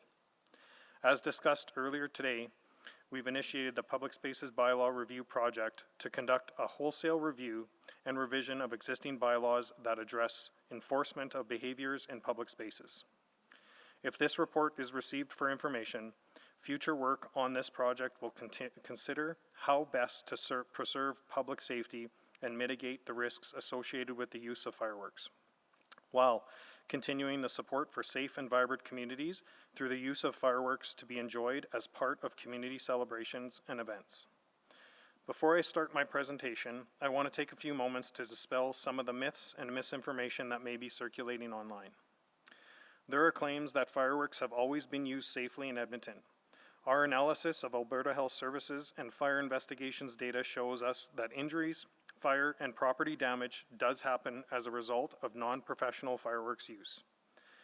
There are additional claims that fireworks celebrations on cultural and religious holidays such as Diwali and EID will not continue.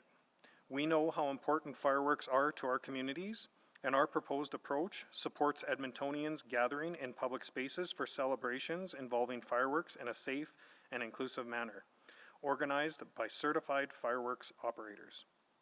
Our proposal may have an impact on fireworks retailers. However, most lots in Edmonton are not big enough for safe fireworks use, and fireworks will continue to be sold in Edmonton, but only the professional discharge of fireworks will be permitted. We've heard the concerns that our proposal will eliminate community shows. Community leagues are not on residential land, so they will not be eligible for a Tier 1 permit. They would have to apply for a Tier 2 permit via a show organizer based on current permit requirements. And our proposal is to eliminate the non-professional fireworks use, which should not impact community leagues in a negative way. And finally, fireworks are regulated by federal government. However, the legislative change to the National Fire Code in 2019 has created flexibility for municipalities to create local regulations for consumer fireworks. I also want to acknowledge that we're aware there's a lot of confusion around fireworks regulations in Edmonton, and this is partially due to the complicated permitting system that we've created. It's our hope that through our proposed changes, we can bring clarity to Edmontonians' communities and culture and faith organizations and to fireworks operators. There is no perfect balance that will allow for both non-professional fireworks use while simultaneously managing the risks of public safety. The change to the National Fire Code gives us the opportunity and responsibility to make our city safer for all. I will now move on to reintroduce the history and regulatory context of fireworks. Next slide, please. To start, I'd like to walk you through the existing regulatory environment for fireworks at the city. There are three types of fireworks. Consumer fireworks, until 2019, were regulated by the Fire Code. In 2019, the detailed restrictions regarding consumer fireworks were removed from the code, allowing municipalities to create local regulations. In response, administration introduced a Tier 1 and Tier 2 consumer fireworks permit based on best practices and policy decisions at the time. The other categories of fireworks include display fireworks and pyrotechnics fireworks. Both of these are regulated federally and are reserved for professional users only. Today we'll be speaking to consumer fireworks permits only. Administration acknowledges that the Tier 1 and Tier 2 nomenclature is confusing and prone to error. We acknowledge that in the past there have been inconsistencies to how these permits were approved and denied. However, as mentioned, our previous recommendations today are meant to bring clarity. The proposal we are presenting today would eliminate Tier 1 and Tier 2 nomenclature and restrict the use of fireworks to professional show providers. Tier 1 permits are challenging to enforce due to the limited enforcement capacity, the transient nature of illegal fireworks use. And when people complain about fireworks to the city, it's unclear whether those discharging have a permit, which creates undue burden on city resources to respond to complaints. The lack of enforcement of Tier 1 permits creates additional liability to the city. The existing processes and requirements for display and pyrotechnic fireworks will remain unchanged. Next slide, please. As I mentioned in my opening remarks, we recognize there's a lot of misinformation circulating around what it takes to put on a professional community fireworks show. This table illustrates the requirements and costs to organize professional fireworks shows in Edmonton over the last 5 years. It's important to note that the only costs listed here are those imposed by the city for permit fees. Additional costs from the show provider to the show organizer are not included. Events taking place entirely on private property must obtain a fireworks permit from Fire Rescue Services. In 2017, professional community shows were classified as high hazard shows based on the applicable fire code. In 2019, when the city introduced the Tier 1 and Tier 2 nomenclature, a Tier 2 permit was required for shows on private, non-residential properties. In 2019, the city adopted a $2 million insurance requirement to more appropriately reflect the risks, which exceeds the minimum $1 million requirement in the display fireworks manual used to guide the development of Tier 2 application criteria. 2019 requirements remain the same and in place today. In 2021, administration introduced risk mitigation plans to Tier 2 permits to deal with combustibles in the area. Mitigation plans are considered on a case-by-case basis by the fire marshal and require a letter of risk acknowledgement from the landowner. The risk mitigation plan allows properties with vegetation and non-residential buildings within the safe zone to still have fireworks shows safely. In addition, events taking place on city land, such as parks and green spaces, also require an additional civic events permit through the Community Services Department. Neighborhood resource coordinators have traditionally worked with community groups to submit these applications, and the civic event permits require 6 to 8 weeks of processing time. Next slide, please. This table illustrates the Tier 1 non-professional consumer fireworks permit requirements. Since 2019, the Tier 1 permit has been free, and the limiting factor is whether the property is large enough to accommodate the safety zone, as indicated on the product by the manufacturer. The primary reason for declining Tier 1 permits is that the applicants purchase fireworks that are too big to be safely discharged on their property. Geospatial analysis of residential lots in Edmonton indicates that most lots are too small for almost all fireworks use. I'd like to reiterate that Tier 1 and the Tier 2 nomenclature and requirements were initially developed by administration based on federal regulations that govern display fireworks. However, the feedback from stakeholders suggests that this nomenclature and the rules associated with it create a lot of confusion and limit administration's ability to apply them consistently. We've heard those concerns, and they've informed our proposed approach to fireworks regulations moving forward. Next slide, please. As previously stated, the majority of Tier 1 permit applications are denied because there are very few private residential properties in Edmonton large enough to safely accommodate fireworks. This slide focuses on Tier 2 permit applications. These are predominantly made up of professional fireworks shows, and most of these applications are approved. We work closely with show providers to develop mitigation plans and alternative products for these fireworks displays. In 2021, we approved 11 of the 19 Tier 2 professional use applications.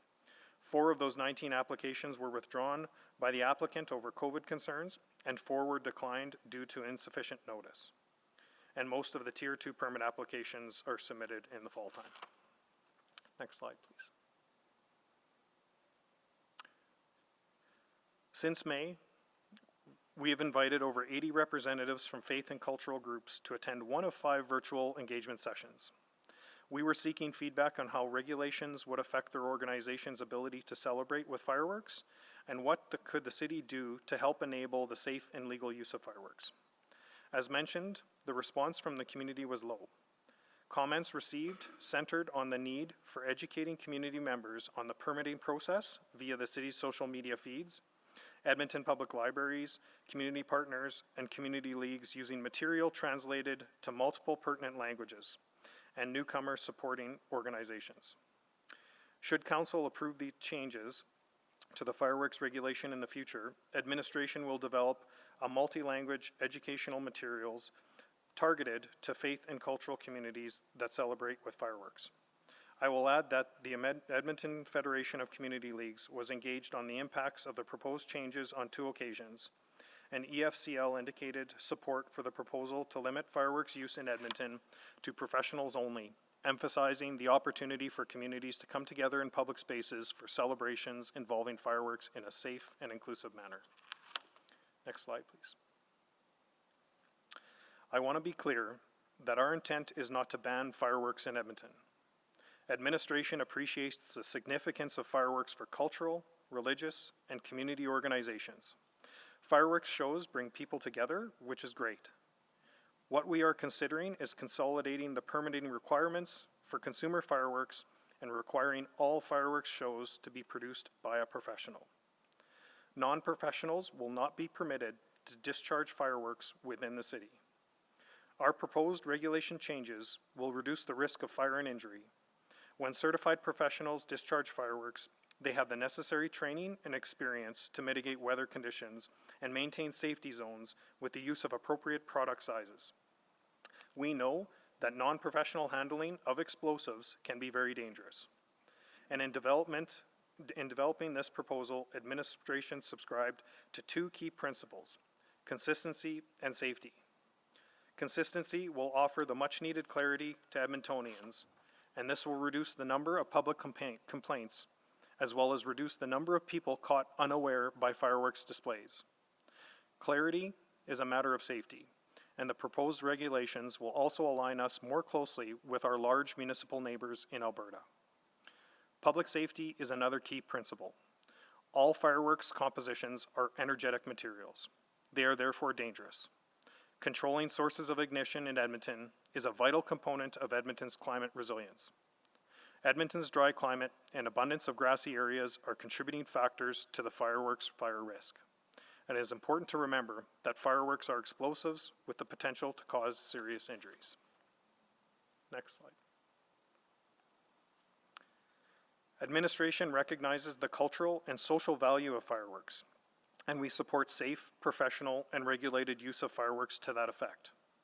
Community leagues will be able to continue organizing their events and have the opportunity to get fireworks shows pre-approved so that appropriately sized products for their space can be selected. We've added application checklists to edmonton.ca to make it easier for show providers to prepare complete applications. The application checklist also offers transparency around the city's requirements and fees.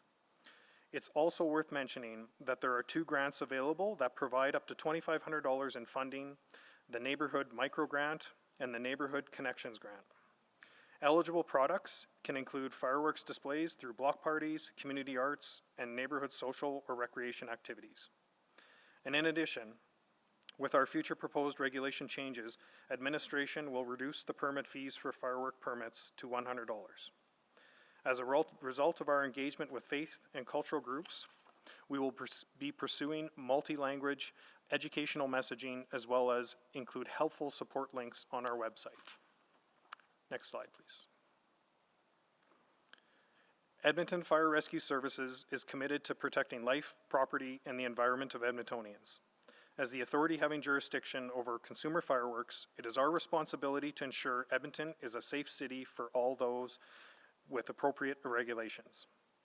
We have been in front of the committee multiple times on this same topic, and after discussions with the community, learning from other jurisdictions in Alberta, and conducting our own research as public safety professionals, we feel confident that the proposal we've outlined today meets the needs of most while taking the safety of Edmontonians very seriously. At the same time, we acknowledge the challenges of the Tier 1 and Tier 2 classifications, and intend to rectify that by consolidating consumer fireworks permits and advancing bylaw amendments to prohibit non-professional use of fireworks. We ask committee for their feedback on the topic so that we can have clarity for our public spaces bylaw review and Edmontonians. And as noted on this slide, and any bylaw amendments require to implement new regulations regarding fireworks will be advanced to council for approval as part of that project. Thank you, and we're happy to answer any questions you may have. Thank you, Chief Tilney. So now we'll move to speakers, and we'll just ask you to step back, sir. Thank you. So we have a combination of, just ask everybody to mute whoever's online, please. We have a combination of people joining us remotely and in person, so I'm just going to quickly read through the list, and those of you that are in chamber will ask you to come down and the clerk will direct you to your seat. We have a panel of 16 persons today, so I'll just read them through. Yuri Kazmets, who's joining us remotely. Fred Wade is joining us remotely. John Adria is in person, should be in the first seat. Bill Reno is joining us remotely. Perry Logan is joining us in person, be in the second seat. Chandra Matal is in person, be in the third seat.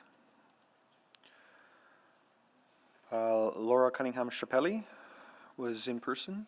Should be in our 4th seat. Jen Parsonage in person. Just make sure we've got everybody here.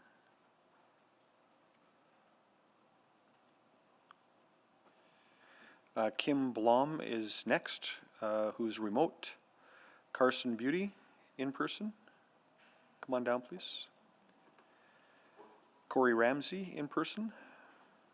Very good, thank you. Christine Kowalchuk is remote. Len Chrissa is remote. Nelson Folk. Please come on down, sir. Be in our next seat. Yep, please come down.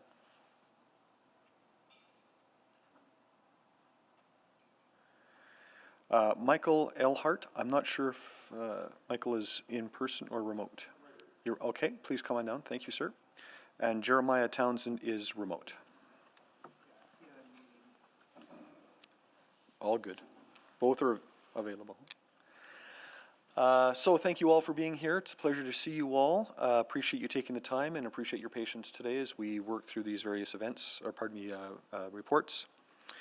As I'm sure you've heard by now, you'll each have 5 minutes to make your presentation. If you're here in person, there are lights on the two locations, one up on the dasher here and one on the podium there. Green for 4 minutes, yellow for 1 minute, red means your time is up. Really ask you to stick to your 5 minutes so I don't have to cut you off, because we still got a long way to go today. Those of you remote, there'll be a timer on the screen. If you're having any technical issues, please contact the clerk at city.clerk@edmonton.ca. Once you're done, once everybody's made their submissions, then councillors will ask questions of whomever they wish to ask questions of. We encourage you to stick around until the end of the interactive session, and at which time we'll be complete. I think those are all of my opening comments. Thank you all very much for being here today again, and we'll start with Yuri Kazmets, 5 minutes, followed by Fred Wade. Yes, Yuri Kazmets here. Just one moment, sir. We're getting a weird echo on our side.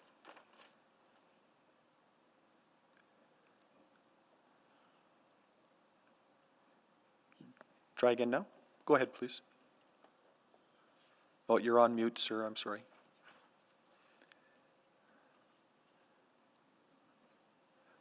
Mr. K, there you go. Okay. No. Okay, Jerry. Okay, do I need to sit back a bit? I think it's on our end, sir. Just bear with us.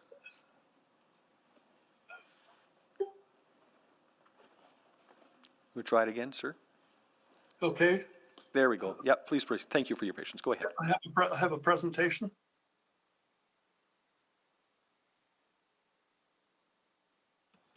We're just getting that up for you. Okay. All right. Yeah. Okay. Jerry Kazmets. I'm a consultant to the Canadian National Fireworks Association. I'd just like to introduce myself with some highlights from my career.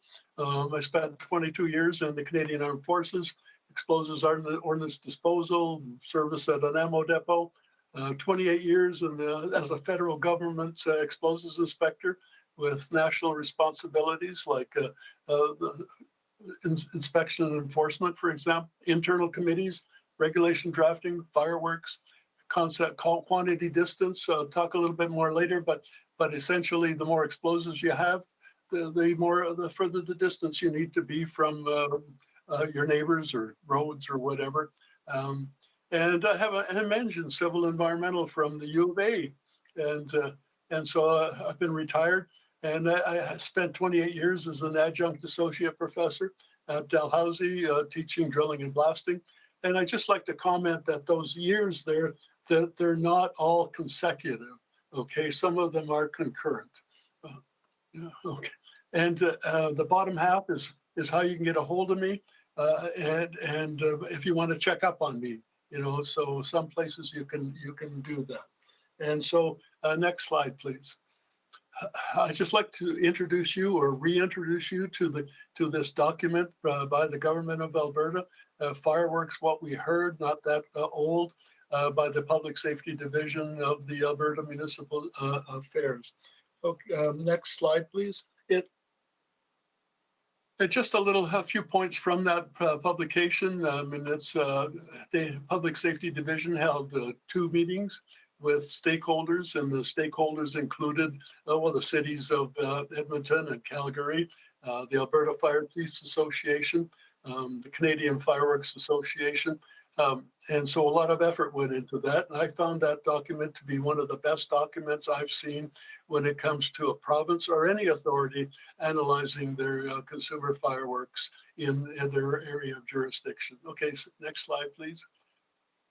And what I focused on from that report on the topics of education, awareness, first of all, they decided there was a lack of education for consumers on safe use, and sellers do not have sufficient safety training.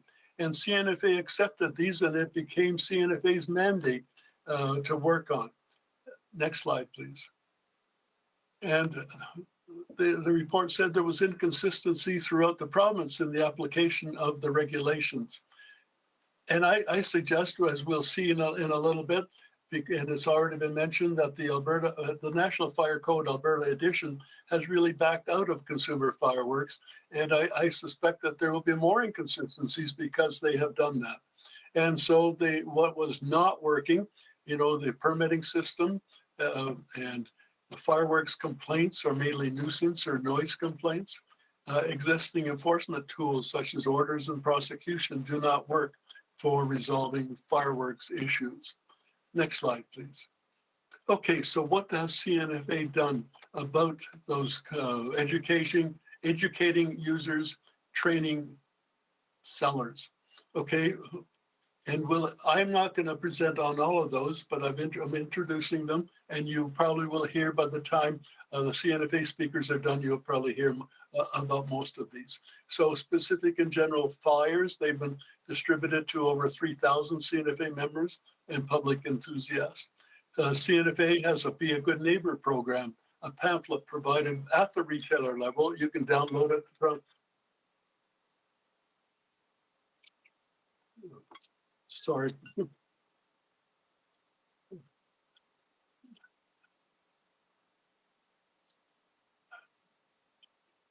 CNFA vendor certification and employee training. Okay. And information bulletins and newsletters. And I'll talk to you about information bulletins. Is that really my time? Okay, next slide, please. Okay, and there are 3 levels of government involved, and that's a problem. When the federal government gets involved, when the province gets involved, and municipalities have bylaws. And my experience has been at the federal level and developing the regulations. Part 16 of explosives regulations deals with consumer fireworks. And if all 3 levels of government have requirements, it's the most stringent that applies. Permitted versus prohibited. The Federal Explosives Act. Am I really out of time? Yeah, it goes quick. You should be on our side. We can't stick to 5 minutes either. So. I'm sorry, sir. Your time is up. I'm being a bit facetious with you, but there will likely be some questions for you as we continue our discussions. So thank you very much for your submission. Okay, I wasn't paying attention to the time. But okay, sorry. That's okay. That's okay. Thanks again. Next, we have Fred Wade, followed by John Adria. Thank you. I have a short PowerPoint presentation. First, I must say that I'm more than a little humbled by the issues and topics being discussed today, and I have a brand new appreciation and respect for what it means to be in public service. If I was wearing a hat, I would tip it to you. So, do fireworks displays have a carbon footprint?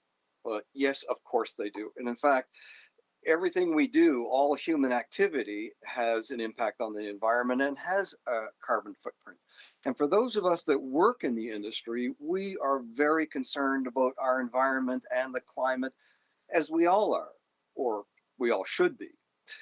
But up until about 2 years ago, even though the desire was there on the part of the industry to mitigate the environmental impact of fireworks displays, we had no idea as to what our carbon footprint was. How much of an impact does a community display have on the environment?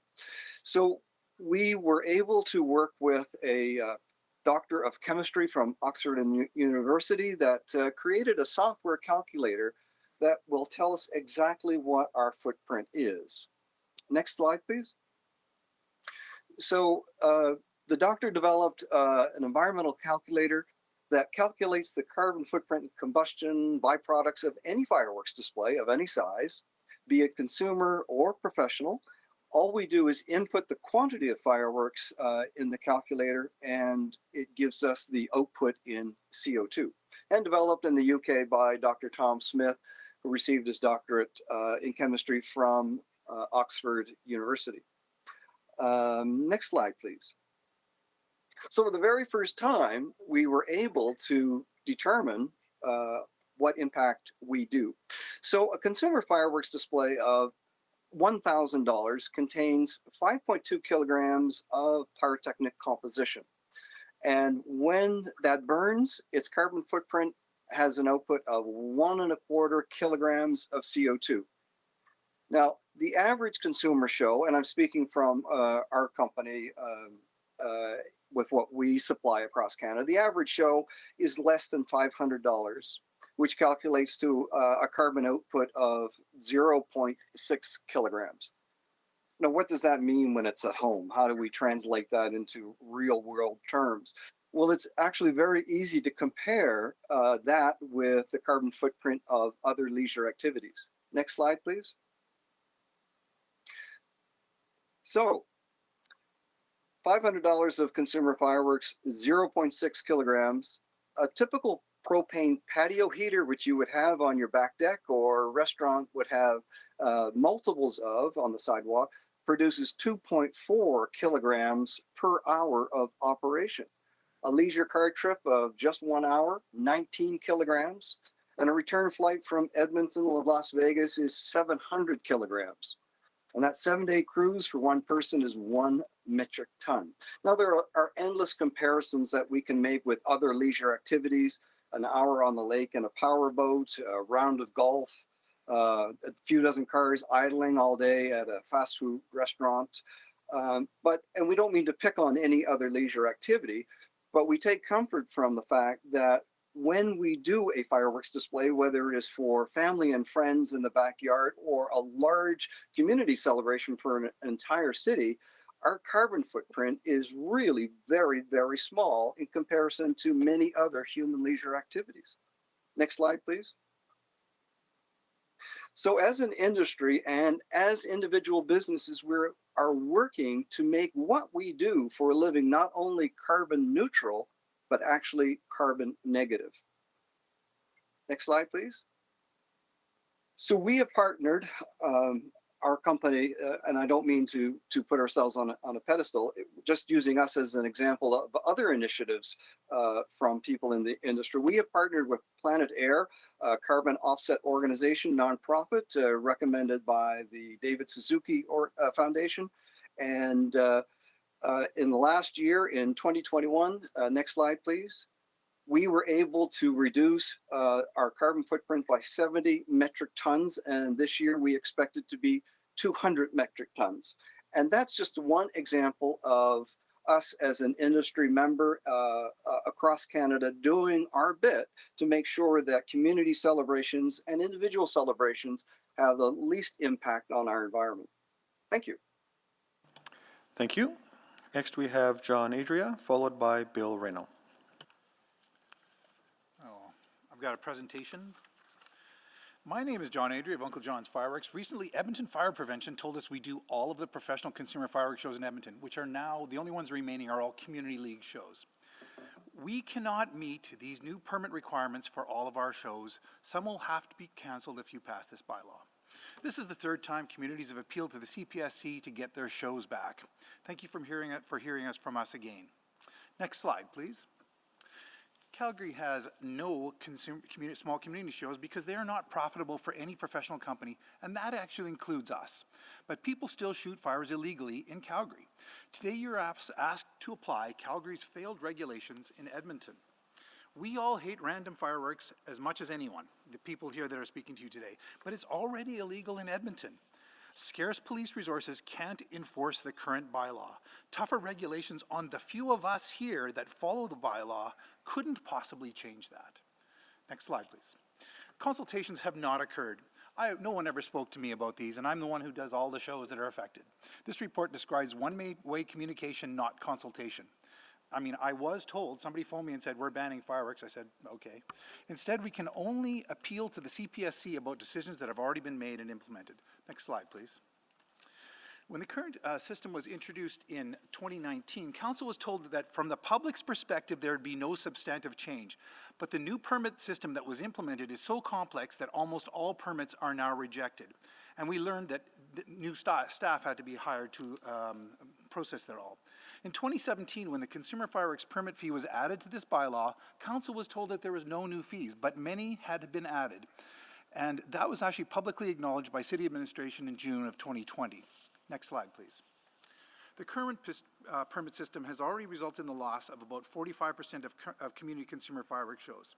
The proposed bylaw will end, perhaps, I'm guessing now, 30% more, meaning that Edmonton will end up with 1/3 of small community fireworks shows because of over-regulations of the permit system, of the permit regime that came in about 2019. Even though there's no history of problems in Edmonton ever at any of these shows, there's never been a fire or an accident, and the deputy fire chief told us that in March 21.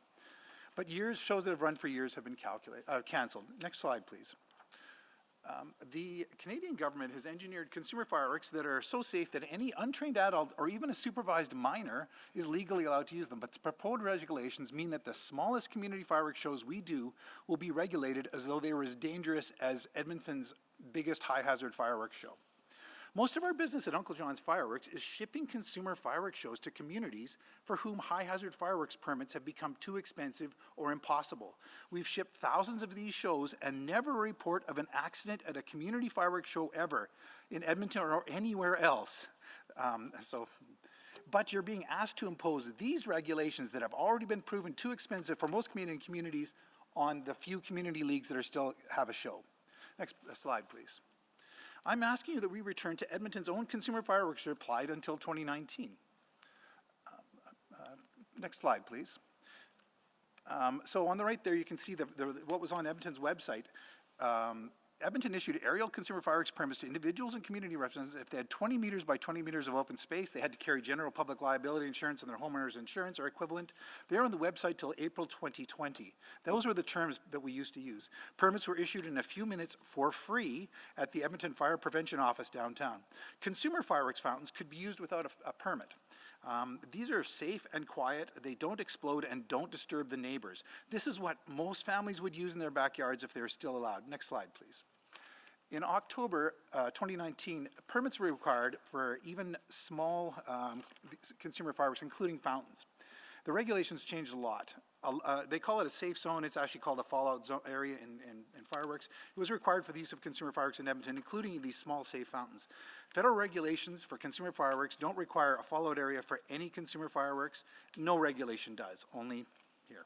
The writers of Canada's federal regulations, people like the gentleman you just heard from, fully understood fallout areas and chose not to require them in any regulation. Next slide, please. You heard about the combustible rule. The combustible rule is used to prevent people from using things as safe as fountains in their backyard. We consider, in Edmonton, fire prevention considers a tree, a bush, or a building to be combustible with respect to a consumer firework, even when there's snow on it, even in the winter. Canada's regulations do not consider any of these at fire risk, even for high-hazard fireworks. If you look closely at the engineering report that was provided to you, you'll see that only dry grass and leaves were mentioned in that report, and not bushes and trees or buildings. But this is the rule that's used to reject almost all residential consumer fireworks permits, most of which are for the use of fountains.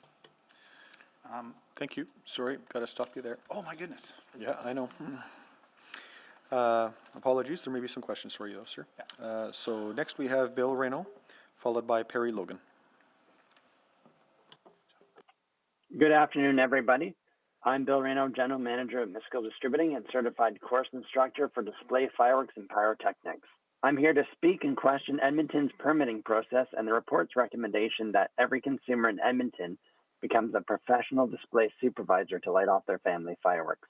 Next slide, please. In Edmonton, with a population of over 900,000 people, a user is required to have a discharge permit to use consumer fireworks any day of the year. Contrast to Southern Ontario with 6.9 million residents that don't require a discharge permit on specific holidays. Are they smarter or more educated than an Edmonton resident? Or is it because the use of fireworks is more commonplace and familiar as they can use them more often with no permits? They don't require permits because of the sheer volume of users.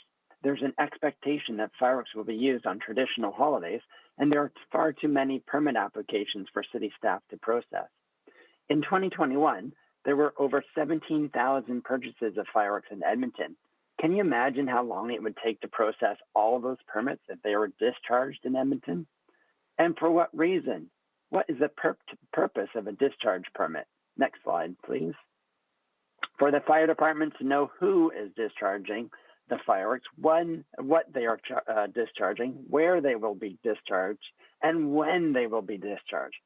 That's the standard controlling questions. They didn't ask for blood type. And they left out the big question, why?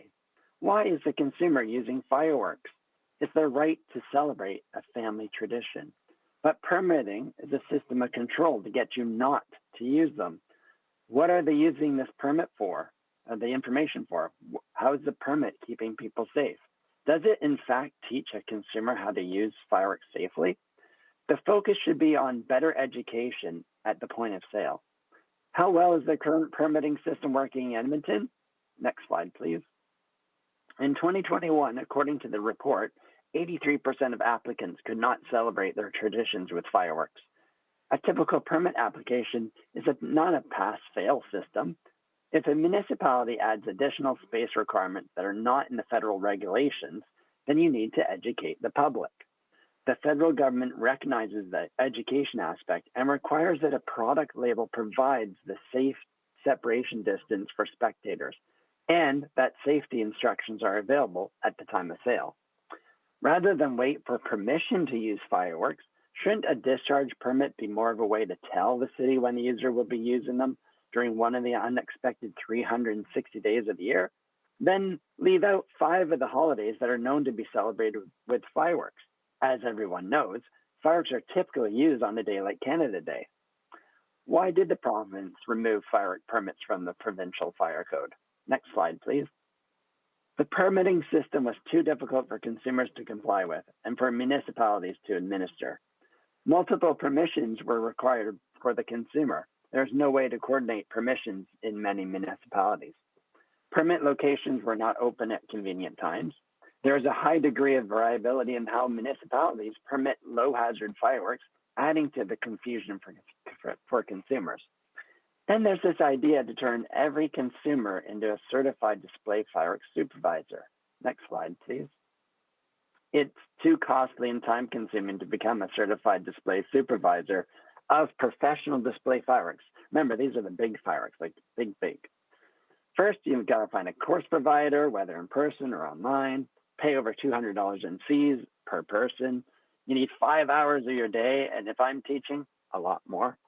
Then you're a certified display supervisor assistant. To become a fully certified display fireworks supervisor, you need practical experience and work on 3 professional display shows. Is this really needed? Next slide, please. The government didn't create this display fireworks course for consumer fireworks. It would compare to being required to have a Class 1 air brake ticket to drive a bicycle. Oh, sorry, next slide after that. Federal regulations allow an 18-year-old or a person under 18-year-old that is supervised by a person 18 years or older to use fireworks in Canada. Next slide, please. In summary, and why you're still listening to me, allow vendors to educate consumers on the safe setup and use of fireworks. Remove permitting or permission, especially on holidays that typically use fireworks. Don't require professional certification to be used for a consumer product. And keep the process easy so everyone will comply. Thank you. Thank you. Next we have Perry Logan, followed by Chandler Mittal. Thank you. My name is Perry Logan. I'm the Executive Director of the Canadian National Fireworks Association, and my resume is not as long as Yuri, so we'll move on to the next slide. So I'll continue with what Mr. Kasovitz was touching on. So the lack of education within the industry and sellers do not have sufficient training is a strong mandate of our industry. We agreed with that statement back then, and then in 2020, the CNFA launched 2 online courses to educate the retailers and employees, and a 3rd program launched to provide safety messaging for the consumer. Can I get next slide, please? The first part is our vendor certification and employee training program. It was really simple why we created it. It was, we believe that anyone using consumer fireworks should be certified at the point of sale. So if you're a retailer, you should understand your employees should be trained, just similar to the liquor industry. We make these courses available online. We don't charge anything. We just encourage people to do it. And to give you an overview, in Edmonton, there's at least 150, 170 people now that have taken the course. And they've done that all voluntarily because it's not mandated yet. The next slide, please. Our Be a Good Neighbor pamphlet is focused on their consumer. It includes the federal regulations for family guidelines to use fireworks, which is a regulation within the federal code. And it's also modified so that it includes fire bans, permit process, dates of discharge, whatever is important to that municipality. Like in Brampton, we created one because they such a strong South Asian population. We created in Punjabi as well. So we modify them to suit the community that they're being distributed in. And by law, this should be distributed with every retail sale of consumer fireworks. Next slide, please. That's just what it looks like, the outside cover. The white section in the middle is where we'd put the regulations specific to your community. Next slide, please. And this is what's required by the federal regulations. It's the Family Fireworks Safety Guidelines. And this is, again, like I say, we're handing this out in a lot of communities across the country, and we want to keep growing that. The next slide, please. The last part of education and messaging, which is very important to us, is we're in partnership with the Explosive Management Group, which was Yuri Kasovitz. We deliver a quarterly newsletter to our membership in the general public. That number is well over 3,000 people across the country and grows. The content focuses on keeping the fireworks industry updated on current events and is a constant reminder how to use fireworks safety. Education is always ongoing for us. Next slide, please. Summarizing the fire chief's report, like Canada already has the strictest firework regulations in the world. That's fact. To compare us to the United States or other countries in certain comparisons is just not an accurate comparison. The fireworks industry in Canada is regulated by the Explosive Regulatory Division and Health Canada. They determine how we build a firework, what ingredients go in it, and how and where we can use it. You know, you heard from Mr. Wade about the fireworks industry becoming carbon neutral. That's a big focus. We have retailers on both coasts that plant trees with every sale. So every time they make a fireworks sale, they plant a tree. We have, the industry is becoming plastic neutral, if you will. We're trying to remove that.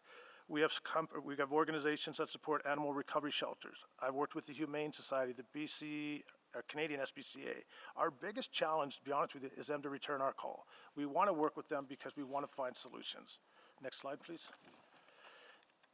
In conclusion, the CNFA is committed to creating a bylaw that addresses safety, better education, and more public awareness in the city of Edmonton. I've worked with over 80 municipalities across the country since we started this process at Edmonton. We're still committed and will always be committed to working to accomplish the goal in Edmonton set by Edmonton Fire, the city staff, and the CNFA. What we don't want to do anymore is to come to the committee and defend our industry against false and exaggerated claims. The firework industry employs thousands, is enjoyed by millions, and we are constantly committed on improving and accept our responsibility to be better citizens and taking care of our planet. You know, we just want to do what we need to do to make the community safe. And by putting more regulations on a product that is allowed by the children when mandated by or managed by adults by the federal level, I don't know why we're going from one extreme to another. So on that note, I want to thank you very much for your time and ongoing support of this topic. Thank you. Next we have Chandler Mittal, followed by Laura Cunningham-Chappelli. Good afternoon all. My name is Chandler Mittal. I represent the Bharatiya Cultural Society of Alberta, Hindu temple on south side of Edmonton.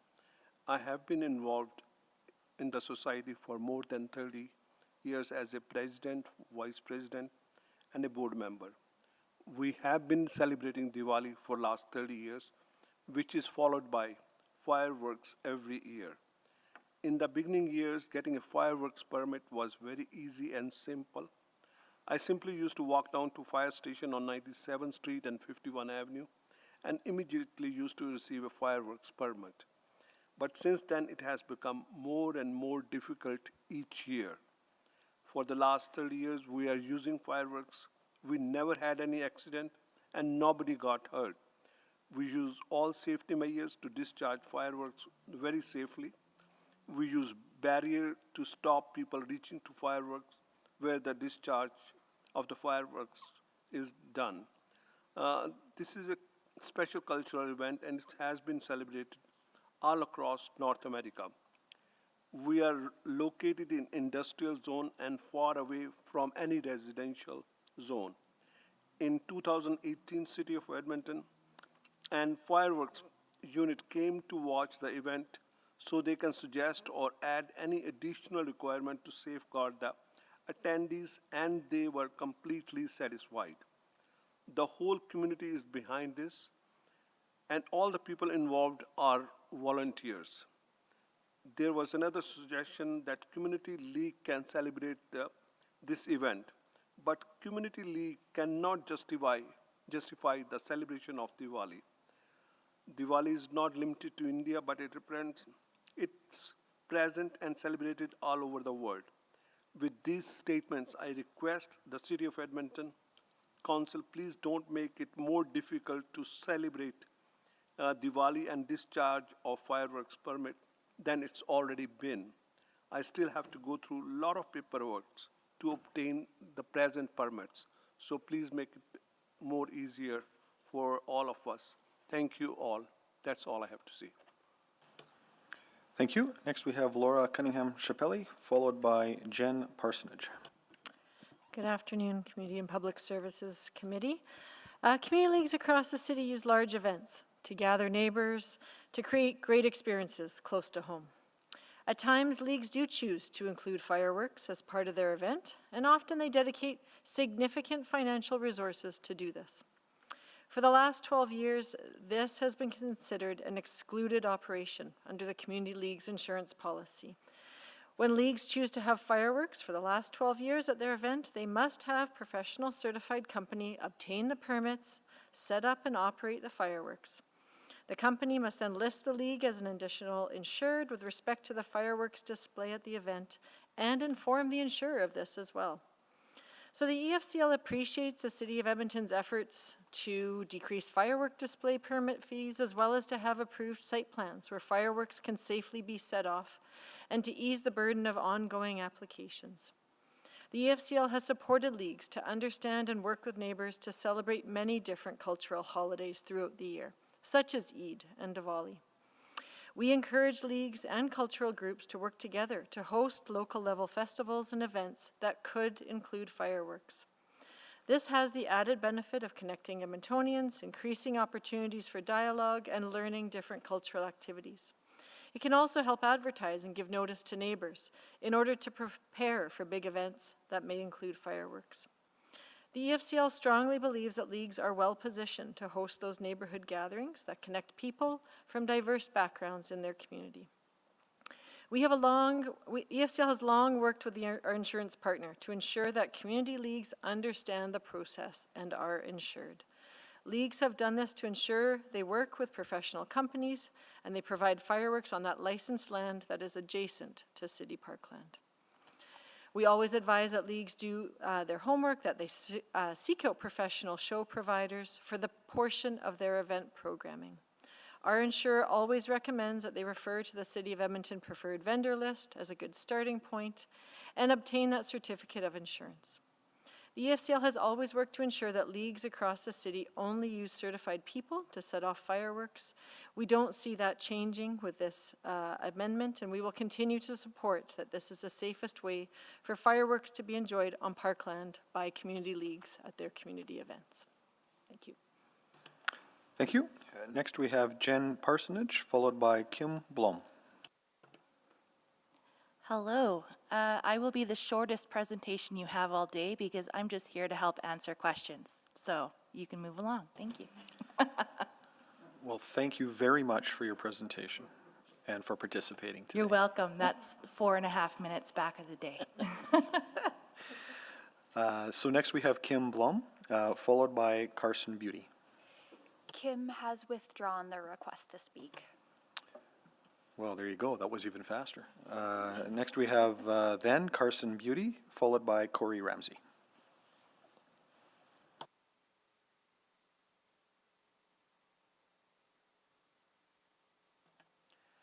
My name is Carson Beauty. I design all the fireworks shows for Uncle John's Fireworks. I'm the grandson of former councillor Olivia Beauty. He was first elected in 1974. She's still working hard for her community, and she comes to my fireworks shows. I've loved fireworks ever since I was younger. Watching the Family Day fireworks display at Metal Art Community League, I would stand as close as possible, even have shell fragments landing on my face.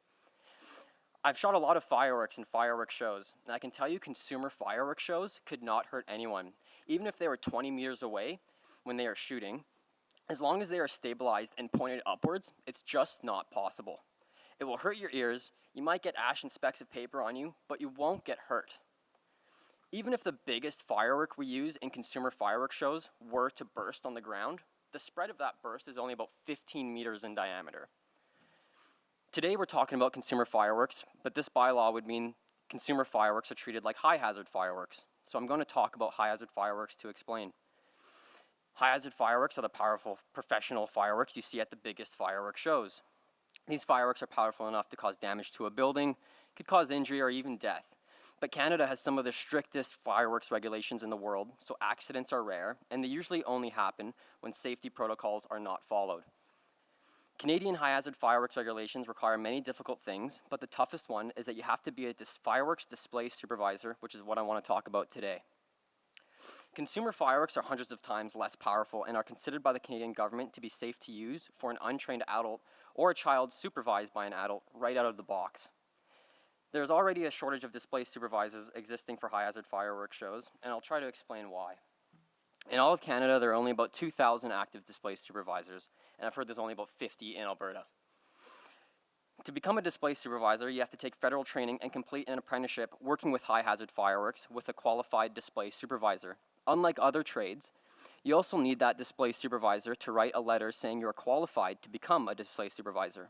It's not enough just to work the required hours and pass the tests. So you have to find a company with a display supervisor that will take you on, and this is the biggest hurdle. No one will tell you they are going to write your letter before they have worked with you for a while, and most people shouldn't be display supervisors. There's not much benefit to companies to write these letters, and if there was a bad accident caused by someone you had just signed off on, you would feel terrible. The federal regulator might sanction you, you could get named in a lawsuit, and this can be unfair to new people, but this system has kept Canadians safe for many years. Working on consumer fireworks shows, the kind I design at Uncle John's Fireworks, doesn't qualify you to work on high-hazard fireworks shows.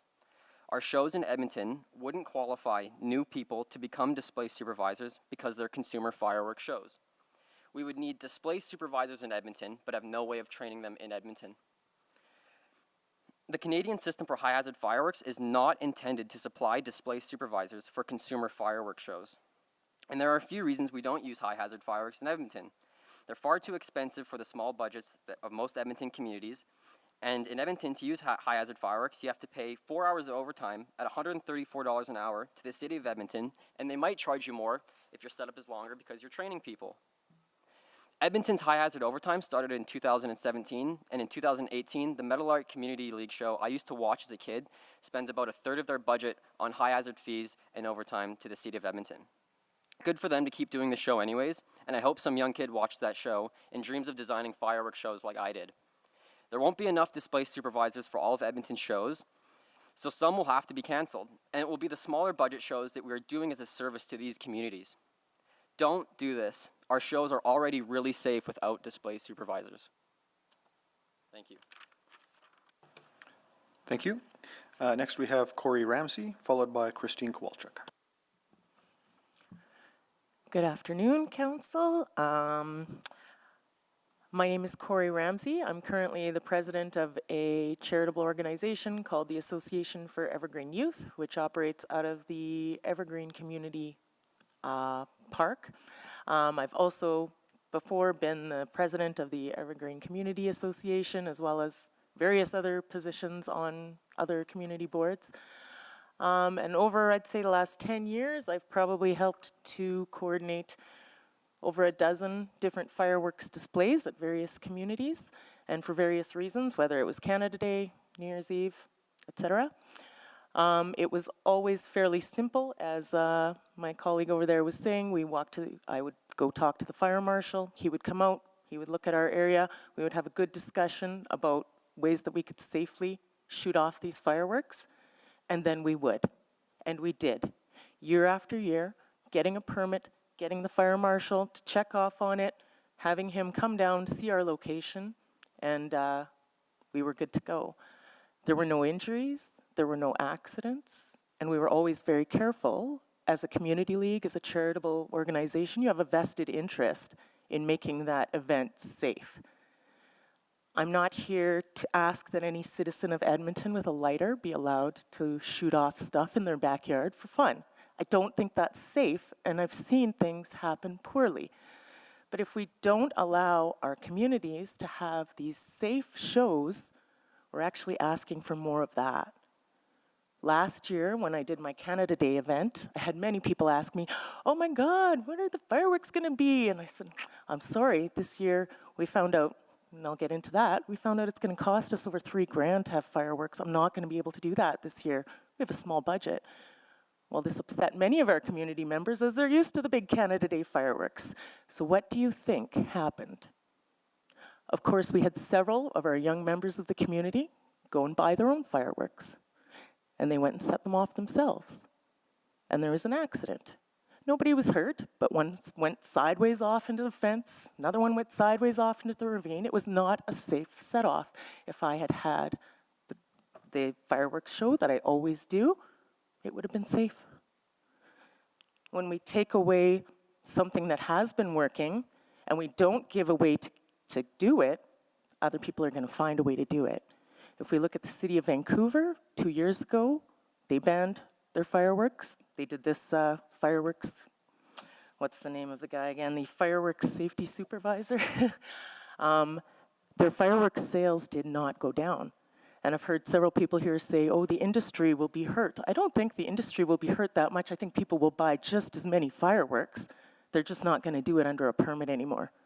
And now our fire department's going to be chasing stuff that they don't know where it's going off of because they don't have a permit. They haven't talked to that community league. They don't know they're setting them off. And I can't tell you how many times I've had people say, whatever, just forget about the city. We'll just set it off. They'll never know.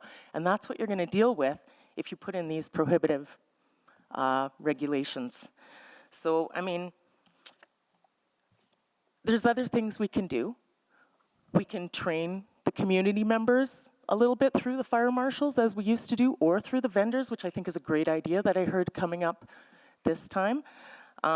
This fireworks display supervisor, as was kind of alluded to, is impossible. Like, I had a really hard time finding one of the 5 in Edmonton to do my Canada Day show. 5. Actually, I'm speaking here today because I made a deal with him that I would speak here in order to get a show because he was already fully booked. And I know of other places that just went ahead with their show without a guy. Because you know what? They still want to do their fireworks shows. It's really important to a lot of people, and they're going to blow up their fireworks.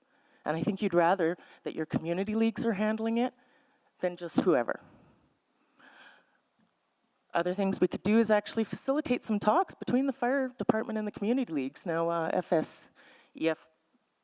sorry, I'm getting all my organizations screwed up here. The Federation of Community Leagues says that the communities were okay with this, but I haven't talked to any that were, nor were they called for discussion. Perhaps there was an email sent out, I'm not sure. But certainly our association, the Association for Evergreen Youth, has done several fireworks displays, and we were not consulted in any way. When I talked to the fire department and said, oh my God, what am I supposed to do now that I have to get this guy? They had nothing for me. So I think we can do better than that. I guess, in conclusion, just creating this blanket that we need this fireworks display supervisor has made it impossible for community leagues with a small budget and associations and nonprofits to do this. So please don't. Thank you. Thank you. Next we have Christine Kowalczyk. Thank you. Good afternoon, committee members. The Edmonton River Valley Conservation Coalition, of which I'm the chair, spoke on May 30th regarding this item, regarding fireworks. And 3.5 months later, we would like to reiterate our comment and request. As we noted in May, we are specifically concerned about the ecological impacts of fireworks beyond just carbon footprint, which are partially outlined in one of the attachments to today's report.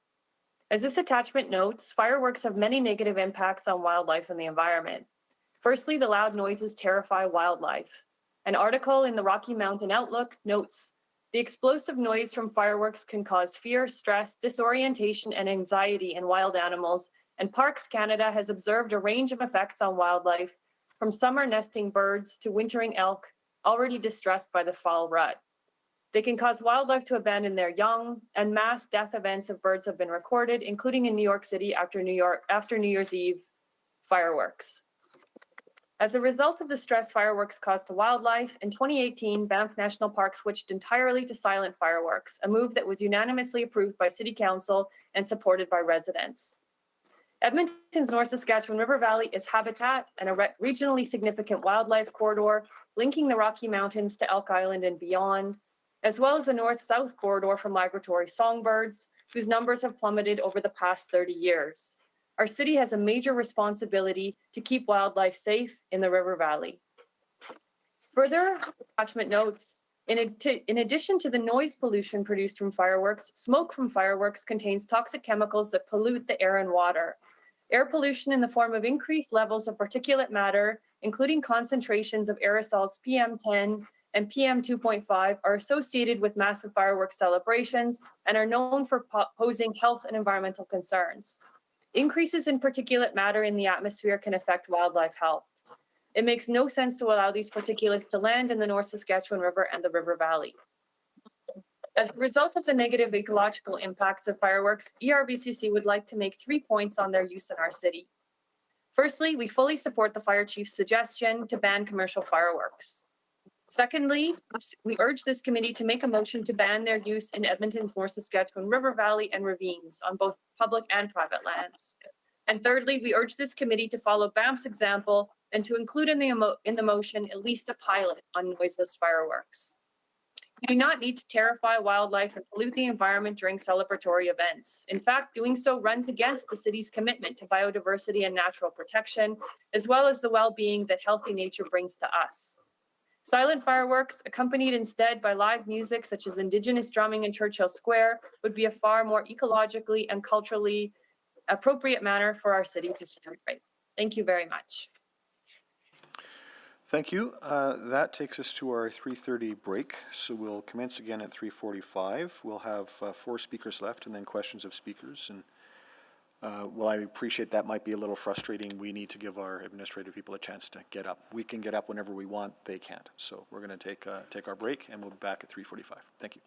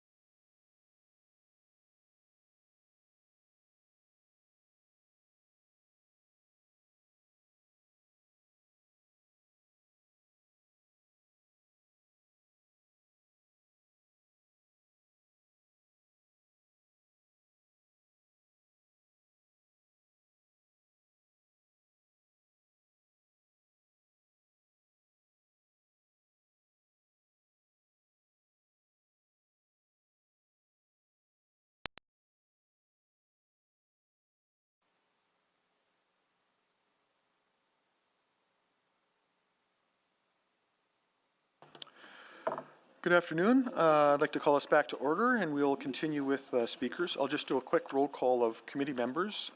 Councillor Tang. Hello. Sorry, I caught you there. Councillor Wright. Hello. Hello. And Councillor Jans.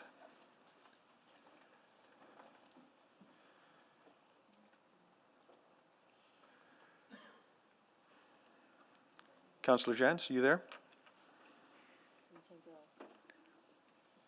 Here, sorry. Thought so. All right, our next speaker is Len Crissa, followed by Nelson Falk.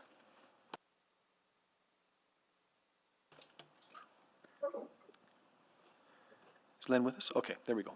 Please go ahead. Thank you. Hey, good afternoon, everybody. Hopefully you got a good audio on me. Good to go. Yep, thank you. Right on. So my name's Len Crissa, and would like to thank you all for the opportunity to provide some input on this item. A little bit of background. I joined the Westridge Community League Executive Board 2 years ago, serving in the role of Vice President.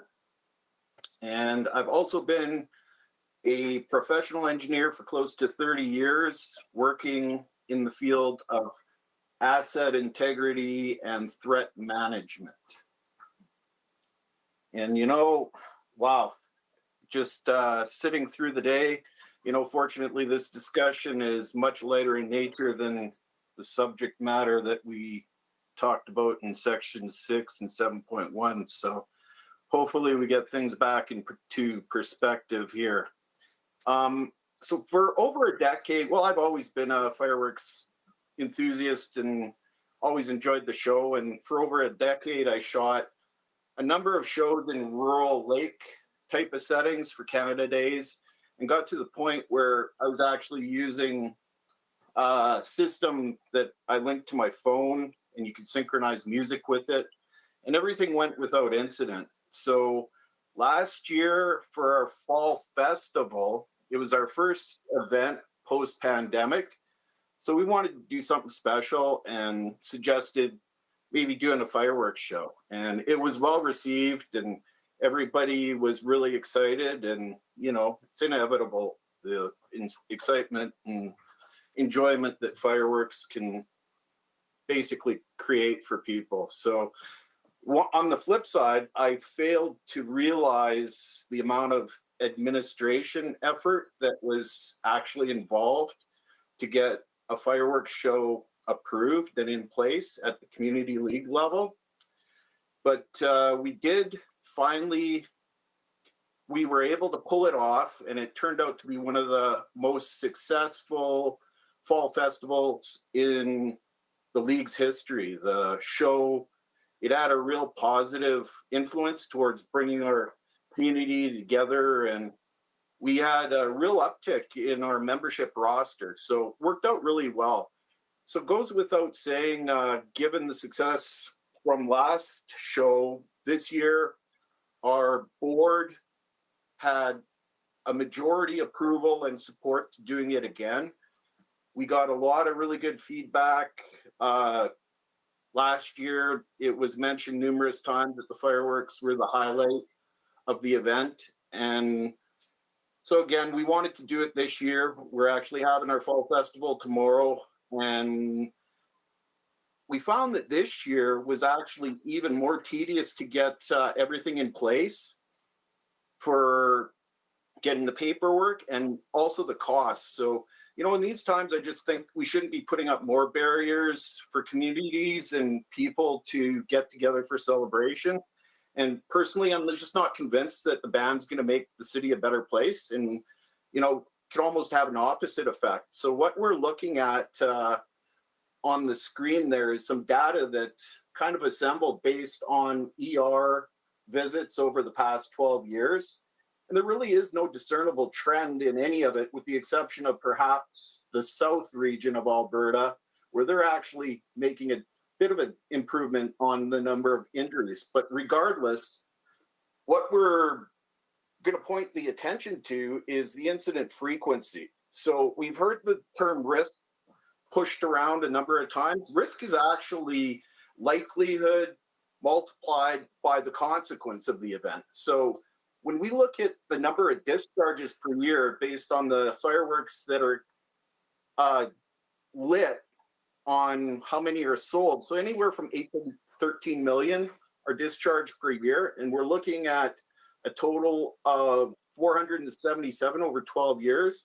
That puts us in the probability range of 10 to the -6, 10 to the -5. And dealing with high consequence in industries, that's like in the likelihood range of the Netherlands gas pipelines and military ship integrity. So when we hear about fireworks can cause injuries, we also got to put it in context and actually how many injuries are they attributing to.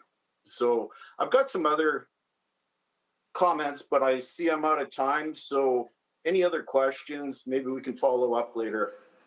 Thanks for your attention and consideration. Thank you. Next we have Nelson Folk, followed by Michael Elhart. Thank you. Good afternoon. My name is Nelson Falk. I'm a retiree. I had over close to 40 years of engineering experience, registered in 3 provinces with permit consult. So in here, I just want to challenge attachment 5 of the report, which is titled Ignition Potential of Consumer Fireworks of the City Report OCM or 1281 REF, which address the heat elements of the fire triangle. Just to recap, the fire triangle is a diagram which represents the 3 components that create fire, such as oxygen or air, fuel, and heat, ignitions of source of ignitions. Absence of any of the components, fire will not occur. There's no doubt in our mind that the fuel, dry branches, leaf extractor, and air exist in our environment.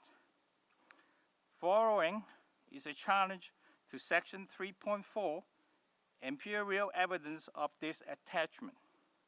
There's 3 evidence presented in the report. 3.41, ESI consultants. They describe a black cat BC401, which is a bottle rocket. A typical bottle rocket consists of a rocket engine attached to stabilize the stick. The user placed the stick in an empty bottle, hence the name, and ignite the rocket engine. The mouth of the bottle guides the sticks, stabilizing the rocket in its first moment of flight. However, all sticks rockets are banned in Canada. 3.42, El Dorado Range Park Fire. This describes someone causing a fire with a smoke grenade. One should be careful with smoke grenade, as it can cause fires. They produce sparks for 1 to 2 seconds once the range is full. And there's also heat generated within 1 to 2 centimeters of the hole, where the smoke is venting. So beware of this and do not hold or place them on or near flammable substance. It's a canister-type grenade used as a signal device, target or landing zone marking device, or as a screening device for unit movements. They're used to airsoft games, paintball games, self-defense, and practical jokes. Please note that the smoke grenades are not fireworks, and its usage is not restricted to certain days of the year. Anyone 18 years old or older can use it freely on private properties with the permissions of the property owners. Use forethought and discreet. If you cause panic or disturbance, then you must certainly be breaking a law. Be respect to others and play safe, be there may. Use common sense. For example, do not place the device down on dry grass on your wooden deck. In short, be a good Canadian. Think about what you are doing, be respect of others, and take proper care. Again, Smoke grenade is not firework at all. 3.4.3 Eagle Creek Fire. This describe someone use firecrackers. Again, firecracker is already banned in Canada. In conclusion, only one of the devices mentioned in the above evidence are commonly used in other games like airsoft games, paintball, self-defense, etc. And only on private lands. Others are all banned in Canada. Furthermore, Mike Flanagan, professor of wildfire of University of Alberta, has published in his article on fire and climate change, suggested fire activity is strongly influenced by 4 factors: weather, climate, fuel, ignition agents, and human activities. Although this article addressed large forest fire in Canada and not urban area like Edmonton, it's possible for the fire, typical grass fires, to occur particularly in the River Valley under very high to extreme danger. Some shrubs, like cedar, are quite flammable if they came in contact with an ignition agent. Thank you. Thank you, sir. Sorry, that's 5 minutes. There may be some questions for you. Next, we have Michael Elhart, followed by Jeremiah Townsend. Good afternoon. In my hands here, I hold my firework operator certificate. This took me, I received this just a little over 20 years ago, and it took me 7 shows to apprentice as well as my course. By its very nature, anybody that I go work for is not going to be really keen on signing me off because now I'm automatically a competitor to them. So it's very difficult to get this card, and I cherish this card, and I'm very careful with this card. But I want to talk about the realities of doing a small show in Edmonton. I get phone calls all the time as a supervisor to come and do these small shows. And then I explain to them, well, we've got a couple $100 permit fee from the city. We've got $1,500 of insurance that you have to pay. I've got 5 or 6 hours of my time in getting this permit together. Plus, I've got another 5 or 6 hours of doing the show. And oftentimes, they're asking for security. So I need to provide my own security employment, or security workers to come out to the site to help secure the site.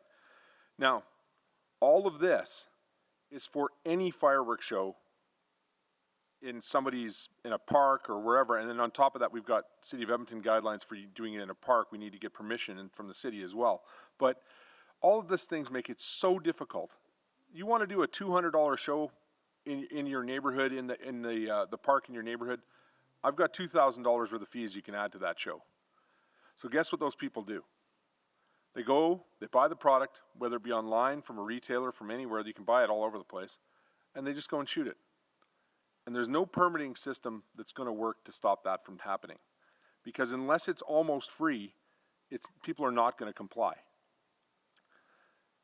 The next thing I'd like to use is the example of gender reveals. I have a friend that wanted to do a gender reveal. So they go down to John's place and they pick up a couple of small, colorful fireworks. They're $30, $40. Well, guess what? To do that gender reveal in their backyard, I still have to provide $2,000 worth of services, insurance, et cetera, following these permitting situation we're in. So guess what they do? Well, thanks talking to you, and then they do it anyway. And the reality is, you don't need a guy with my certification to do these shows. It's completely ridiculous to request that. It doesn't make financial sense. It doesn't make any sense at all. Especially, there's a lot of fireworks that if you read the label on them and you follow the instructions with these fireworks, the circle of safety is 5 meters, 10 meters, 20 meters. Well, yes, the very biggest cakes you cannot shoot in your backyard, but there is a lot of fireworks that can be safely used in your backyard in the city of Edmonton. I just recently did 2 shows this summer at a golf course. This is a private golf course, a very exclusive private golf course in the city. They asked me to provide an 80-meter exclusion zone from the center of my show. Now that show, that's similar to what I'd provide if I was doing professional fireworks show. So an 80-meter circle is very big, is very, very big. And then they were looking at combustibles as trees and, you know, all this things around. It's a golf course. Every square inch of it is watered. Nothing burns. And you know, so we're looking at all these different parameters that are non-factors. They're absolutely non-factors. We do the show, and actually in that show, we had a malfunction. One of my biggest cakes in the show exploded right next to me. Well, I'm wearing protective gear, but even if you weren't wearing protective gear, you would have been fine. But my point is that 80-meter circle that they asked us to use, the furthest projectile from that explosion was 20 meters. So we're going way further than what's required.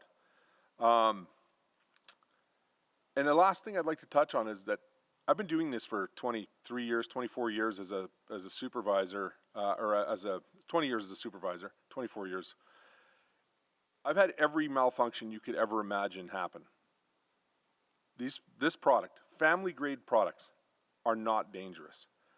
Anything can be dangerous, but family grade fireworks, if used according to the manufacturer, are not dangerous. And if you look at all the other things that can hurt you in this world, they're pretty low on the scale of things. Thank you. Thank you. Finally, we have Jeremiah Townsend.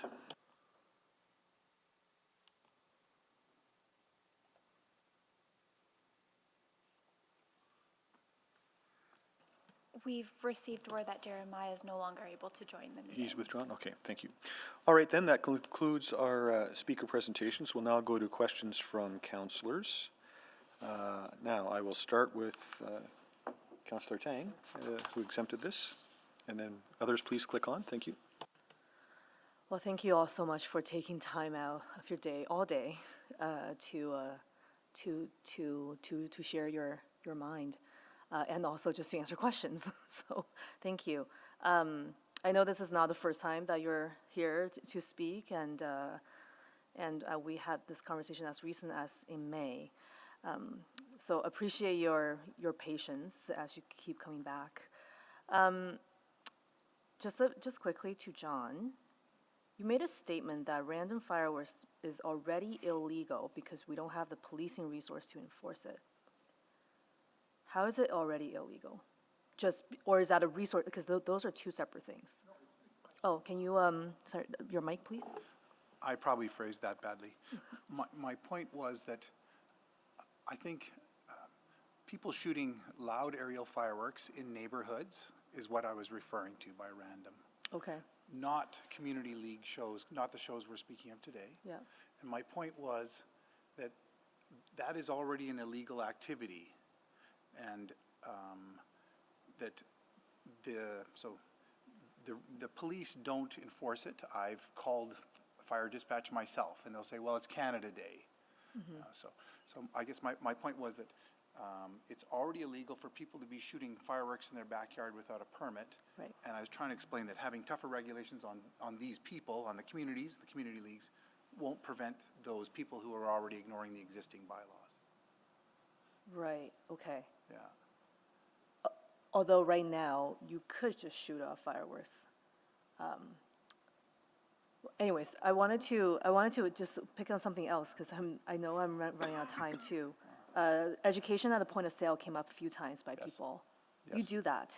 Yes, actually, and we do one thing further. We vet our customers. We don't sell to anyone if they admit to us they're going to use them in Edmonton.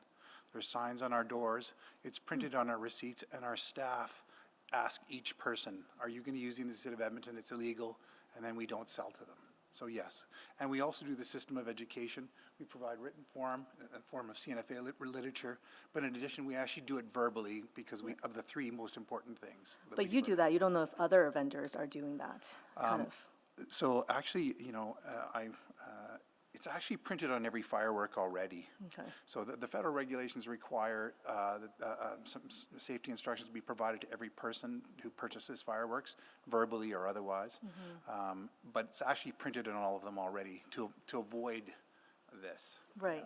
So I think there's a few suggestions around just education on the point of sale. Yeah. That's kind of already happening because of the federal regulation, and Yes. you're saying yes, you're saying no. The education for consumer fireworks was developed by the CNFA because of a void in the system. Right, okay. These shows here that these gentlemen and people do, absolutely, they have to be certified and take the courses. But for a consumer, if you took a job selling fireworks right now, there's no federal requirement to be certified or educated. And that's the void that we're filling. Right, and I think I was referring to kind of at the consumer level, which I understand Yeah, that you two do. different And fireworks here, yeah. yeah, and that's great to hear, right? Like, that's great to hear. Corey, I was wondering, you were mentioning that if you were to do a show in Evergreen Park, it will cost you right now $3,000 because of the things that Michael was talking about in terms of his service, time, insurance, and all of that. And you would need a display supervisor, like, who's certified with that card, in order to do that. Correct? Yep. Okay, I just want to, I'll definitely have lots of questions for city staff too, to clarify some of this, but thank you for clarifying. Yeah, prior to 2019, the permits were free, and we paid for our fireworks, and we would get a lesson from somebody like John on how to do it, and we would sign a risk letter to the city saying that we were cognizant of the risk, and that would go along with the permit. And then now, it's not, not only is it financially prohibitive, but then it's finding the one of 5 people in Edmonton who can now do it. That's the impossible part. We fundraised, we did bake sales and all sorts of things for our fireworks this year. We raised $7,000, but it took me 3 months to find somebody to shoot them off, because there aren't any operators in Edmonton, and the class to do it, because we thought, well, whatever, we'll just take the course. It's offered 2 times in Calgary, 2 times per year in Calgary, for a couple $100, I believe, or even more than that. Isn't there an online component? Is there an online course? No. Okay. So it's impossible. Basically, like I said, I begged John to do the firework for us, and he said, I will if you come speak at a Right. city council Great, meeting, thank right? you. I'm out of time. Thank you. Councillor Wright? Where to start? Okay, Michael, maybe I'll start with you. So you said $1,500 for the insurance. Yeah, depending on the size of the show, but let's use that as a round number. Okay, and the prep time and the time to actually do the execution of the fireworks, another 10 hours? Yeah, no, I've got 5 hours of time that I need to spend at the site. Okay. And I might have to go ahead and look at it again. Usually, we can Google Earth and whatever. But the reality is, I have, on every single show I did this year was back and forth with City Fire Services to to get try the and permit? mitigate their concerns. Okay. And that takes a long time, right? So that's billable time. Yeah. And, I usually cut them a break, but still. Okay, so that sort of confirms what Corey's costs are, right? The 3,000. Okay, thank you. Yep. And then you also talked about the distance requirements. Right. What's the federal guideline? Is it like 2 times the? So the height or- fireworks, every single consumer firework you buy has a distance on the firework that says, and typically we use a 2-time safety regulation, right? Okay. But I've been being asked to way further. They're asking me for the same fallout region that I use for professional shows. Okay, so I was just Googling buying some fireworks online. Well, that's what Councillor Tang thought I was doing. But so I see some of them, like the fountain type, and I think some of the Roman candles is about 4 meters. Yeah. So double that distance, you would need 8 meters around. Yeah, and where even you're on a setting up? fountain, the 4 meters is totally sufficient. But I mean, if you doubled it 8 meters, sure. Okay. And of the consumer type fireworks, what would be sort of maybe the greatest distance that you would need? The biggest, the baddest of them all, about 45 meters. Okay. Okay, thank you very much. What else do I want? And I just want to clarify maybe, sort of, we're talking three kind of types, aren't we? Like people setting them off in their homes, or not in their homes, sorry, in their yards. And then the community people doing an organized event. And then we're talking about the big Canada Day fireworks at Millwoods Park or downtown, right? Okay. So then, I just wanted Mr. Mattel, I do have some few minutes here. The Diwali celebration, I think, was the first official event almost that Councillor Tang and I attended last year. So did you have fireworks there? Yes, we did. I think we did last year. And year before that was COVID, I think. We did it in 2019. There was one done in 2019. Okay, so you did do one in 2021. We must not have stayed late enough. I think so. I can't remember. I think we did last. We did last year, yes. There was? Okay. And how was it then as far as getting the permitting and all that? It wasn't that. John was the one. Just to explain, in 2019, they could get their own permit. Right. You should tell them that how you used to get the permit till 2019. No, till 2019, I just used to walk down to the fire. On 97th Street, you said, right? No, that was before that, 97th Street and 51 Avenue. There was a fire hall there, and I used to walk down to fire marshal there, and he used to come with me to the location and just check the location, and then he gives me a permit right away. In the evening, I have in a couple hours the permit. But then I started walking down to 105 Street or 106 Street where the fire prevention people are. So I've been getting there for last 10 or 12 years constantly. Every year I just go down there. But last couple of years they made it difficult, like the insurance requirement and who is providing the fire, all the merchandise for discharge, and who's the vendor for providing everything. And did John have yeah. to help you with that process? Yes, he did in everything, but we were finally able to get it. But it took about 1 week to 10 days to get that permit for last couple of years. Okay. I should be clear, after 2018, they used to get it themselves. 2019, they only could get it if they had a professional company with insurance and everything. So it went from 2018 to 2019, night and day. Okay. All right. Okay. Thank you very much. I am out of time. Thank you. Councillor Rutherford. Yes, thank you, Mr. Chair. Sorry, I am not familiar with your name. The Community League rep is who I want to direct my questions to. EFCL rep? No, not EFCL. Is it Glenwood Community League? The youth. Carson. Corey. No, Carson. Corey? Yep. Go ahead. Sorry, I was just a little bit confused because it sounds like you had a lot of trouble this year getting fireworks. Is my understanding correct? Correct. Well, this year wasn't as bad, but it was still difficult. Last year we weren't able to at all, so it was quite bad. This year I did manage to get them, so it was difficult, but not as difficult. And because nothing changed this summer from last summer, like in terms of there's still the same process. Yeah. So did you not like the process that's currently in the bylaw? No, the difference was it was easier this time because I was able to secure what are they called, a fireworks display supervisor, and pay him very well to do all of this. Whereas the year before, I was unable to secure one because I didn't realize that I needed one. And when I went to go get my permit, they said, oh, you need one of these guys. And when I went to find one, I realized they were all booked.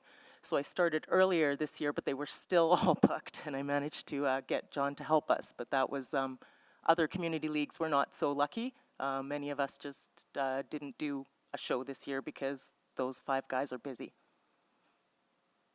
Okay, so but again, I'm seeing a discrepancy between like your experience and the administration's presentation. So I'm just trying to, because, they said that community leagues would still go through the same process with this.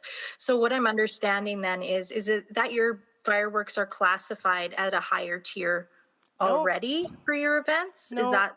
I just feel like it's actually a little misleading because things did change. They said things wouldn't change, but things did. If I read the current bylaws, things have not changed. In practice, when I went to try and get my permit, I need this supervisor guy. That was not required For before the first time this 2019. year? Yeah, and it would have been, the first time would have been 2020, but we didn't do a show that year because we couldn't find somebody. So yeah, but like in Okay. 2019, we got our permit through the fire marshal. We did our fireworks safely that year, and we spent about $700. This year, we did our fireworks. It took us about 3 months to get our permitting in place by the time we found the guy and got our insurance in place and got all the right documents in place, and then it cost us about $3,000. So that's a Okay, very different yeah. experience from 2019 Absolutely. until today. Yeah, thank you for sharing that experience with me. Just to follow up, when do you do your fireworks display? Is it on a holiday? Or is it just like, is it for a special occasion? What is This year was Canada Day, but we've done them for other things as well. We've done them for New Year's Eve, for our summer closing. We've done a block party, all sorts Okay, of. because I thought it was interesting. I thought maybe a middle ground was, that presentation on the no permits required on certain holidays. Would That'd that be be something interesting. that would appeal to you? Absolutely, that would make a lot more sense. Okay, thank you. That's all my questions. Thank you. Second round, Councillor Wright. Thank you very much. Laura, you'd mentioned about previously they needed to get insurance. Right, so they've always needed to have insurance coverage. As per our insurance provider, leagues have always required a professional company to help a league to set off fireworks. Now, whether those are consumer-grade fireworks or professional-level fireworks, they need to have someone with a certification set them off on the licensed land. Okay. Do you know what that extra cost is for the insurance? I don't, unfortunately, no. Maybe one of the community leagues? I can speak to that we didn't have to do that before 2018 to get the insurance. I believe when we talked to EFCL, we had our own private insurance that covered that through, like we had our own community league insurance. So through your standard sort of community league policy, that was already covered? And I don't know if we're different because we're on private land, so that might be different. I was going to say, it might be a little bit different with Evergreen because of their location. I'm not sure. Yeah. If I might jump in, I can tell you that community leagues definitely got their own fireworks permits in 2016, at least as late as 2016, probably 2017. But the permits would have still required insurance, which was covered off in? According to our insurance provider that I spoke with, they always have required that they had a professional set them off. So yes, they might have been able to get the permit themselves, but they had to have someone. So whether leagues did this or not, I can't say how that all went down, but that was the rule according to our insurance provider. I don't want to get anybody in trouble. I don't want to get into it either. Okay. No. All right. And then with the display supervisor positions, so there's 5 in Edmonton. Those are the only ones that can oversee, or maybe that's more for admin? There's no other person that can oversee? Yes, sorry, Michael? So I'd like to clarify that. So to become a display supervisor was touched on. You need to basically take a course. It's a 5-hour, it's a 1-day course. You take the course, and then you've got to apprentice with other contractors. And you got to remember that those shows don't happen all the time. They only happen at special occasions. These are big shows, right? To become a display supervisor, you have to apprentice on big shows. So there is only a few of us in town. It is actually more than 5, but it's not more than 10. So. Okay, and the apprentice themselves could not go off and help a community? No, because you're not a display supervisor until you're certified. Okay. And that doesn't happen until you get signed off on multiple shows. Okay, thank you. And Ms. Kowalchuk, you talked about noiseless fireworks. Are there others that maybe have that are reduced or subdued noise that would be appropriate for our wildlife?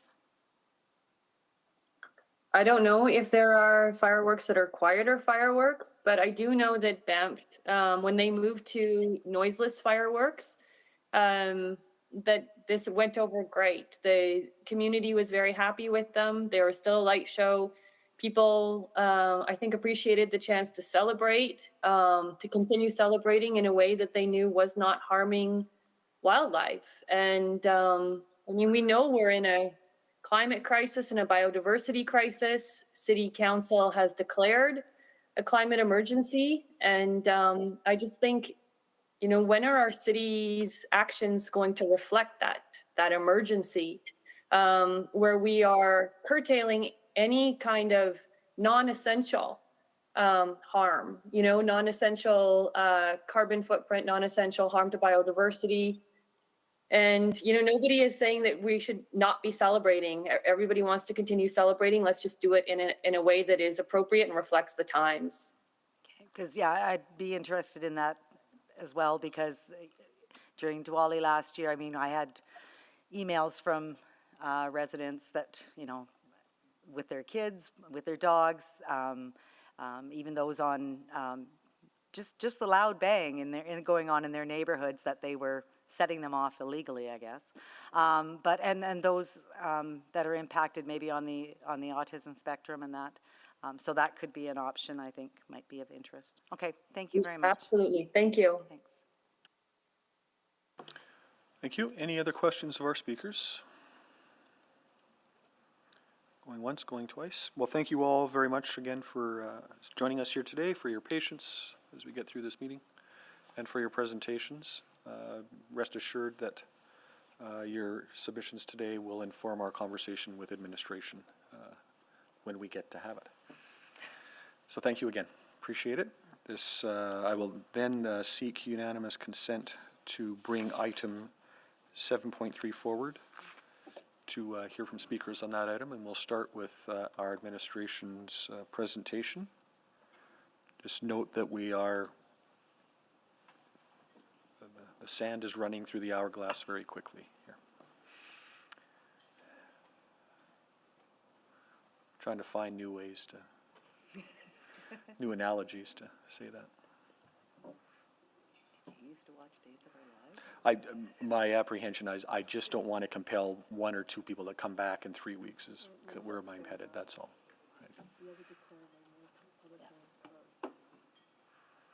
I will, yeah. We're going to have a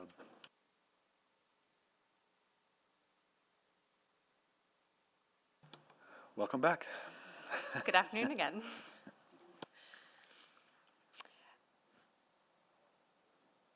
So I will go ahead and jump right into our presentation here. We do have a number of folks available to answer questions, but I assume we'll be doing that on another day, so we'll make sure those are queued up. To kick us off, the Edmonton Federation of Community Leagues, and also known as EFCL, and administration have collaborated for many years, including on the development of the Community League grant programs. The city's Community Resource Grant Teams administers the Community League grant programs on behalf of the EFCL. Administration and the EFCL have been discussing these grant programs and have identified opportunities to improve equity across allocations. Work is continuing to determine the best approach to move forward to support leagues through the funding programs, to streamline processes and ensure that this operating grant is aligned with other operating programs in the city. Recently, work was done to streamline information collection from community leagues for grant allocations and for EFCL reporting. Discussions have also included how EFCL and the city can best utilize information collected from the leagues to strengthen programs, offer support, planning, and for alignment with city strategies and priorities. There is a commitment to continue to work together to update the grant programs and to build more equity and accountability, including considering a new funding formula. The goal is to have new programs developed for 2024. Additionally, the City of Edmonton Community Parks Framework, intended to replace the Neighborhood Park Development Program, is currently being developed, which is considering equitable access to community park amenities by optimizing long-term, data-driven strategic investments. as always, we're here and we are happy to answer any questions that you might have. Great. Thank you. Thank you for those comments. So we'll go now to our speakers.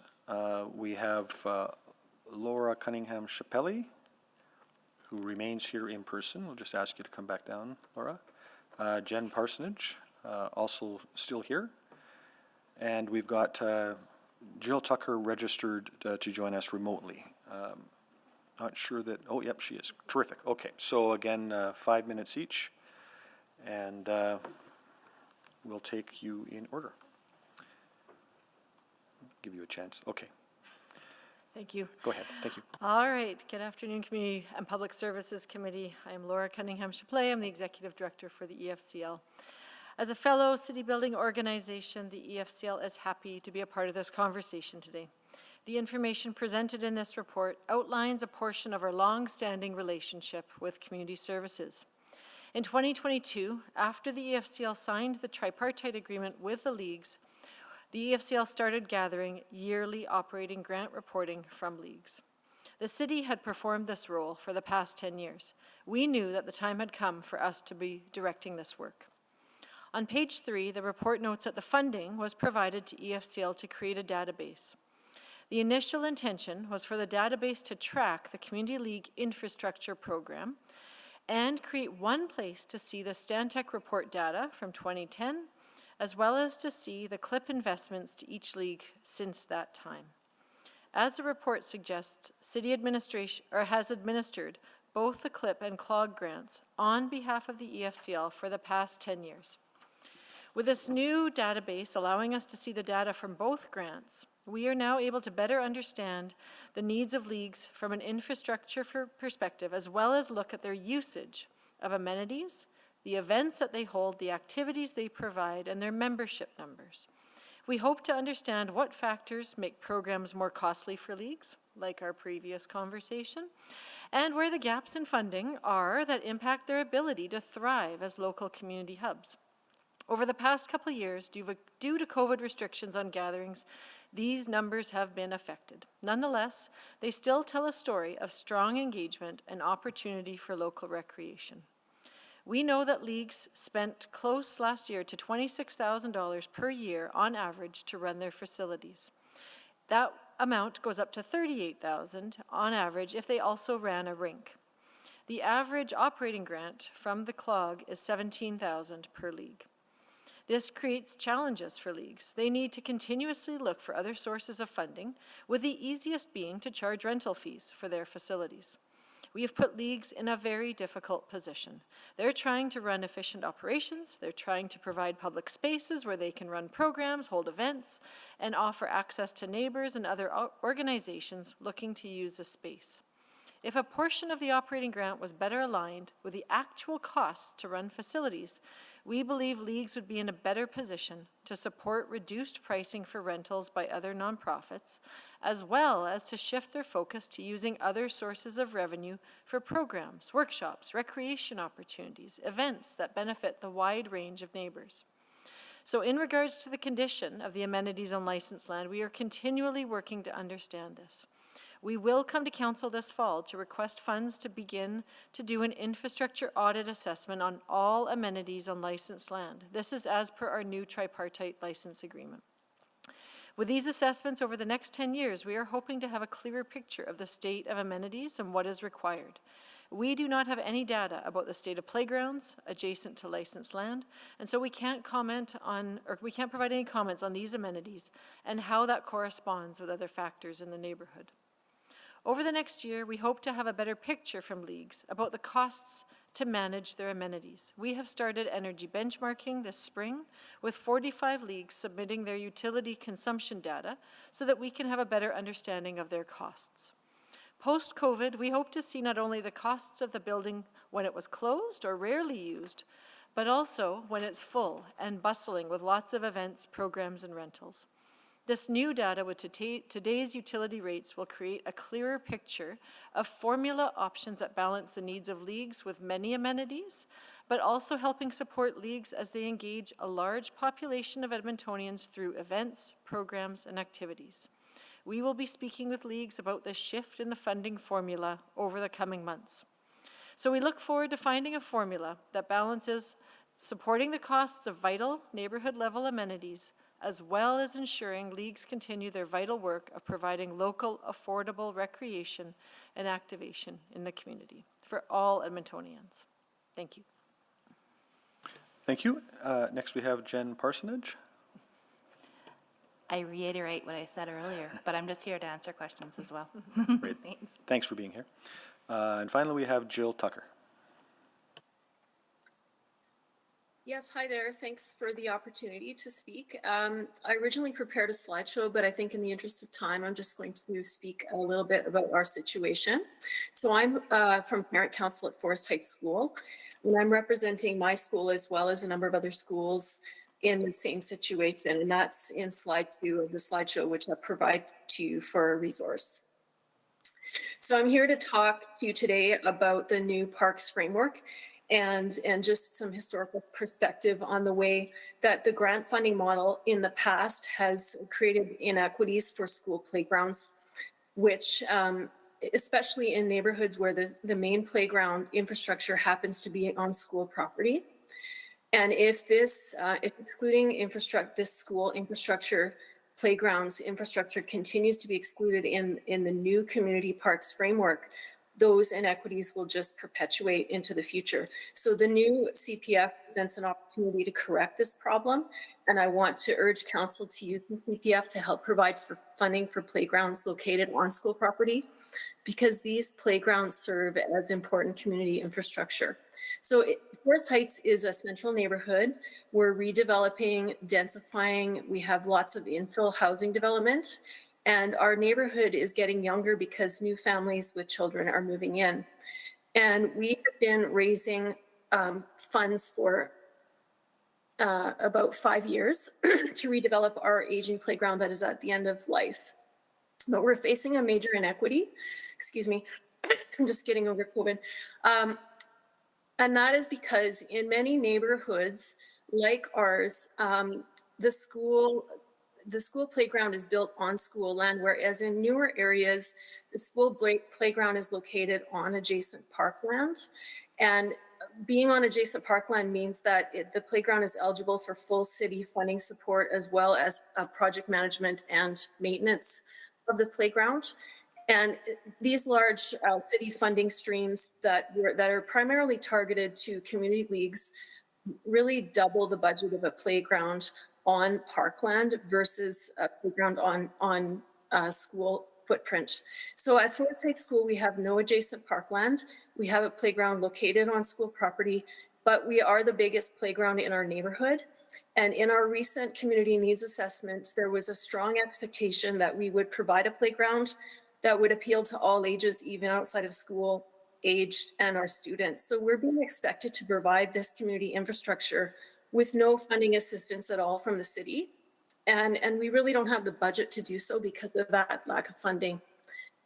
So this situation puts an enormous burden on parents in small neighborhoods because the school is the largest playground and it happens to be on school property. Whereas in outlying suburbs, parents do not have this burden because the city of Edmonton provides full funding support for the infrastructure along with the project management for redevelopment.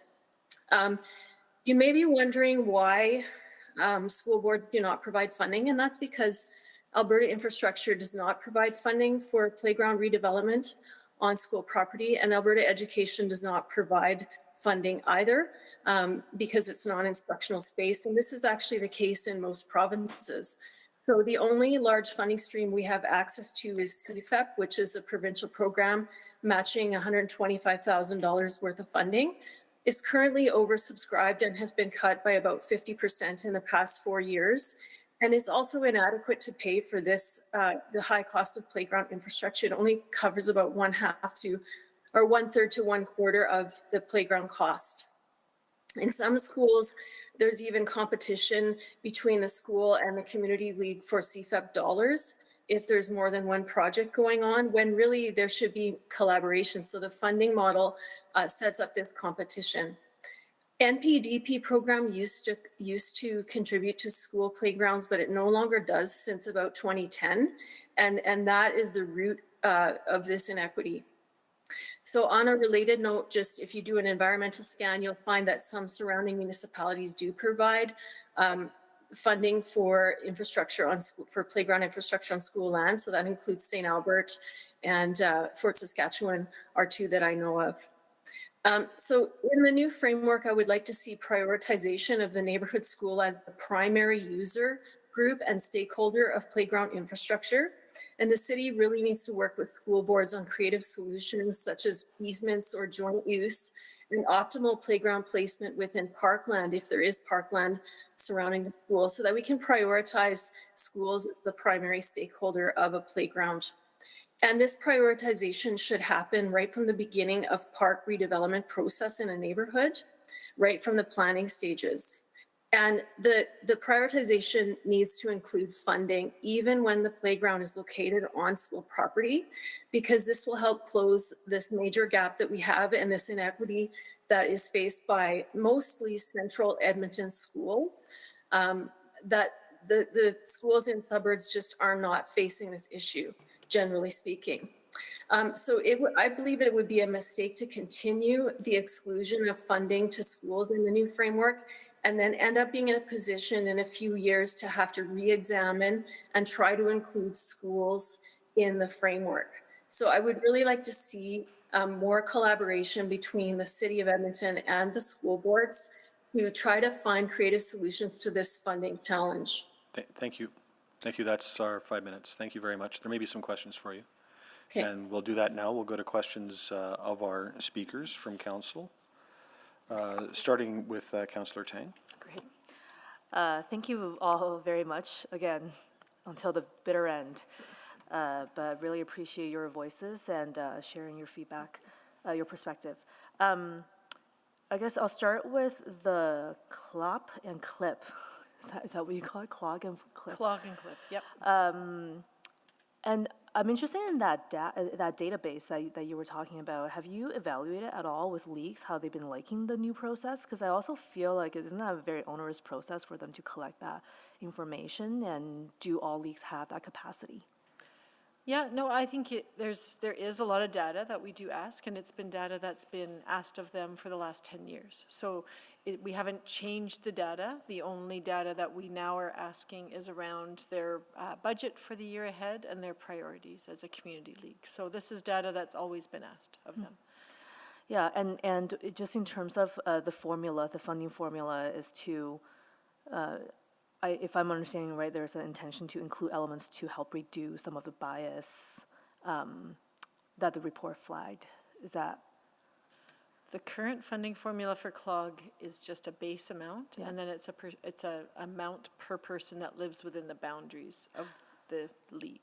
Right. Oh, sorry. What I mean was, I think in the report they talked about, sometimes there's kind of inequity. Some leagues have more capacity, and some leagues don't, et cetera. So those kinds of issues will be adjusted. That's what we're trying to adjust for. Yeah, that's good to hear. And I'm curious if you, the issue that Jill is talking about in terms of school and the competition with leagues when it comes to community infrastructure like playgrounds, has that ever been on your radar? It's been something that's come up, and I think it's great that Jill's here to flag it again as we look at this community parks framework. I think it's really important. Yeah, absolutely. Yeah, and just over to you, Jill. So I appreciate you mentioning that, the challenge that schools face is because at the provincial level, those fundings are very, very limited, been cut, and it's simply just not available. What kind of, advocacy work has been done at that level? There was an attempt to speak to the Minister of Education, but we were not able to get an audience with the minister. And then so far, all the advocacy work is really done by yourself and parents represented in that group. Is that right? That's right. Yes. And so we've been advocating also for supports within EPSB for project management, but they're not in a position to give us any funding because there's no funding coming down from the Alberta government. Right. And you're with the school that you're it's public school, but have you heard similar issues with the Catholic school board, or sorry, Yes, schools there- with Go ahead. Yes, there absolutely is an issue with the Catholic school, and in some cases even more so, because more of their playgrounds, from what I understand, are located on school property versus, especially in new neighborhoods, public school, Edmonton Public has a lot of playgrounds that are on adjacent school land. They're right next to the school, but they're across the boundary, which is why they're eligible for city funding, and we cannot access that. So, yeah, no, I appreciate, the work you and the parents have done, and, raising this with me even during the election. So there's certainly some conversations, and, I look forward to asking some questions to administration and putting forward any direction when that time comes. But just want to appreciate all of you for coming out to speak to this. Thanks. Thank you. Councillor Wright. Thank you. In regards to, the application process and that, I'm quite surprised that none of the information that was being inputted was taken into account to determine the amount of the clogs. Sorry, regarding the year over year, outcomes or the data that was being collected? Well, the data that was being collected, that was never taken into account to increase amounts? It was just... That's right. So it's, I can't speak to the agreement that occurred, I think it was 12 years ago, between the EFCL and the city, but it was always the agreement that the city would collect the data and the city would, on behalf of EFCL, distribute the funds. And I think we just never got to the point of looking at those outcomes and how we evaluate that. So there's been conversations, but I think now is the time to really dig in post-COVID to kind of look at where are we at? What does this need to look like? Because it was quite an onerous process to fill all that in. Why? Okay, but it's good that you're using the data, or will be using the data now. And then you talked about the sort of the energy analysis and that. Is that and that's something that you're considering is using to determine the clog amount then? Well, I think it gives us a better picture of how much leagues are spending on their utilities, right? And not only will it help us to advocate for some improvements with their facility, right, so that they can maybe improve the facility itself, but also to look at what is the real cost of running these facilities right now. Okay, so in relation to the water to run an outdoor rink versus maybe a community hall or something like that. Okay, that's right. Sorry, I've forgotten the other speaker's name. Jill? Sorry. So do you think, like, with the new community parks framework, will that take some of the pressure off in competition for CFAB? It will if so in cases where there's an adjacent community parkland and there is a re-looking at the whole site to position the playground closer to the school or as close as possible to the school if it's still going to be on community parkland. That will help alleviate some of those competitions. But for cases like Forest High School, there is no adjacent community parkland. Our small community playground is located down another street, and it's tiny and doesn't serve the needs of the neighborhood really. So there isn't a solution for us within the current new framework. As far as I understand, the new framework is specifically excluding schools from funding school sites. And so that's why I'm here really is to ask that the new framework be re-looked at to include school sites in the whole picture, include funding. Okay. Does that answer your question? Well, yeah, I was just wondering if part of the framework was going to for the city to pay for the renewal or the new playgrounds, then it won't pay for playgrounds located on school property. No, unless it's re-looked at. But if there are two playground sites on a park site, then what I hope to see is that there will be a relocation of the existing playground, maybe near a community league building, but across the school and maybe behind a berm. Instead, locate that playground to closer to the school. And that's a big issue for the school division. It's not an issue for us at Forest Heights because our issue is really that we do not have surrounding parkland. And so we do not have the option of putting our playground on parkland so that we can become part of that process unless they look again at funding schools. Okay. I was just, I guess maybe I wasn't clear sort of in what I was asking, that if the city is going to build a playground, I'm guessing they probably won't be able to qualify for CFAB funding. But so then that takes some of the pressure off. So that backlog that you said that is with CFAB, would that free up more money or more opportunity for the schools to get access? I think it's unclear whether or not CFEP is going to be accessed by these community playgrounds on Parkland. It currently is because the process is driven by community leagues, and then the league applies for CFEP. But I'm not sure what the cost sharing will look like in the new framework. Okay. All right. Thank you very much. My time's up. Thank you. Councillor Salvador. Yeah, thank you. And thanks to our speakers for being here. I'll direct my first few to the folks from EFCL. So just wondering, for the infrastructure assessment and analysis, recognizing that's going to be done at sort of a neighborhood scale, looking at neighborhood level amenities, is there any opportunity to also look at it from kind of a district scale? I'm thinking there's, of course, parallel work going on with district planning right now. Is that being contemplated at all? At this point, what our contemplation is what is on licensed land for each league.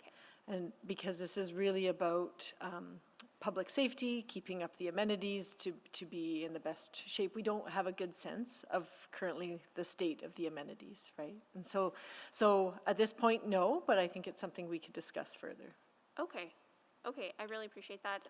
Sorry, can I just add one more thing? We actually, with the database, can look at parts of the city and understand the condition of the amenities in certain parts of the city, if that makes sense. So I could look at a district and I could say, in this district, it looks like there's 3 halls and 4 basketball courts that are going to need to be significantly repaired. And we can look at that from a bigger perspective that might inform the city's planning or understanding. Yeah. Right, okay. Well, that's great, and really excited about the database too. I think that sounds like a fantastic tool. And then I just want to zoom out for 1 second here and just paint a bit of a picture, ask a scenario-based question. Mature neighborhoods, community league that's fallen into disrepair, potentially struggling to fundraise in order to build a new one.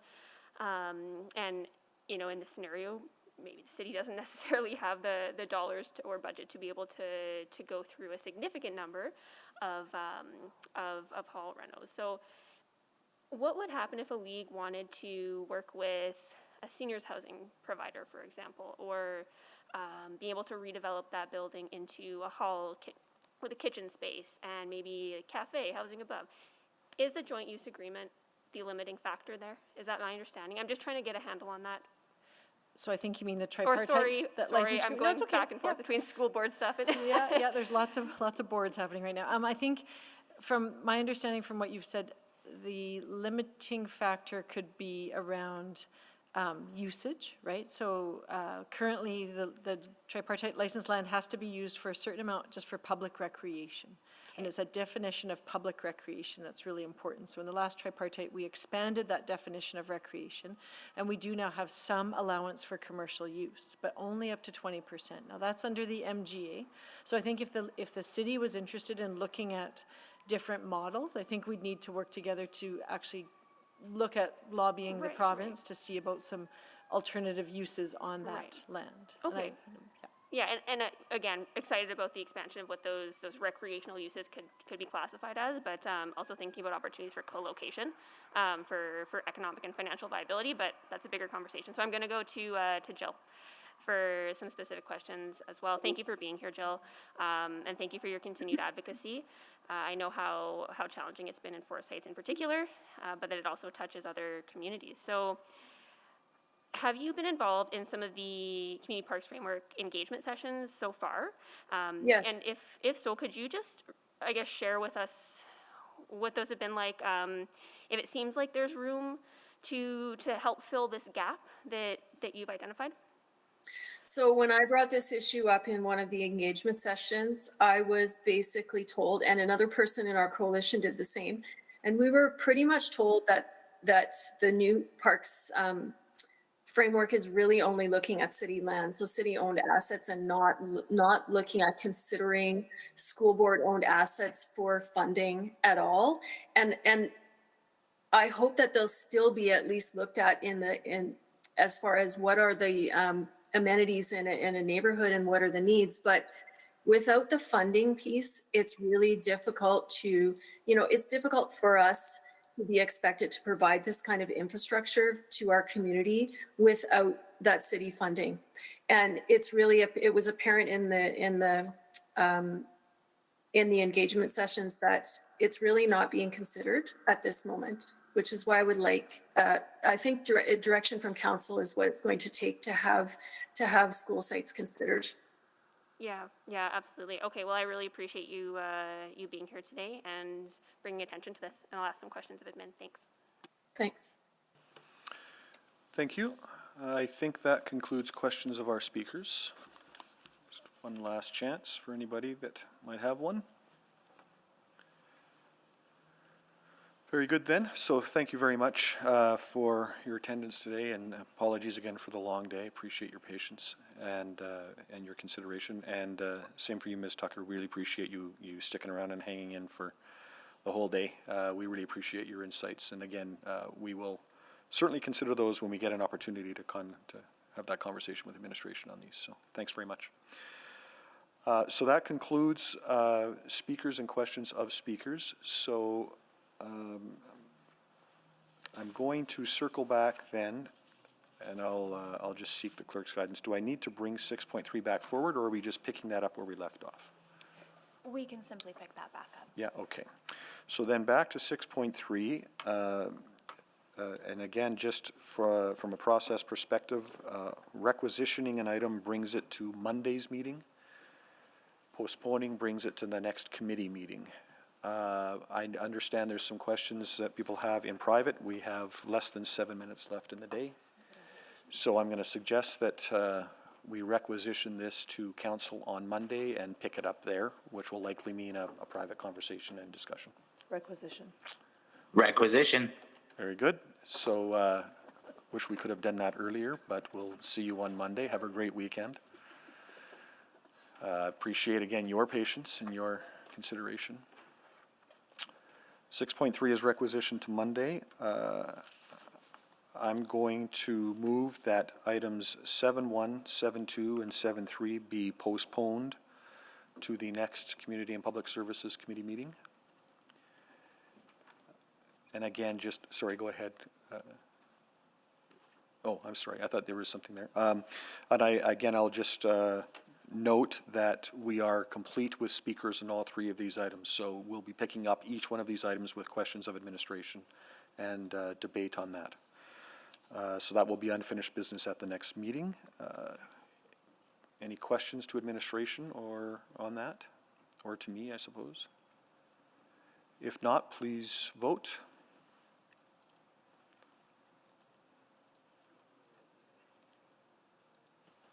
We have 4 votes. Please display the vote. That is carried. So those items will be discussed 3 weeks hence. I neglected this earlier. Are there any councillor inquiries today? Not aware of any. Seeing none, are there any notices of motion or motions without customary notice? Seeing none, we are adjourned. Thanks very much, everyone. Have a great weekend. Have a great weekend. Good job. Same to you. Same to you. See you all Monday.